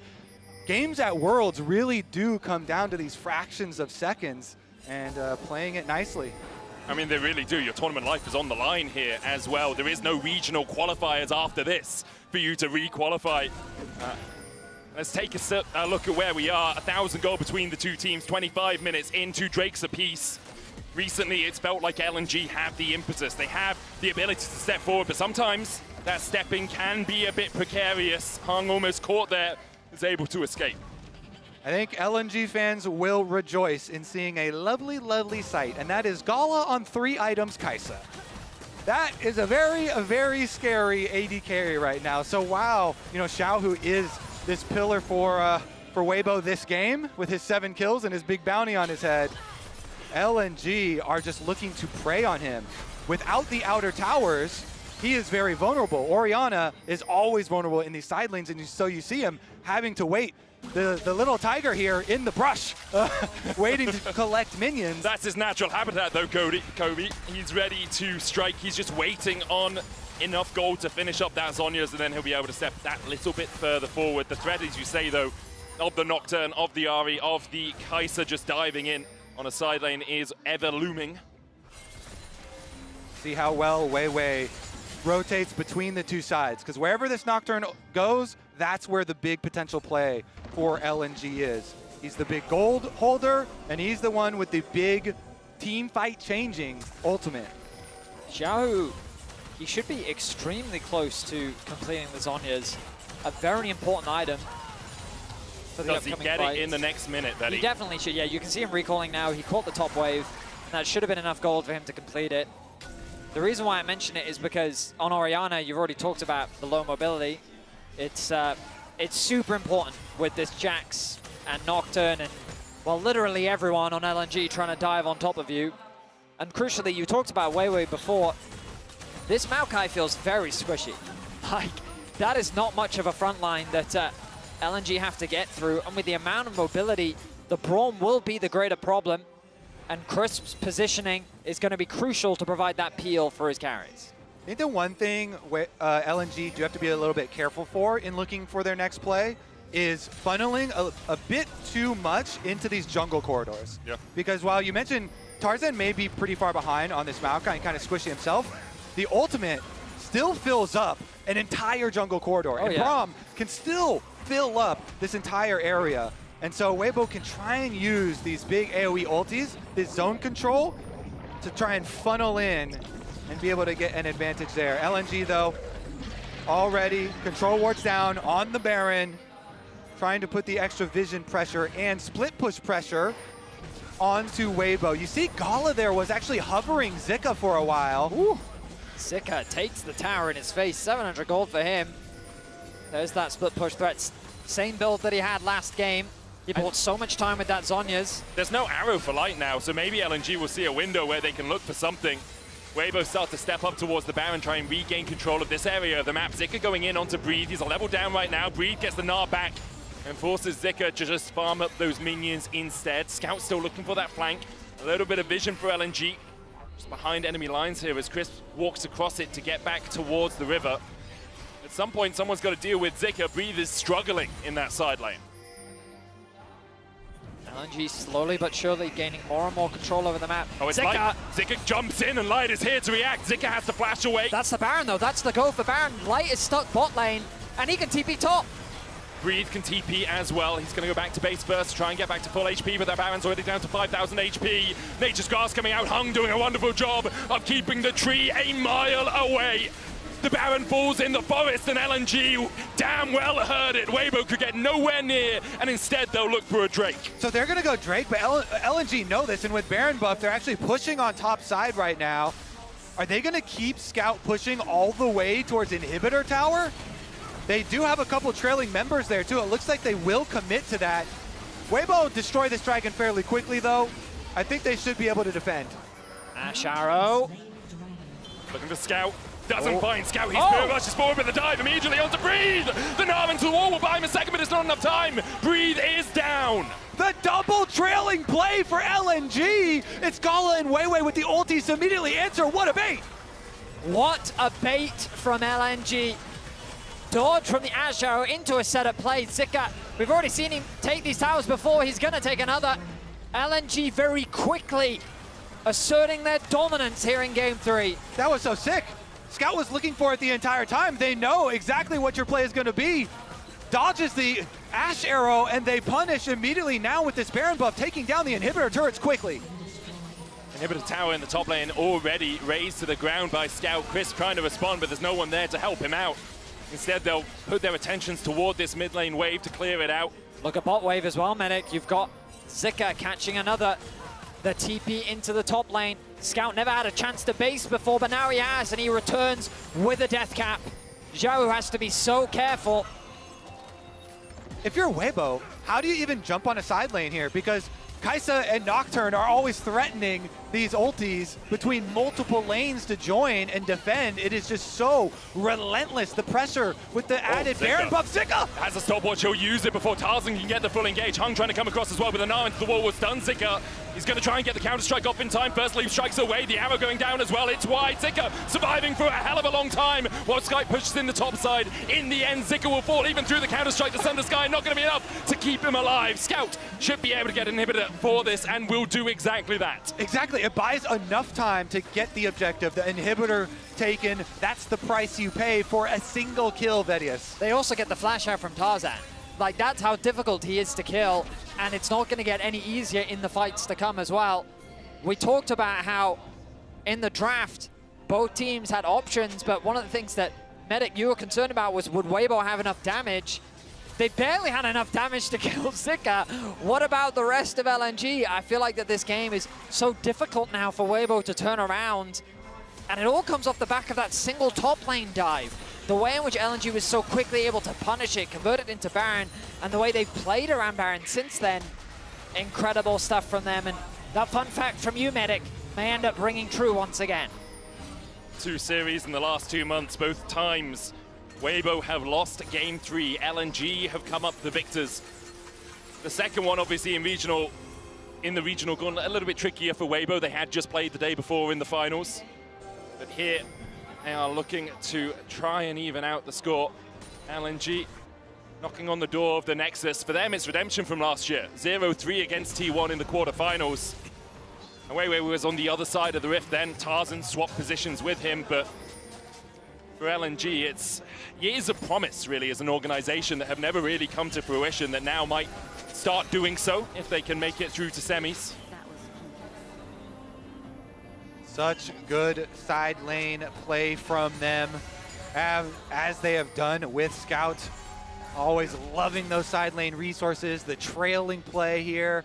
And now it becomes so difficult for Weibo to even gain anywhere on the map to start their play from. You see LNG with Gala in mid lane, just throwing out these W's over and over and over. The poke is painful here from this Kai'Sa. So even a couple of wards for Weibo difficult for them to get. So crucially, Xiaohu is about 300 gold off his death cap. Okay. I think you wait for that amount of gold and let him buy it before you fight. He's pinging top wave. He'd love to try and get it. You can see that that's what they're waiting for. It's such a massive item spike. And they're going to need it to stand a chance. Xiaohu is so paranoid, though, of a potential Nocturne showing up. There's only the sapling on the top side. They need to spot out this Nocturne.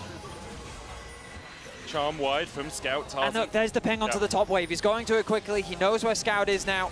He can try and get that gold. There's so much darkness for Weibo if they do try and step in towards that Drake. It would be Soul for them, only third for LNG. Yeah, maybe they give this one up. Maybe it's not worth it. Light and Crisp waiting to see if someone oversteps to catch the mid-wave. LNG want the kills. They're just itching to use these ultis. Xiaohu sitting in base. He must be incredibly close. The death cap comes there through for Xiaohu. Has the control ward as well. Zika chunked out to about 2/3 HP. The arrow going in.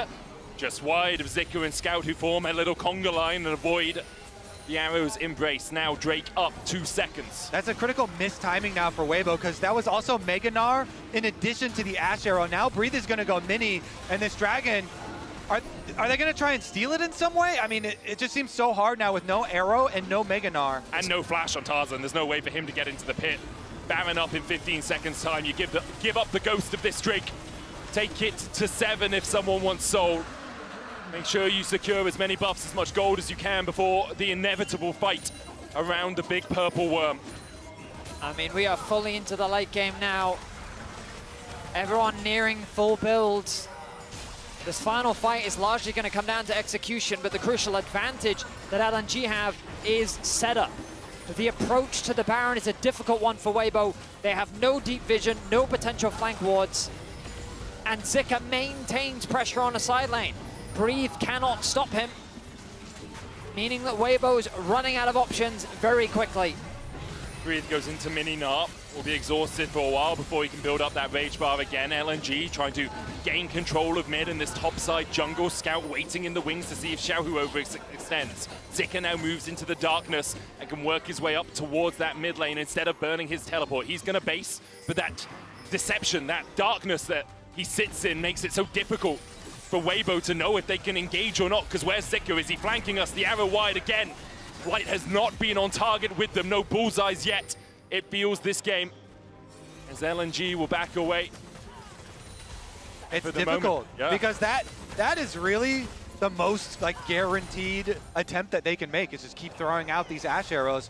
Maokai ult is so slow moving. Breathe doesn't have extra time to come up and be the one to start it out and look for it.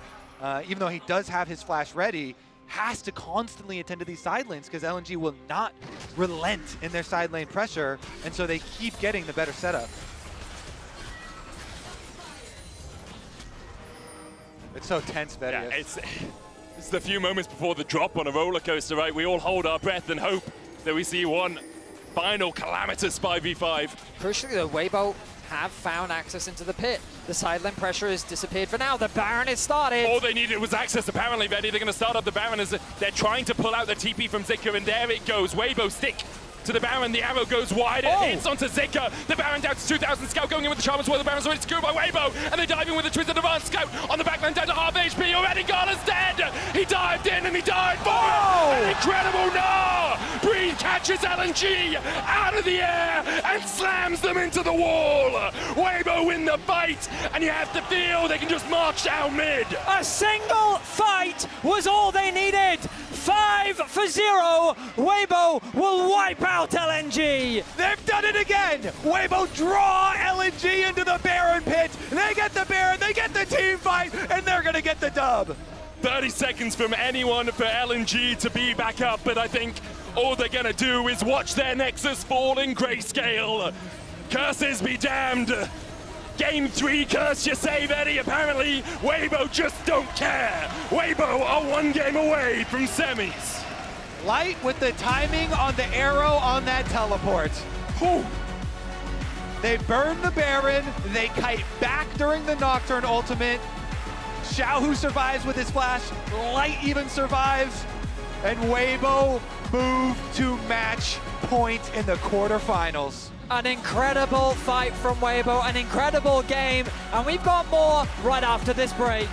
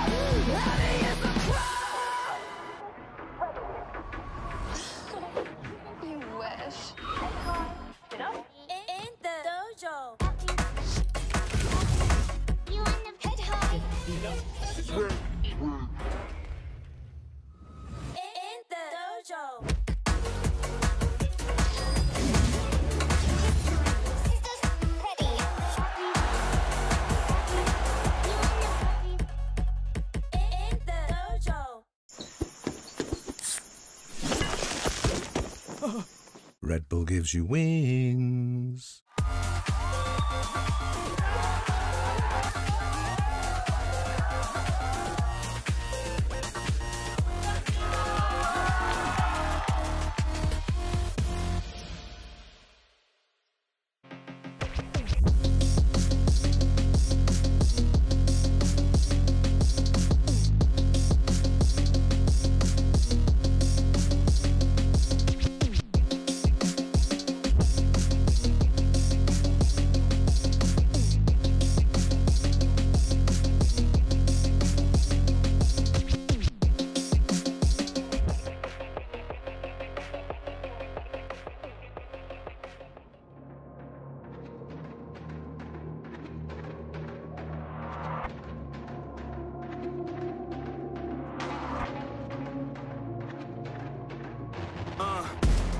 Hit the ground, I'm on cold. Run on air when I flow. You would swear that I flowed. Hottest hand in my zone. I'm going hard for my city, yeah. I put that thing on my back. Get it and gun it, I'm back on 100. I'm ready, I'm coming in for the attack. I'm on beast mode, God level, cheat code, new age, hero, good verse, Evo. I'm on the move, I'm on the move. I'm putting in work, I go berserk, got something to prove. Cause I got power, I got the energy for all of my enemies. I'm on the way, saving the day, no one ahead of me. I'm on the, right here, right now. This is the moment we running it. This is the moment we running it. We doing this for the love of it. Give me a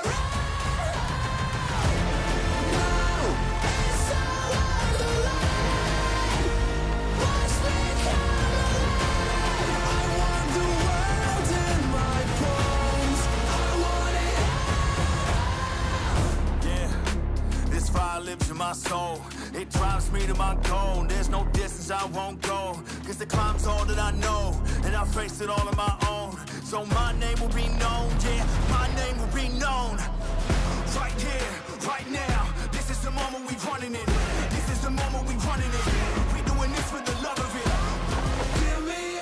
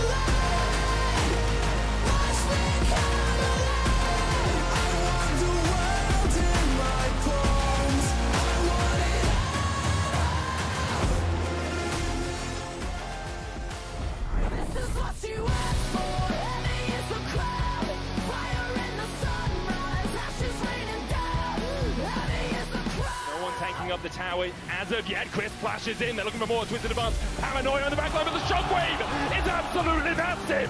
Xiaohu finds 4. Blast cone out from Weiwei, but he goes the wrong way indeed. Xiaohu takes the kill. Hung dies as well.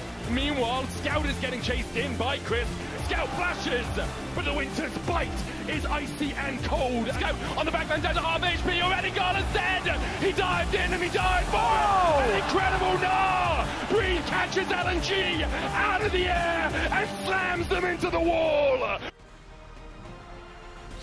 Breathe goes 6-0 on Gnar this Worlds, and it's Weibo on match point. And Jat, you were just telling me I have watched that last fight over and over and over. What do you want to show us? It was a banger. Let's pull it up right away because we have one team composition that spends the whole game scaling. Just keep it paused just for a second. So much of it is about Gala and Ahri trying to get on Light and Xiaohu, and it's very important for Weibo when they actually get a fight, which was so hard for them to actually create, is that Light and Xiaohu stay apart from each other. Let's roll this fight right now and watch the moment that Gala goes in. It needs to be a one-shot for this fight to work, but when the original engage goes on to Xiaohu's Orianna, they land the charm, they think they can one-shot, he flies in, but he is, keep rolling it, able to get the stopwatch off right after that charm. It stalls, Gala falls, nobody is on Light, so Light can fire free onto Scout, and it ends up being a 5-0.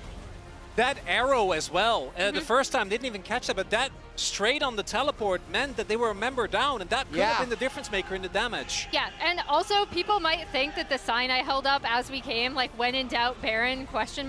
Was sarcastic. Let's watch it. Let's keep rolling it again. Yeah, as we keep rolling the fight over, because I think when you Look look at these two, Oh! look at these two compositions and the way that they work, this is so well designed to deal with the dive coming out of the LNG comp, right? So this is, the fight does not get split up the way that LNG would have wanted. Gnar.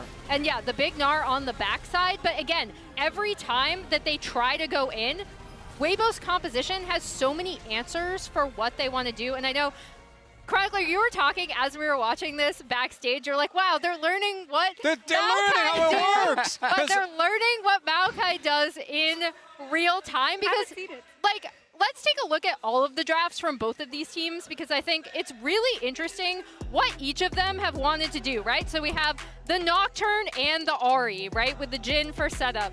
For LNG, again, we have this Jax, Sejuani, Yone combo. And then again, on red side, the Kai'Sa, Nocturne, and Jax. Like, all of them really, really want dive. Weibo has had such great answers for this. Like, this entire comp, Ori, Maokai, like everything just, the Braum was doing so much work. And it feels like both of these teams have come out and been like, we have exactly what we want. Now we just want to play it out. And if it wasn't for that incredible mid-game sequence where LNG did take back control, right? Because that's when they did find the, we have way more global presence. We have the ability to dive on top of you. When Weibo wasn't set up, that could have been the game ender. But instead, I think that we're seeing what we said at top of the day, which is specifically, there have been, throughout this tournament, it started out being very teamfight focused, then we moved to dive. And now Weibo is just drafting preemptively counter dive, and LNG just keep running into it. And that's the cool thing. Shox mentioned themes about good and bad trade deals. To me, the theme is one team thinks diving is the best way to play, the other team thinks absorbing the dive is the best way to play. And honestly, I don't actually know what the correct answer is because of how close these last few games have been. The Olympics were last month. You got to stop diving, okay? I want to look at something as well, because let's talk about Xiaohu just a little bit, right? My goat. His goat. Jat, take a look at this top lane team fight where the goat is blinded. He is. But gets his ult off on, I think, 3 to 4 people. He gets a triple kill. I mean, absolutely. It gave them a lot of early momentum in this game. And if you watch this, it was an attempted dive onto a Mega Gnar, which is already a bit questionable. But the biggest thing here is even when Nocturne flies in, Xiaohu just flies out with the ultimate and catches 4 people. You also see before this fight even starts, as that we see that the Ori ult go through, they landed the Ashe arrow again. Like, you wonder why they keep drafting this Ashe. Light has been so good with isolating people who want to dive in on top of you. I think that was the first arrow they hit, and then I think the second, because a lot went flying, the second arrow he hit was the one in the final fight. And guess what? If those two are the ones you hit, then who cares? And the coach reaction was hilarious after that, by the way, from the Weibo camp, because you see there everybody's happy. We were thinking, did they just have a huge discussion of with Xiaohu if he was allowed to get Orianna, if he was going to do good, and he's like, no, he actually did well. Who that knows? was shocking. Something is causing him to go through it. Yeah, it's true. Also, about Xiaohu, we just got Liam from our stats team to catch up. He's now 5th in Worlds kills, passing Perks. Wow. He is 2nd in MSI plus Worlds kills, passing Caps as well. And he is tied for the 2nd most wins at Worlds with Deft. And also, Worlds is his worst tournament. So he's a true. 3-time MSI champion in 2 different roles, and historically has been the guy who comes to Worlds and falls flat on his face. And he's definitely trying to change that narrative. Made it all the way to finals last year. Has it like this team? They're shaky the whole time. They are. They're shaky the whole time, but they're up 2-1. That's how they get ya.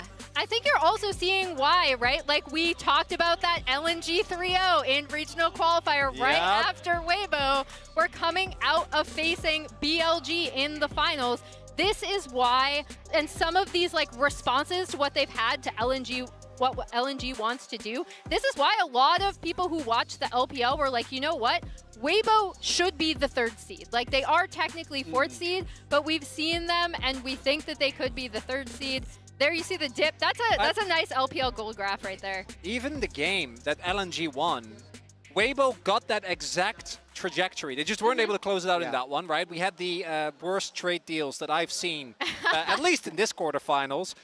But if that hadn't happened, we could have actually been looking at a Weibo, which I think is the one thing that coming into today, none of us would have expected. No, absolutely. Yeah. And look at it from the other side, right? This is an LPL versus LPL match. We talked about the team kills earlier, how the higher seed often loses out in these. But for Scout and LNG, what a blow it would be. Yeah, that would be, I mean, Scout, he made it here. We weren't even sure if he'd be able to make it here. He's such a massive part of this team. He and Xiaohu have faced each other so much. These two teams know each other so well.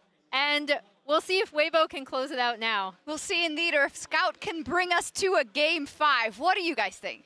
I very much hope so, Afia. I'm going to be honest. Give me 5 games. It's a quarterfinal. Let's get these quarters kicked off correctly. We were talking about it just before we went live, and it's so entertaining to have 2 teams that seem to excel in slightly different ways. Yeah. Because it makes them so evenly matched at various points in the game, right? And we see this constant back and forth. You have to imagine that the relationship that so many of the players have, we talked about it, former teammates, rivalries, the organization's history, like these players are so familiar with one another. You have to feel like that all of it is now coming out into this series. Let's see if LNG can bring us to game 5. Or it could just be blue side wins every game. Could also just be that. Weibo won, LNG won, Weibo won. Now we'll see if LNG can do the same, take us to silver scrapes. Kalista and Skarner banned away by LNG. Alongside that, the Rumble removed by Weibo. All right, will we get some variation here? The Silas once again still sticking up there. Scout, of course, was quite good with that already early on in the tournament versus DK. No more Gnar, though. Breathe has crazy Gnar stats. They flashed it after that game, further improving. So no more Gnar option, at least for him, for side lane. Weibo doing it again. They're willing to take the Yone for Aurora trade. I mean, you mentioned it, Medic. While Scout did not die in his Yone game, I would argue that his impact overall wasn't as much felt as Zika's Jax. True. Which makes me wonder if Weibo will look to take it away. Perhaps Breathe will look to prioritize it. I think it can be great into the Yone as well, and a very effective denial pick. For a second, I heard the crowd here in Paris go, oh, then realize it's never going to be Fiora. Instead, it is the Jax for Breathe alongside Aurora for Xiaohu. I mean, people, since Yone became such a big topic at the tournament so early on, people were then cooking up, you know, the lane counters and stuff, and getting excited for stuff like Fiora. But you have to take the Aurora on this side, and then you pair it with the Jax for 2 very, very strong solo laners for yourselves for the side of Weibo. So honestly, I think that this trade actually looks quite good for them. It is, of course, going to be at the cost of your jungle power, The Sejuani, as we mentioned last time, always supplementing the Yone, plus the Renekton here, the double melee solo laners, the go-to for skirmishing on the top side of the map. I want to remind people, Game 2 was very much in Weibo's hands. If they hadn't extended on those Nexus Tower pushes, we could have been at a 3-0. And this top side, once again, very similar from what we saw from LNG in that game. That is a key takeaway, though. Yep. The Ezreal to steal away from Gala, because Gala was the one that did the most damage in that game for LNG. And Light also an exceptional Ezreal player. And now you can ban away Kai'Sa and Ashe. And as I say that, Kai'Sa's already banned away. Wouldn't be surprised to see LNG ban things like the Braum out. With this melee topside, Braum is the last champion that you want to play up against. They could also consider banning away the Poppy. Or Renata also, like Renata all these things that are hard for you to play melee into, but there are so many of them. It might be another Amumu angle, by the way, Kobe. Like, it is a very AP-heavy topside. Merc Treads will gain a lot of value for sure, but we saw how effective Tarzan alongside Xiaohu could be with this Aurora Amumu combo. But there's that Ashe as well, so in terms of the AD carry pool, Weibo seem to look very happy. Definitely agree there. All right, LNG, what's the thing you least want to play against when you're running triple melee topside that's looking to create plays? I feel like Renata would be quite a good ban here from LNG. Get rid of something that can really stop you going in for those engages. Instead, they'll remove the Leona. And now Weibo can leave support for last, can pick jungle. They already know they're playing into that Sejuani. Or and they take the Rakan. That away. should have been obvious. They've been so concerned about Han getting his hands on it. And it's also a great pairing alongside the Ezreal. Great backline threat, good follow-up alongside the Jax. And it also leaves them open to get a full picture of what they're playing into before locking in their jungler. Now, bear in mind, Jarvan could also be a solid option here, given that Jhin won't have the mobility. But I do feel like that they'll lean more towards the Amumu. There are a couple of them, yeah. The Jarvan, the Amumu, the Maokai as well still available. A lot of the things though, because you're, like you said earlier, you don't want to give them too high value on Merc Treads. There's the Maokai. And the Nautilus locked in for LNG. They have a great team-fighting composition. They can assassinate someone. They've got good pick as well with the hooks, with the Glacial Prison from Sejuani. The Maokai, as you say, locked in now for Weibo. All right. I mean, you're sacrificing a lot of skirmishing power. Sejuani with this top side, very potent in the 2v2s, 3v3s, and Tarzan was getting bullied in the previous game. But in terms of team fighting strength, Weibo have a lot of tools. I know the majority of people probably want to see this push to a Game 5, but I do prefer the Weibo draft in this one, especially the change in AD carries. It is a little bit of a change, but stealing away the Ezreal and then Gala back on this Jhin, I don't know. That one's a little bit risky. People love to hate on the Jhin and the low damage sometimes. We'll see if they can make it count. It does have, you know, the long range to be able to follow up on a lot of these melee forward-facing plays, and so LNG do have the potential to be explosive. But I kind of believe in the Weibo side. LNG were knocked out of the quarterfinals last year by T1. Weibo qualified to the semifinals, but everyone thought, there's no way they'll beat PLG. There's no way. And then they made the impossible reality. They're looking to replicate and usurp expectations once again, while LNG are looking to deny them. The trade in junglers, the former teammates, the rivalries, they're all here on the table. And for LNG, they have to step up here in Game 4. And for Weibo, they just got to keep doing what they're doing. Get the mojo, play the underdog card, and somehow come out on top again.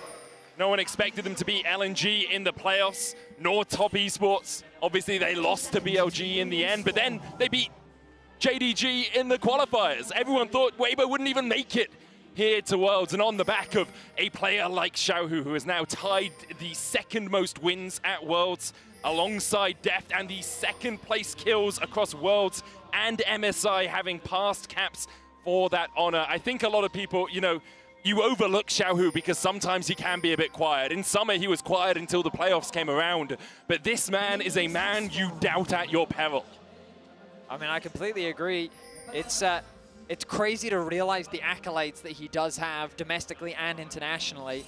And very rarely do people put him as best mid laner all time alongside that of Faker. Because it's hard to, it's understandable. Because he hasn't got what they truly covet, the World Championship.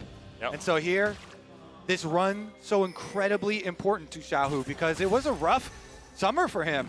It's a rough year, so if they're able to keep this streak alive, these Weibo miracle runs that people have, honestly, you should be getting used to these by now. Last year Worlds, in playoffs like you're mentioning, see if Weibo can keep the magic alive. Because it truly is magic for them. For LNG, came in to this series as the favorites, were in playoffs as the favorites, and now Zika and Scout trying to get some experience between the two of them to deal with the push that happens from Light and Crisp on the top side. Xiaohu leveraging his passive beautifully, bullying LNG's solo laners out of this lane, but they get the push. That's what they wanted. Level 2 secured, the TP's gonna come through. LNG, they have 3 members on the bot side. It's gonna be a dive. He doesn't have level 3 just yet. No, it's not. The wave is too thin, and they decided to call it off. Yeah, they know Crisp is on the way. Crisp acquired his level 2 already in that mid 2v2 that we were watching, and so they are not going to make the mistake of trying to force the dive here. Just answer on the opposite side with the teleport. Scout getting caught out here. Xiaohu trying to put the damage down, and once again, we see Scout having to burn his flash early in the Yone versus Aurora matchup. I mean, it's a difficult matchup for the Yone. He's done a good job so far, but the bigger situation to acknowledge in this swap is that Zika was much later on the TP than Breathe was, meaning he's a full level down right now. And he also, I mean, he's not at risk of getting dived, of course. He's isolated against Light Ezreal, but Breathe on the Jax, in a very comfortable spot here in the early game. And honestly, Weibo pretty happy with Light getting solo experience up on this top side and has a pretty good time up here, constantly shoving in. Meanwhile, the defense for them on the opposite side of the map also going pretty well. I really want to highlight Tarzan though, because it's these small things where he takes a very efficient side path, getting that flash out of Scout so early on. I mean, now he gets kind of... He's able to cover Light, and that's kind of the important thing here. Zika was looking for something onto Light there, couldn't find it. Yeah, just slightly down on experience here. So he's 1 level down to the Sejuani, has to give over control of the river, just continually throw out those saplings though. It's 2 camps down, and it looks like Weiwei should be able to path down towards the bottom side to get himself a double scuttle. Tarzan will go back towards his red. Weiwei might be able to gank Xiaohu in the mid lane here.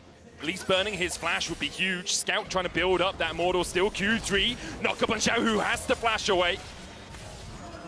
Good presence there from Weiwei to, at the very least, get that flash out from him. Scout's being up earlier means that there's potentially a play once Scout gets level 6 in the mid lane. Light, though, keeping his pressure on the top side as Weibo's top support combo looks to push out that bot wave. Zika with no TP, he's going to lose a decent amount of farm. Maybe Hung can hold the wave. Nicely done. You can see Weiwei actually covering for this as well. If Crisp does go in, or Breathe does as well, Weiwei can dive forward. Hung's going to try and delay for as long as possible. It's taking about half his health to do it, but this is really well played by the LNG support. 1 minion down, will be 2, 3. Well, he gets the experience from the third, does Zika. He'll be very happy with Hung's sacrifice of HP to keep his minions around. Yeah, every little bit of experience really matters once they match back up. If he's going to go toe-to-toe with Breathe once again, you assume that Breathe on the reset will head back down there. Yep. So it should be that. Meanwhile, Tarzan on the Maokai is on bottom half of the map right now as well. So much pressure here, though, towards mid lane. I wonder if they'll just cross, because Crisp on his reset is coming to hover. Scout in a really difficult position right now just because he used his TP earlier once that initial play came through, and then Xiaohu TP's back with full HP. Yeah. So it's just it's a very difficult lane situation for him, and it's made worse by the fact that Crisp is now hovering around mid, and Scout, it's a risky wave to stay for. Really wants to get that level 6 if he can. Has to call Hung over to help him so he can take the wave at tower. But overall, a very quiet early. Yeah, where's my level 1? Yeah. Where's my 5v5, Betty? So far in this series, it's been a bloody affair. These teams have been no strangers to getting down and dirty. Normally teams take time to warm up on stage. Feels like they've just been cooling down. Yeah. You know? And it does often happen when you get towards match point in a series like this, right? It's Both true. teams calm down. You don't want to throw the game level 1 by overstepping, like jumping onto Gala has a level advantage in that top side right now. Scout has no teleport, so his recall right now, it was not on vision, but LNG are still able to go take first grub, even though they're on the timer where Scout is recalling and then heading bottom side, because they see that Breathe with no teleport on the Jax is still pushing the wave in. That was Smite invested from Weiwei though, so Tarzan should be able to... Look at Zika. He's on the flank, but Xiaohu's going to come across as well. That ultimate from the Aurora is available. They dive in. Meanwhile, on the bot side, Breathe is just farming minions. You can see Light's already got 1 kill. Between Worlds is a second as Zika falls as well. Weibo find 2, take 2 grubs as well. A confident play there from Weibo as they're able to collapse with numbers first. Weiwei now isolated, trying to sacrifice. And he will get away with it. Nicely done there. But still, Weibo find 2 kills. They get 2 grubs. And Breathe is finding purchase in the bot side as well. Yeah, Breathe was pushing that whole time. Had to be answered by Scouts. Goes to invade as well before getting his recall off. And that ward that he just dropped here behind Krugs will see the next clear and allow them to continue tracking Weiwei after the reset. We'll track Scout though, getting some turret plate money at the very least on the bottom side of the map. It is Yone.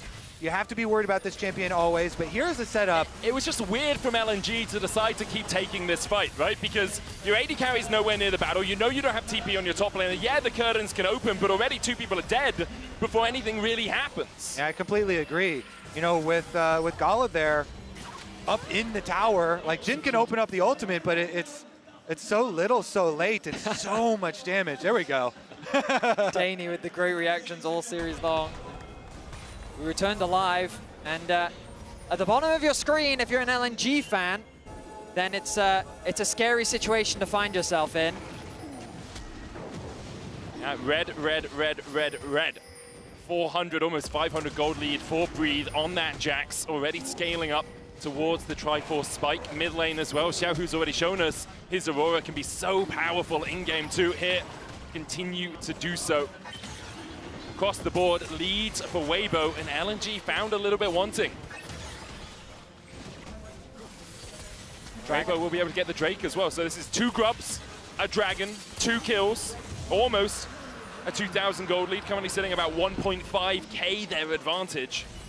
And really nothing for Weibo so far. They will start scaling up towards first items. You know, Yone on Blade of the Ruin King feels like a much more powerful champ than he does before you get there, but it's still a little bit of a while away. Scout is looking up towards this top side though. Breathe does have flash.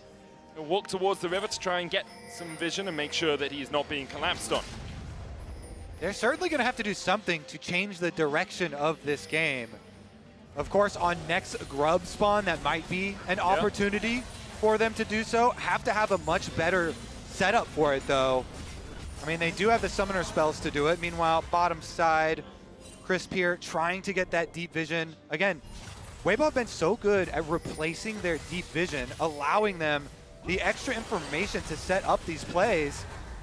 And Light here, the bombardment from bottom side, constantly keeping that up. Doing it blind as well. It doesn't actually have vision around that corner. You can't quite see exactly where Hung is, but still hits him with a Mystic Shot with the True Shot Barrage. Weiwei trying to cover this top side. May look a bit of damage. You can sneak in here. Zika clearing out the minions to make sure that Weiwei can get a little bit further forward. But with Crisp on his way, it may just be cover. Breathe goes in with the Grandmaster's Might, and as soon as I say it, Breathe goes in for the fight. He flashes away. Quickness coming out from Crisp just to dissuade any further advances. A great punish there from LNG, but Breathe, with his fancy feet, is able to navigate his way out of that situation. Still able to catch that top wave too, so no real damage done aside from losing his flash. Weibo hold on to their lead for now, but a really nice idea there from LNG. Yeah, the lane gank from Weiwei sneaks in through the side brush with the Sejuani. I mean, this is what they invested their whole draft into. Top 3 picks, Renekton, Sejuani, and Yone. You know, so much synergy there. And yet, unable to get any kills with them with the early skirmishing power of the Sejuani. You know, the lane swap, of course, going a long way, but now the second pack of grubs that we have been looking forward to. After the reset here, they'll immediately start it off again. Engage going in as they look to try and catch out Hung. He'll only land the dredge line onto Tarzan. Hung tries to flash the wall with the Trisha Barrage just going wide. Crisp is going to chase him down towards the bottom side, but LNG won't really care that their support is being chased out by Crisp. The Titans rush for a little shield into the dredge line. Hung still surviving. Crisp has to flash away and Weiwei's on the chase, collapsing in. Crisp still finds him. Crisp trying to dash back to Xiao, who will escape for the moment. The grubs as well. The prize for Weibo. Scout looking for a little bit more up towards the top side. Weiwei now locked up between two worlds. And Gala trying to put the damage down onto Xiaohu, but he can't hit what you can't see. Xiaohu finds another. Scout was unable to find anything on the top side, and Weibo will get 4 grubs. And now it's just Weibo dominance. They get to their 4 grubs. They're going to grab an extra one. 5 bonus here, and the extra kills. Crisp exerts support dominance, Vedius. Tarzan's able to find the initiation onto Hung. They get the early advantage in the play, and Weibo now with control of the grubs, control of the dragons, and control of the series. The way that this game is going, it feels like that it's just a matter of time for Weibo. They're playing with such confidence, with clean execution. Xiaohu, a player that was so monumental on the Orianna in the previous game, now stepping up once more on the Aurora. But I feel like that you can never afford to underestimate LNG with the direction that the game is going. As long as this Yone is in the game, they still have angles to turn it around. It's good you put me in check, because right now I am underestimating LNG. Weibo just seem to be surging right now, and they're trying to play off their advantage. Looking for a little bit more here as Zika steps a little bit too far. Tarzan goes in with the Bramble Smash, but doesn't follow up with a Twisted Advance, gets the Dominus out, and that will time out before Weibo advance for a second dive. They get the flash, and that's all they wanted. Maybe play for plates as well. The arrival of Weiwei is crucial as the ulti comes through. Dominus about to time out here. Zika, Glacial Prison hitting, but Xiaohu was able to dodge just outside of tower range, and now between two worlds. Go Weibo once again. Already Zika down. The rest of Weibo beginning to collapse here as Weiwei and Hung look for a little bit more. Dredge line hitting onto Tarzan, but the curtain call is tanked up by Weibo. Gala trying to join the fray here. Scout still pushing in the top lane. TP coming in by Scout as they look to take the battle underneath the tower. Breathe, locked up for a second. He will fall to the turret as Weibo have found another, but have they overstepped? Scout snap back to reality. LNG only got 1. The party in the bottom lane is actually going to move over to the mid lane. Tarzan running for his life towards his AD carry, but he gets snared. To a minion, he got snared just in time. Instead, he goes to Tarzan. And Gala will reload and then put a shot in the back of the tree and find another for LNG. It's 2 kills for LNG, finally on the board. But the damage that was done was still significant. More plates secured on the bot side of the map, more kills.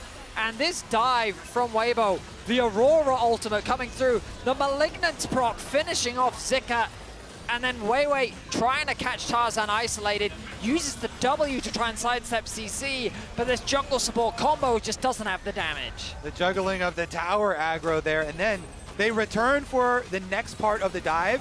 They do teleport in Yone, and Hung actually with a nice pullback there onto Breathe, ensure that they get the kill on Jax under tower, and yet still, I feel like Xiaohu is the biggest winner once again on this Aurora. Is going to be such a big problem for LNG to deal with later, and he continues to get kills, continues to get richer and richer.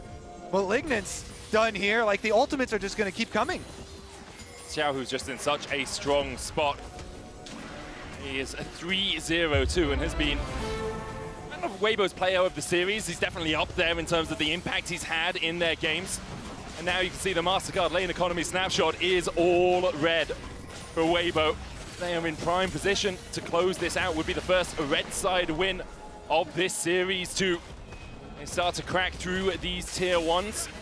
Scout will answer on the top side with one of his own. LNG will get their first Drake, the second of the game. Look at mid. Yeah, they've got a Rift Herald as well for Weibo if they want to continue this advance. Light will take the tower. And for the moment, that's all that Weibo wanted. Weibo with such a dominant start to Game 3. For so much of this year, playoffs in spring, playoffs in summer, the regular season games, it was back and forth. it wasn't until that regional gauntlet that we saw LNG 3-0 Weibo. And the discussion was, well, Weibo literally just came off the back of a final. With time to prepare, with time to focus on the opponent at hand, Weibo have demonstrated a level of play that we didn't get to see from them in the Swiss stage. The question is, can they maintain it? We've already talked about LNG are not a team you can afford to underestimate, and this top side is going to be crucial in allowing them to find an angle back into this game. I'm going to take a moment to shout out Crisp as he is on screen right now. He's done so much to get and continue to keep up the deep vision for the team that creates plays. And there's so much talk about 2019 and, you know, Tien returning to Paris. But Crisp, also a world champion, and now he might have to make another play.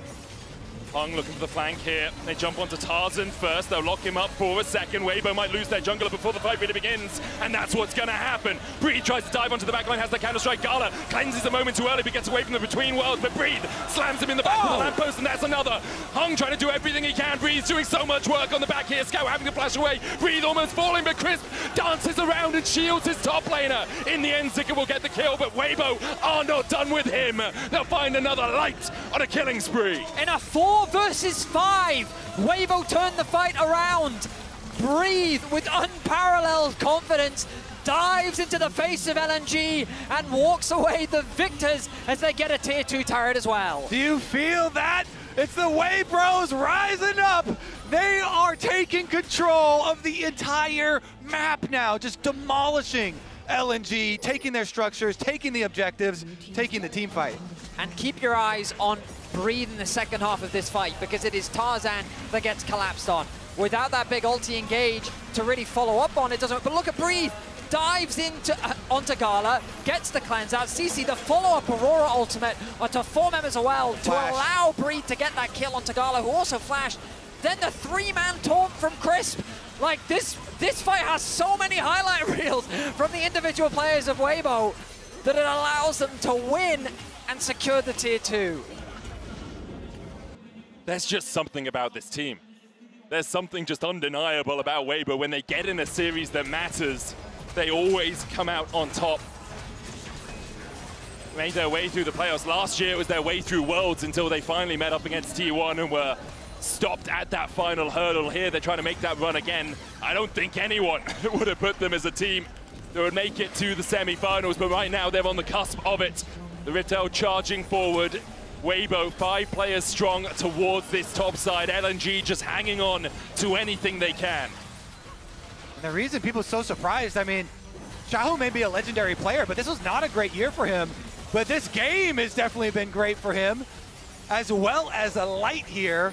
3 kills on the Ezreal, the consistent carry for the team. How are you going to get back and put any pressure on that Ezreal? Has the cleanse. LNG here are going to have to craft something spectacular to bring back the momentum of this series and push us to a Game 5. And what I love about Weibo is when they're on the red side, they said, have your Yone, Scout. Go on, have it. We have a plan ready. They lost Game 2, then they just ran it back in Game 4 and they said, no, have it again. We don't care. We have a plan and we're confident in it, and that plan is paying off. This Aurora from Xiaohu is massive. Breathe on the Jax is massive. And this gold lead the Weibo have is pretty damn massive.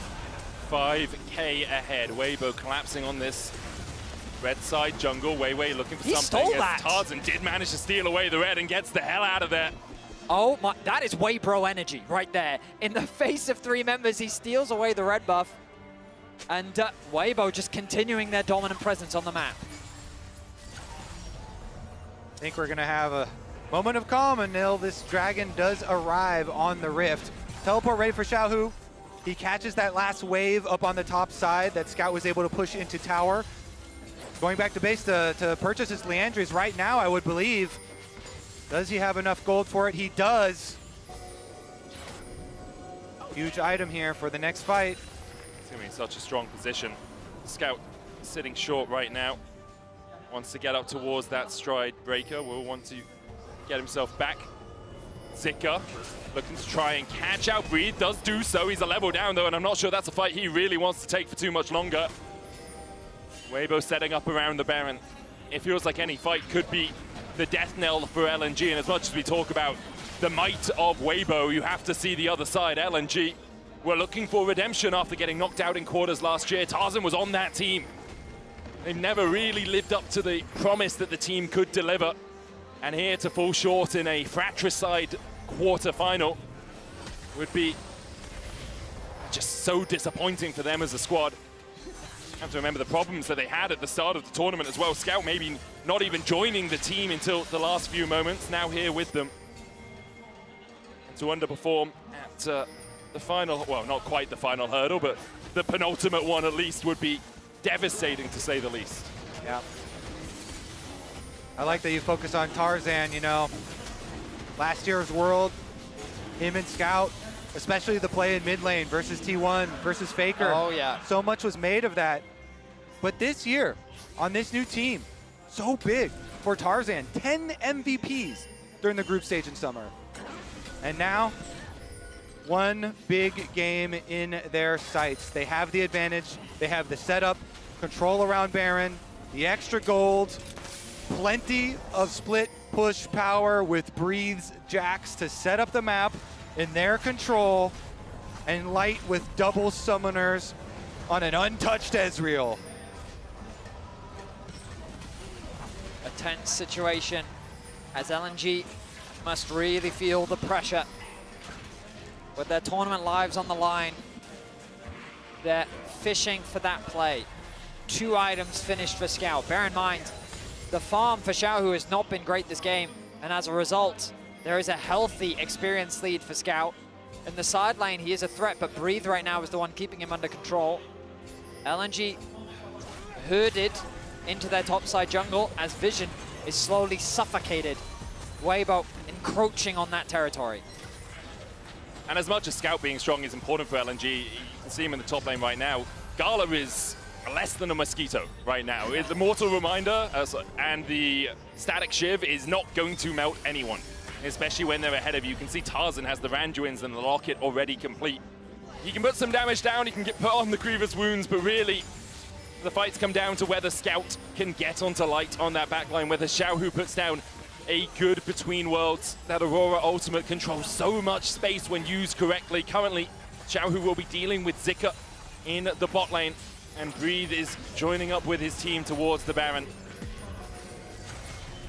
I always love watching Xiaohu on the split push too, because he's so careful. Just hovering back there on the Aurora, plenty of disengages, collects the wave while the rest of the team try and control the other half of the map. But LNG just made a strong push. They just dropped these wards over by Baron, and as soon as you say that, Tarzan and Chris move in. Yeah, Weiwei's going to have to Arctic Assault across, and you can see Crisp immediately reacting to the fact that Scout jumps in with that Mortal Seal. Xiaohu now has the Seeker's Arm Guard as well for this next fight. So important that he can jump in and then have that stasis to buy himself a little bit of time to make sure the rest of Weibo can follow up. Look at this Vision coverage. There's a deep control ward on the top side to allow LNG access to the river at least, but that is a dark river. LNG don't see anything, and Weibo are going to use it once again.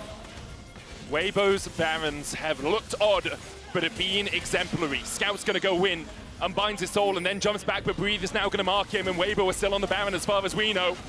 Light and Tarzan trying to chip away at it. Light's going to dash back. Crisp going forward as well. Breathe on that front line. Curtains open. Tarzan's in the pit. Breathe gets the stun onto Weiwei. Meanwhile, Zika trying to distract the rest of the team on towards the back. The true shot barrage between worlds. Weiwei has to flash away, but Breathe puts him in his place. And now the dive into the back line by Scout is not enough to take anyone from Weibo down. It's all on Scout and Gala here, you feel. But Weibo aren't giving them a second to breathe.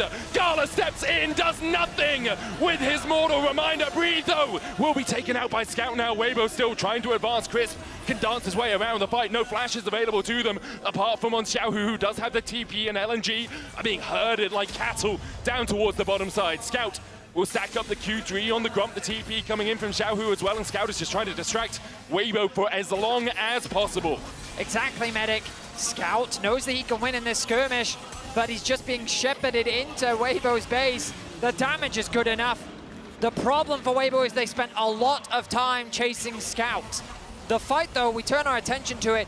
Weibo is just drawing LNG in. Kobe's been saying it for the whole series. Zika flashes in with no follow-up. He gets chunked out immediately.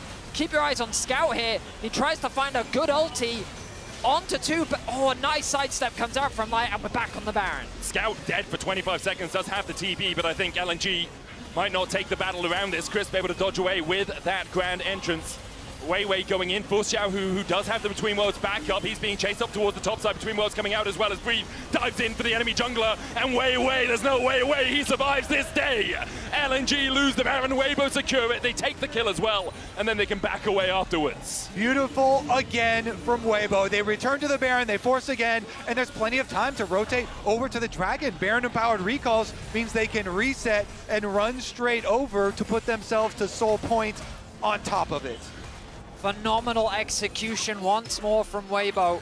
They knew they overchased, but they also knew that that meant that Scout would just be isolated from the fight. One of the biggest threats gone means that there's no way that Weibo wouldn't win another fight, and Malignant bringing Xiaohu's ultimate back off cooldown, ready for the second fight, was massive as they now find themselves with a 9,000 gold lead. And about to be on soul point 2 for LNG. The light at the end of the tunnel is looking like a pinprick more than anything. No real escape from them for this situation. Oh no, Medic, the light at the end of the tunnel is 601 with 3 fully completed items. That's and they true. do not want to get to the end of that tunnel. For Weibo, as you say, it is all done by that Nexus falling. They are 9,000 gold ahead now. They have this Red Bull Baron power play for the next minute and 40 seconds. They're going to sync up 2 waves. Top and mid are their objectives. Hung will look for something. Hex flash across the wall. Maybe find Xiaohu. You've got to, but the Zhonya's is going to have enough space for Xiaohu. The depth charge onto Light. He's not got the flash, but has the cleanse, and now here comes Xiaohu between worlds once again. Glacial Prism will hit Crisp, looking for the quickness on the backline, but now Hung and Gala are left out to dry. Gala trying to do everything he can, but Light just jumps in. They call him Light Yagami for a reason. There's a death note with your name on an LNG. Scout looks for the fate sealed and manages to turn the fight around. Somehow, Scout is revived, and now Breathe pushing in the bot side. Xiaohu's going to help him push it out. They'll take the inhibitor, but LNG hold on to hope. Only solo laners are left alive. Scout comes up with a triple here. Still has Yone. That is enough for them to at least get some gold, but it's at the cost still of the split push. Breathe finished off the inhibitor. Let's take another look at the start. Tarzan is the only one kind of exposing himself as target. He allows Light to arcane shift away, and then you find yourselves in a situation as LNG where you're really heavily committed towards this Maokai that peels, and as soon as the rest of Weibo come in, you know, Xiaohu with the ultimate from Aurora, they get the lead in the team fight. It's only here, Vedius, that the big turnaround from Scout. The Q3 into ultimate, and Zika there for the extra damage. So much gold for Scout. Xiaohu's able to get another kill, but my goodness. Oh my god. That was not the reaction. Light arcane shifts in, and immediately you turn around and like, oh god. No. Scout's done it again. And remember game 2, it was a similar situation. Weibo were well in the driver's seat, and then LNG found one team fight, and it all began to swing from there. All I'll say is that 9k gold lead has gone down, but a TP flank.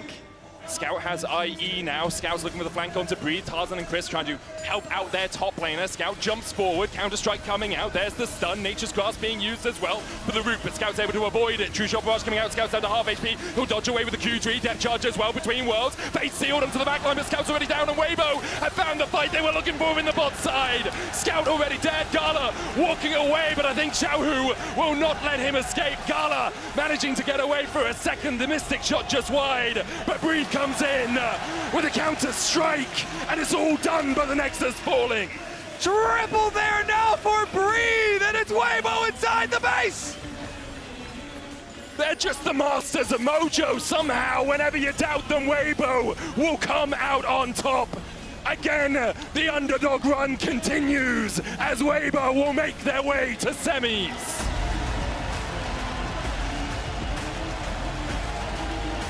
An incredible performance from Weibo, defying expectations once more.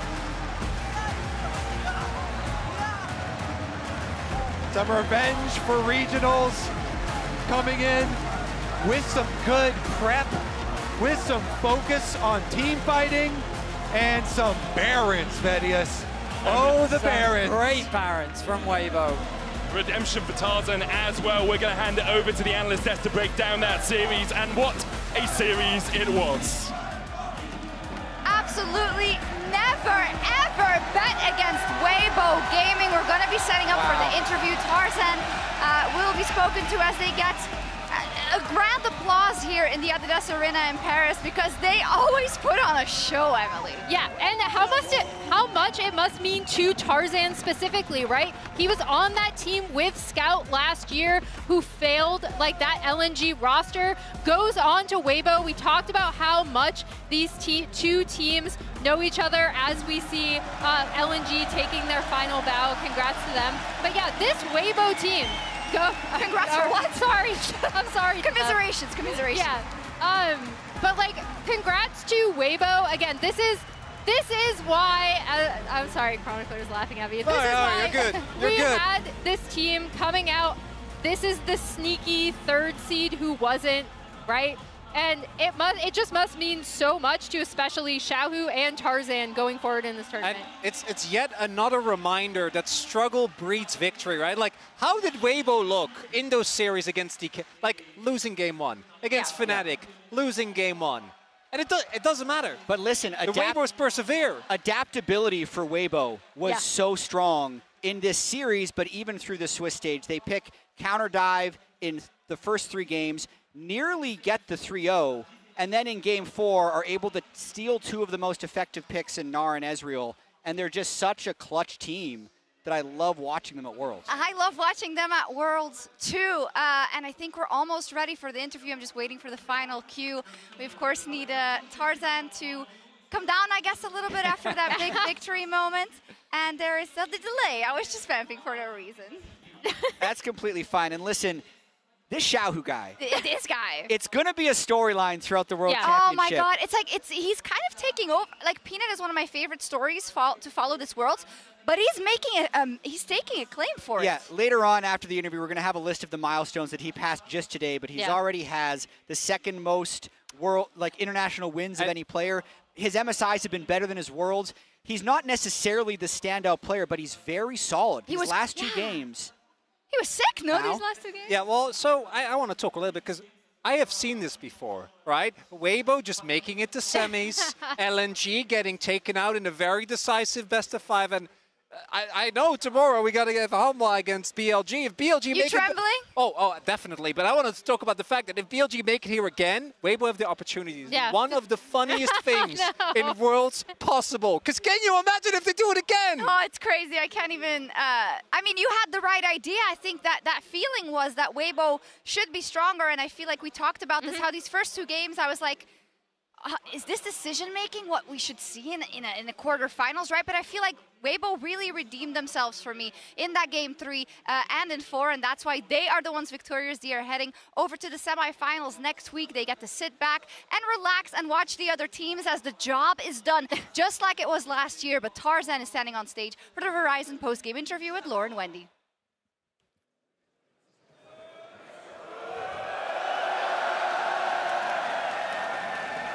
Weibo Gaming est la première équipe à rejoindre les demi-finales et j'ai Wendy et Tarzan avec moi pour cette interview post-match. Thank you so much for joining me. Thank you so much for being with me, Wendy. La première question que je vais avoir pour lui, c'est le match-up contre LNG, ils le connaissent par cœur. Ils les ont joués toute l'année en LPL et la dernière fois, c'est LNG qui en sont venus à bout. Quelle était la différence aujourd'hui pour qu'ils arrivent à venir au bout de LNG? The main difference between today and the past times they faced LNG was the fact that for once and for this time, they came out victorious. What was the difference today, especially in a clutch series like this one?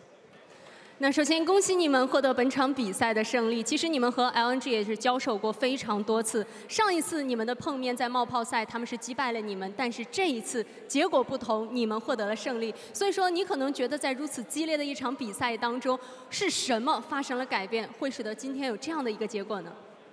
今天的话，我们其实没有改的很多吧，就我们打好我们自己，然后之前也是在 APL 的时候打过很多比赛嘛，所以就没什么。今天就我们打好我们自己，就这样。 So I think maybe for today, there's nothing very special things happened because we're very familiar with each other, and what we need to do is really concentrate and focus on our own stuff. So instead of like having something special, we like to just try our best to showcase ourselves on stage today. La grande différence et difficulté quand on affronte une équipe qu'on connaît très bien, c'est justement de ne pas se concentrer sur l'adversaire, mais plutôt de se concentrer sur sa propre performance. Et c'est ce qu'ils ont fait aujourd'hui, et c'est pour ça qu'ils ont réussi à venir à bout d'LNG. Mais quand on regarde Weibo, par rapport à la LPL, par rapport au Swiss Stage, c'était une performance bien meilleure et bien plus satisfaisante aujourd'hui qu'ils ont réussi à montrer sur la scène des Worlds. Est-ce qu'il y a une différence dans la façon dont ils ont travaillé? When you look at Weibo in the LPL and in Swiss Stage, considering the fact that they had to fight up until the last moment to get the tickets to quarterfinals, is there anything that they've been working on to be to that level today? And do they feel like they fixed their issues? 其实我们回顾一下 WBG 整个的一个旅程，无论是在 LPL 的比赛当中，还是在瑞士轮，你们都是战至最后一刻才取得了来到这里的门票。所以说，也想问一下，可能在整个过程当中，你们有哪些提升和进步，才能够达到今天的高度？你觉得你们有没有改进队伍的一些问题呢？就简单一点说的话，我们就改了我们自己的配合上的磨合吧。然后就我们今天也进步到了，还学到了东西，所以下场我们还能强。So I do feel what we did is just to try our best to have a better synergy, and for the whole team, we try to have build an even better teamwork. And also, I must say, from this best of 5, we are still growing. We have learned so many new stuff here. So in the future, WBG will become even more stronger. Ce n'est que le début pour Weibo, puisqu'ils ont l'intention de devenir plus forts. Ce sur lequel ils ont travaillé aujourd'hui, c'était leur synergie d'équipe, faire en sorte que toute leur stratégie était au point. On a hâte de voir ce que ça va donner pour la suite, étant donné que c'est la première demi-finale de championnat du monde pour Tarzan. It is the first time you reach World Semifinals. How do you feel right now? Tarzan 选手第一次将要进入到全球总决赛4强的争夺当中，此时此刻有什么样的一些心情吗？就很开心吧，但是我的目标还没达到，所以就继续加油，继续冲。Definitely, I'm super happy to be able to qualify to the semifinals, but my goal hasn't been reached yet. So what I need to do is really try my best and keep it up.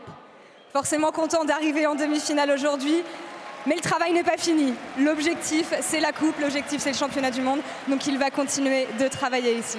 Dernière question, last question for you, Tarzan. You were the first team to play semifinals. You were the first team to play in front of this arena today. How was the experience? How was the atmosphere playing at the center of this stage? 同时也想问到，你们是第一个来这个场馆比赛的战队，所以说也想问一下，整个这场比赛打下来，在这个场馆当中有这么多热情的观众，你们所有见到的一切，你觉得有什么样的一些感受吗？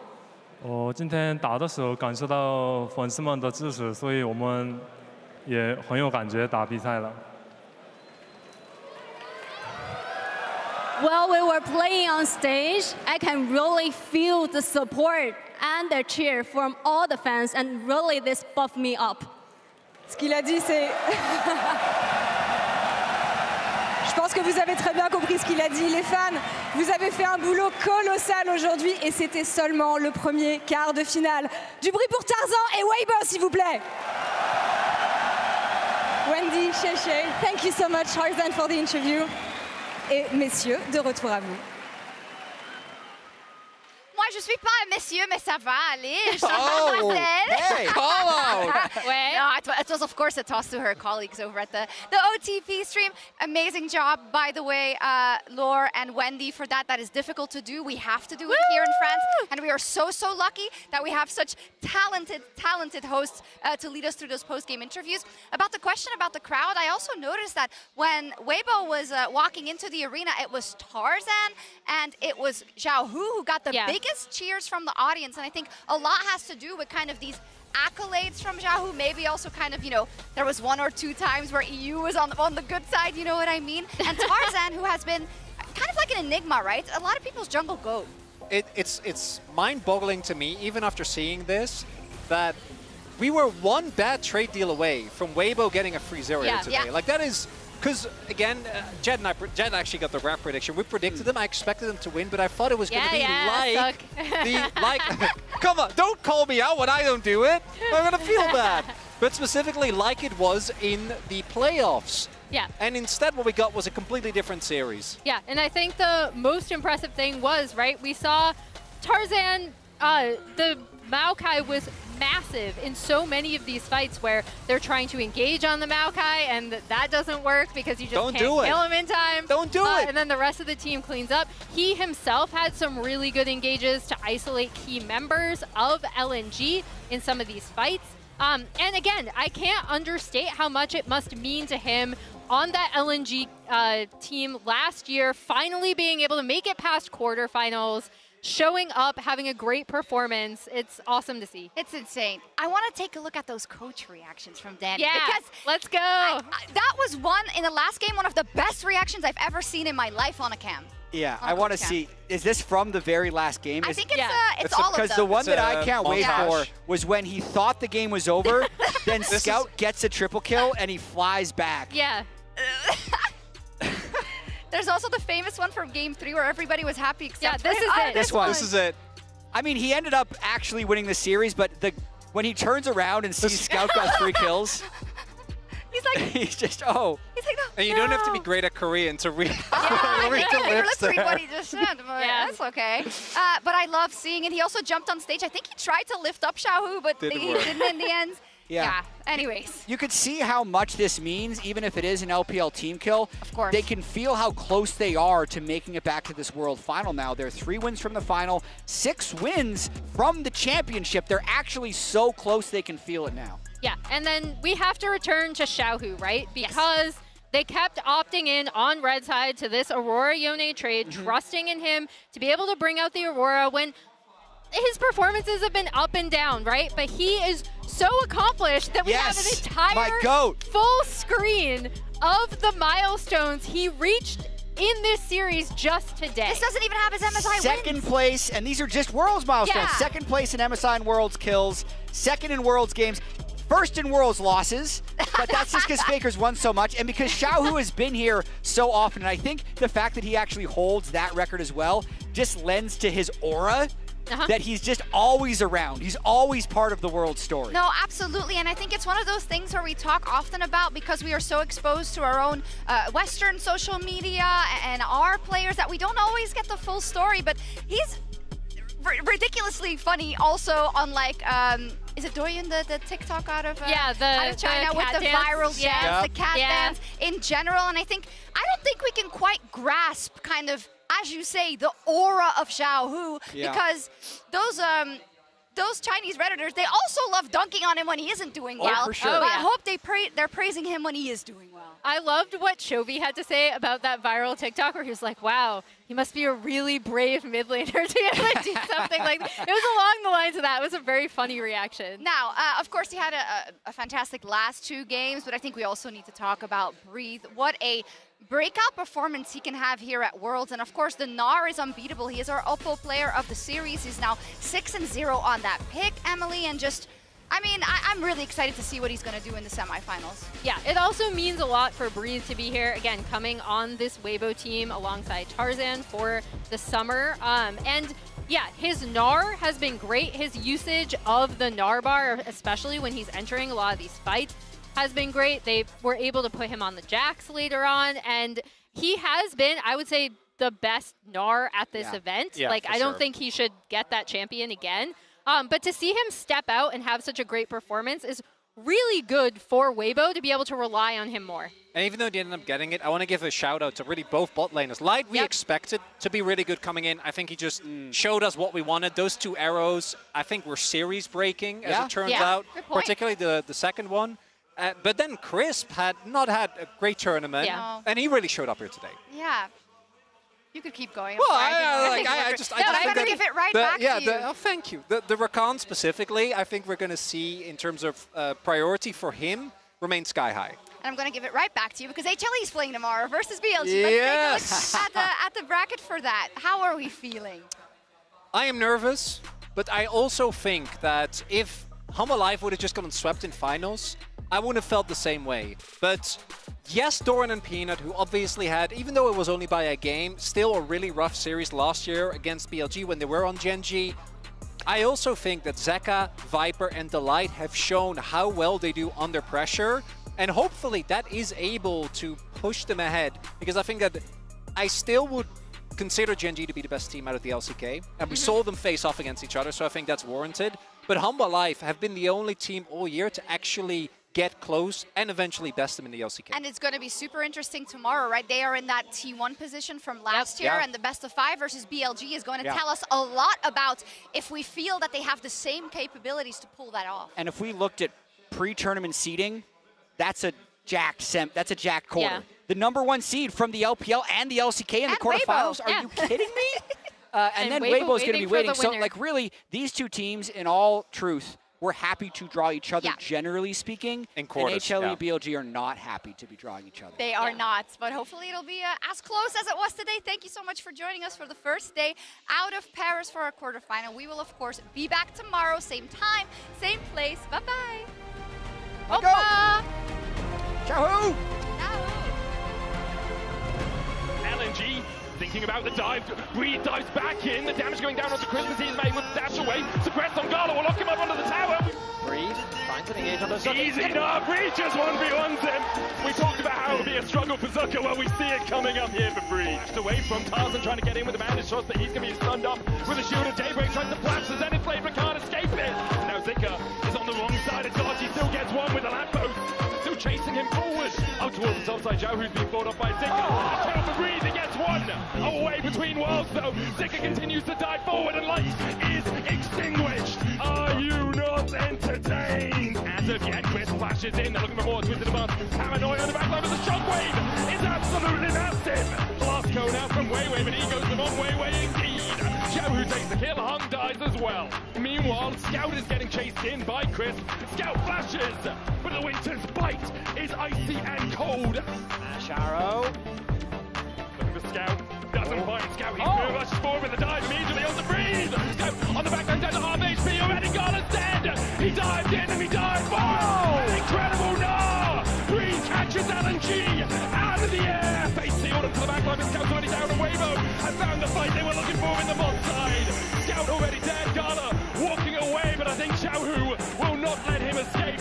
Triple there now for Breeze, and it's Weibo inside the base. They're just the masters of mojo somehow. Whenever you doubt them, Weibo will come out on top. This is what you asked for. Heavy is the crowd. Fire in the sunrise. Ashes raining down. Try to hold it in, but it keeps bleeding out. This is what you asked for. Heavy is the crowd.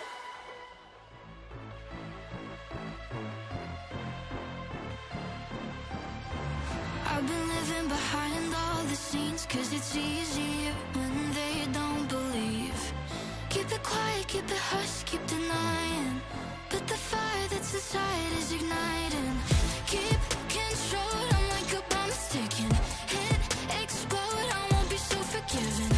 Cross me twice, no, I won't let it go. Hit you from your blind spot, hit you where it's gonna hurt most. Words unspoken, I'm not afraid to say it now. Set in motion, what I've kept underground. Don't crack under pressure, I'm built like a rough machine. And if you don't know what I mean, I can strike like a viper. Feel it calling, always up to something. Give me that power, watch it get louder. Feel it ramping better. Start here running, go by it like a spider. And I strike like a viper, like a viper. Rosy cheeks on a pretty face. Promise I'm nice, but that goes 2 ways.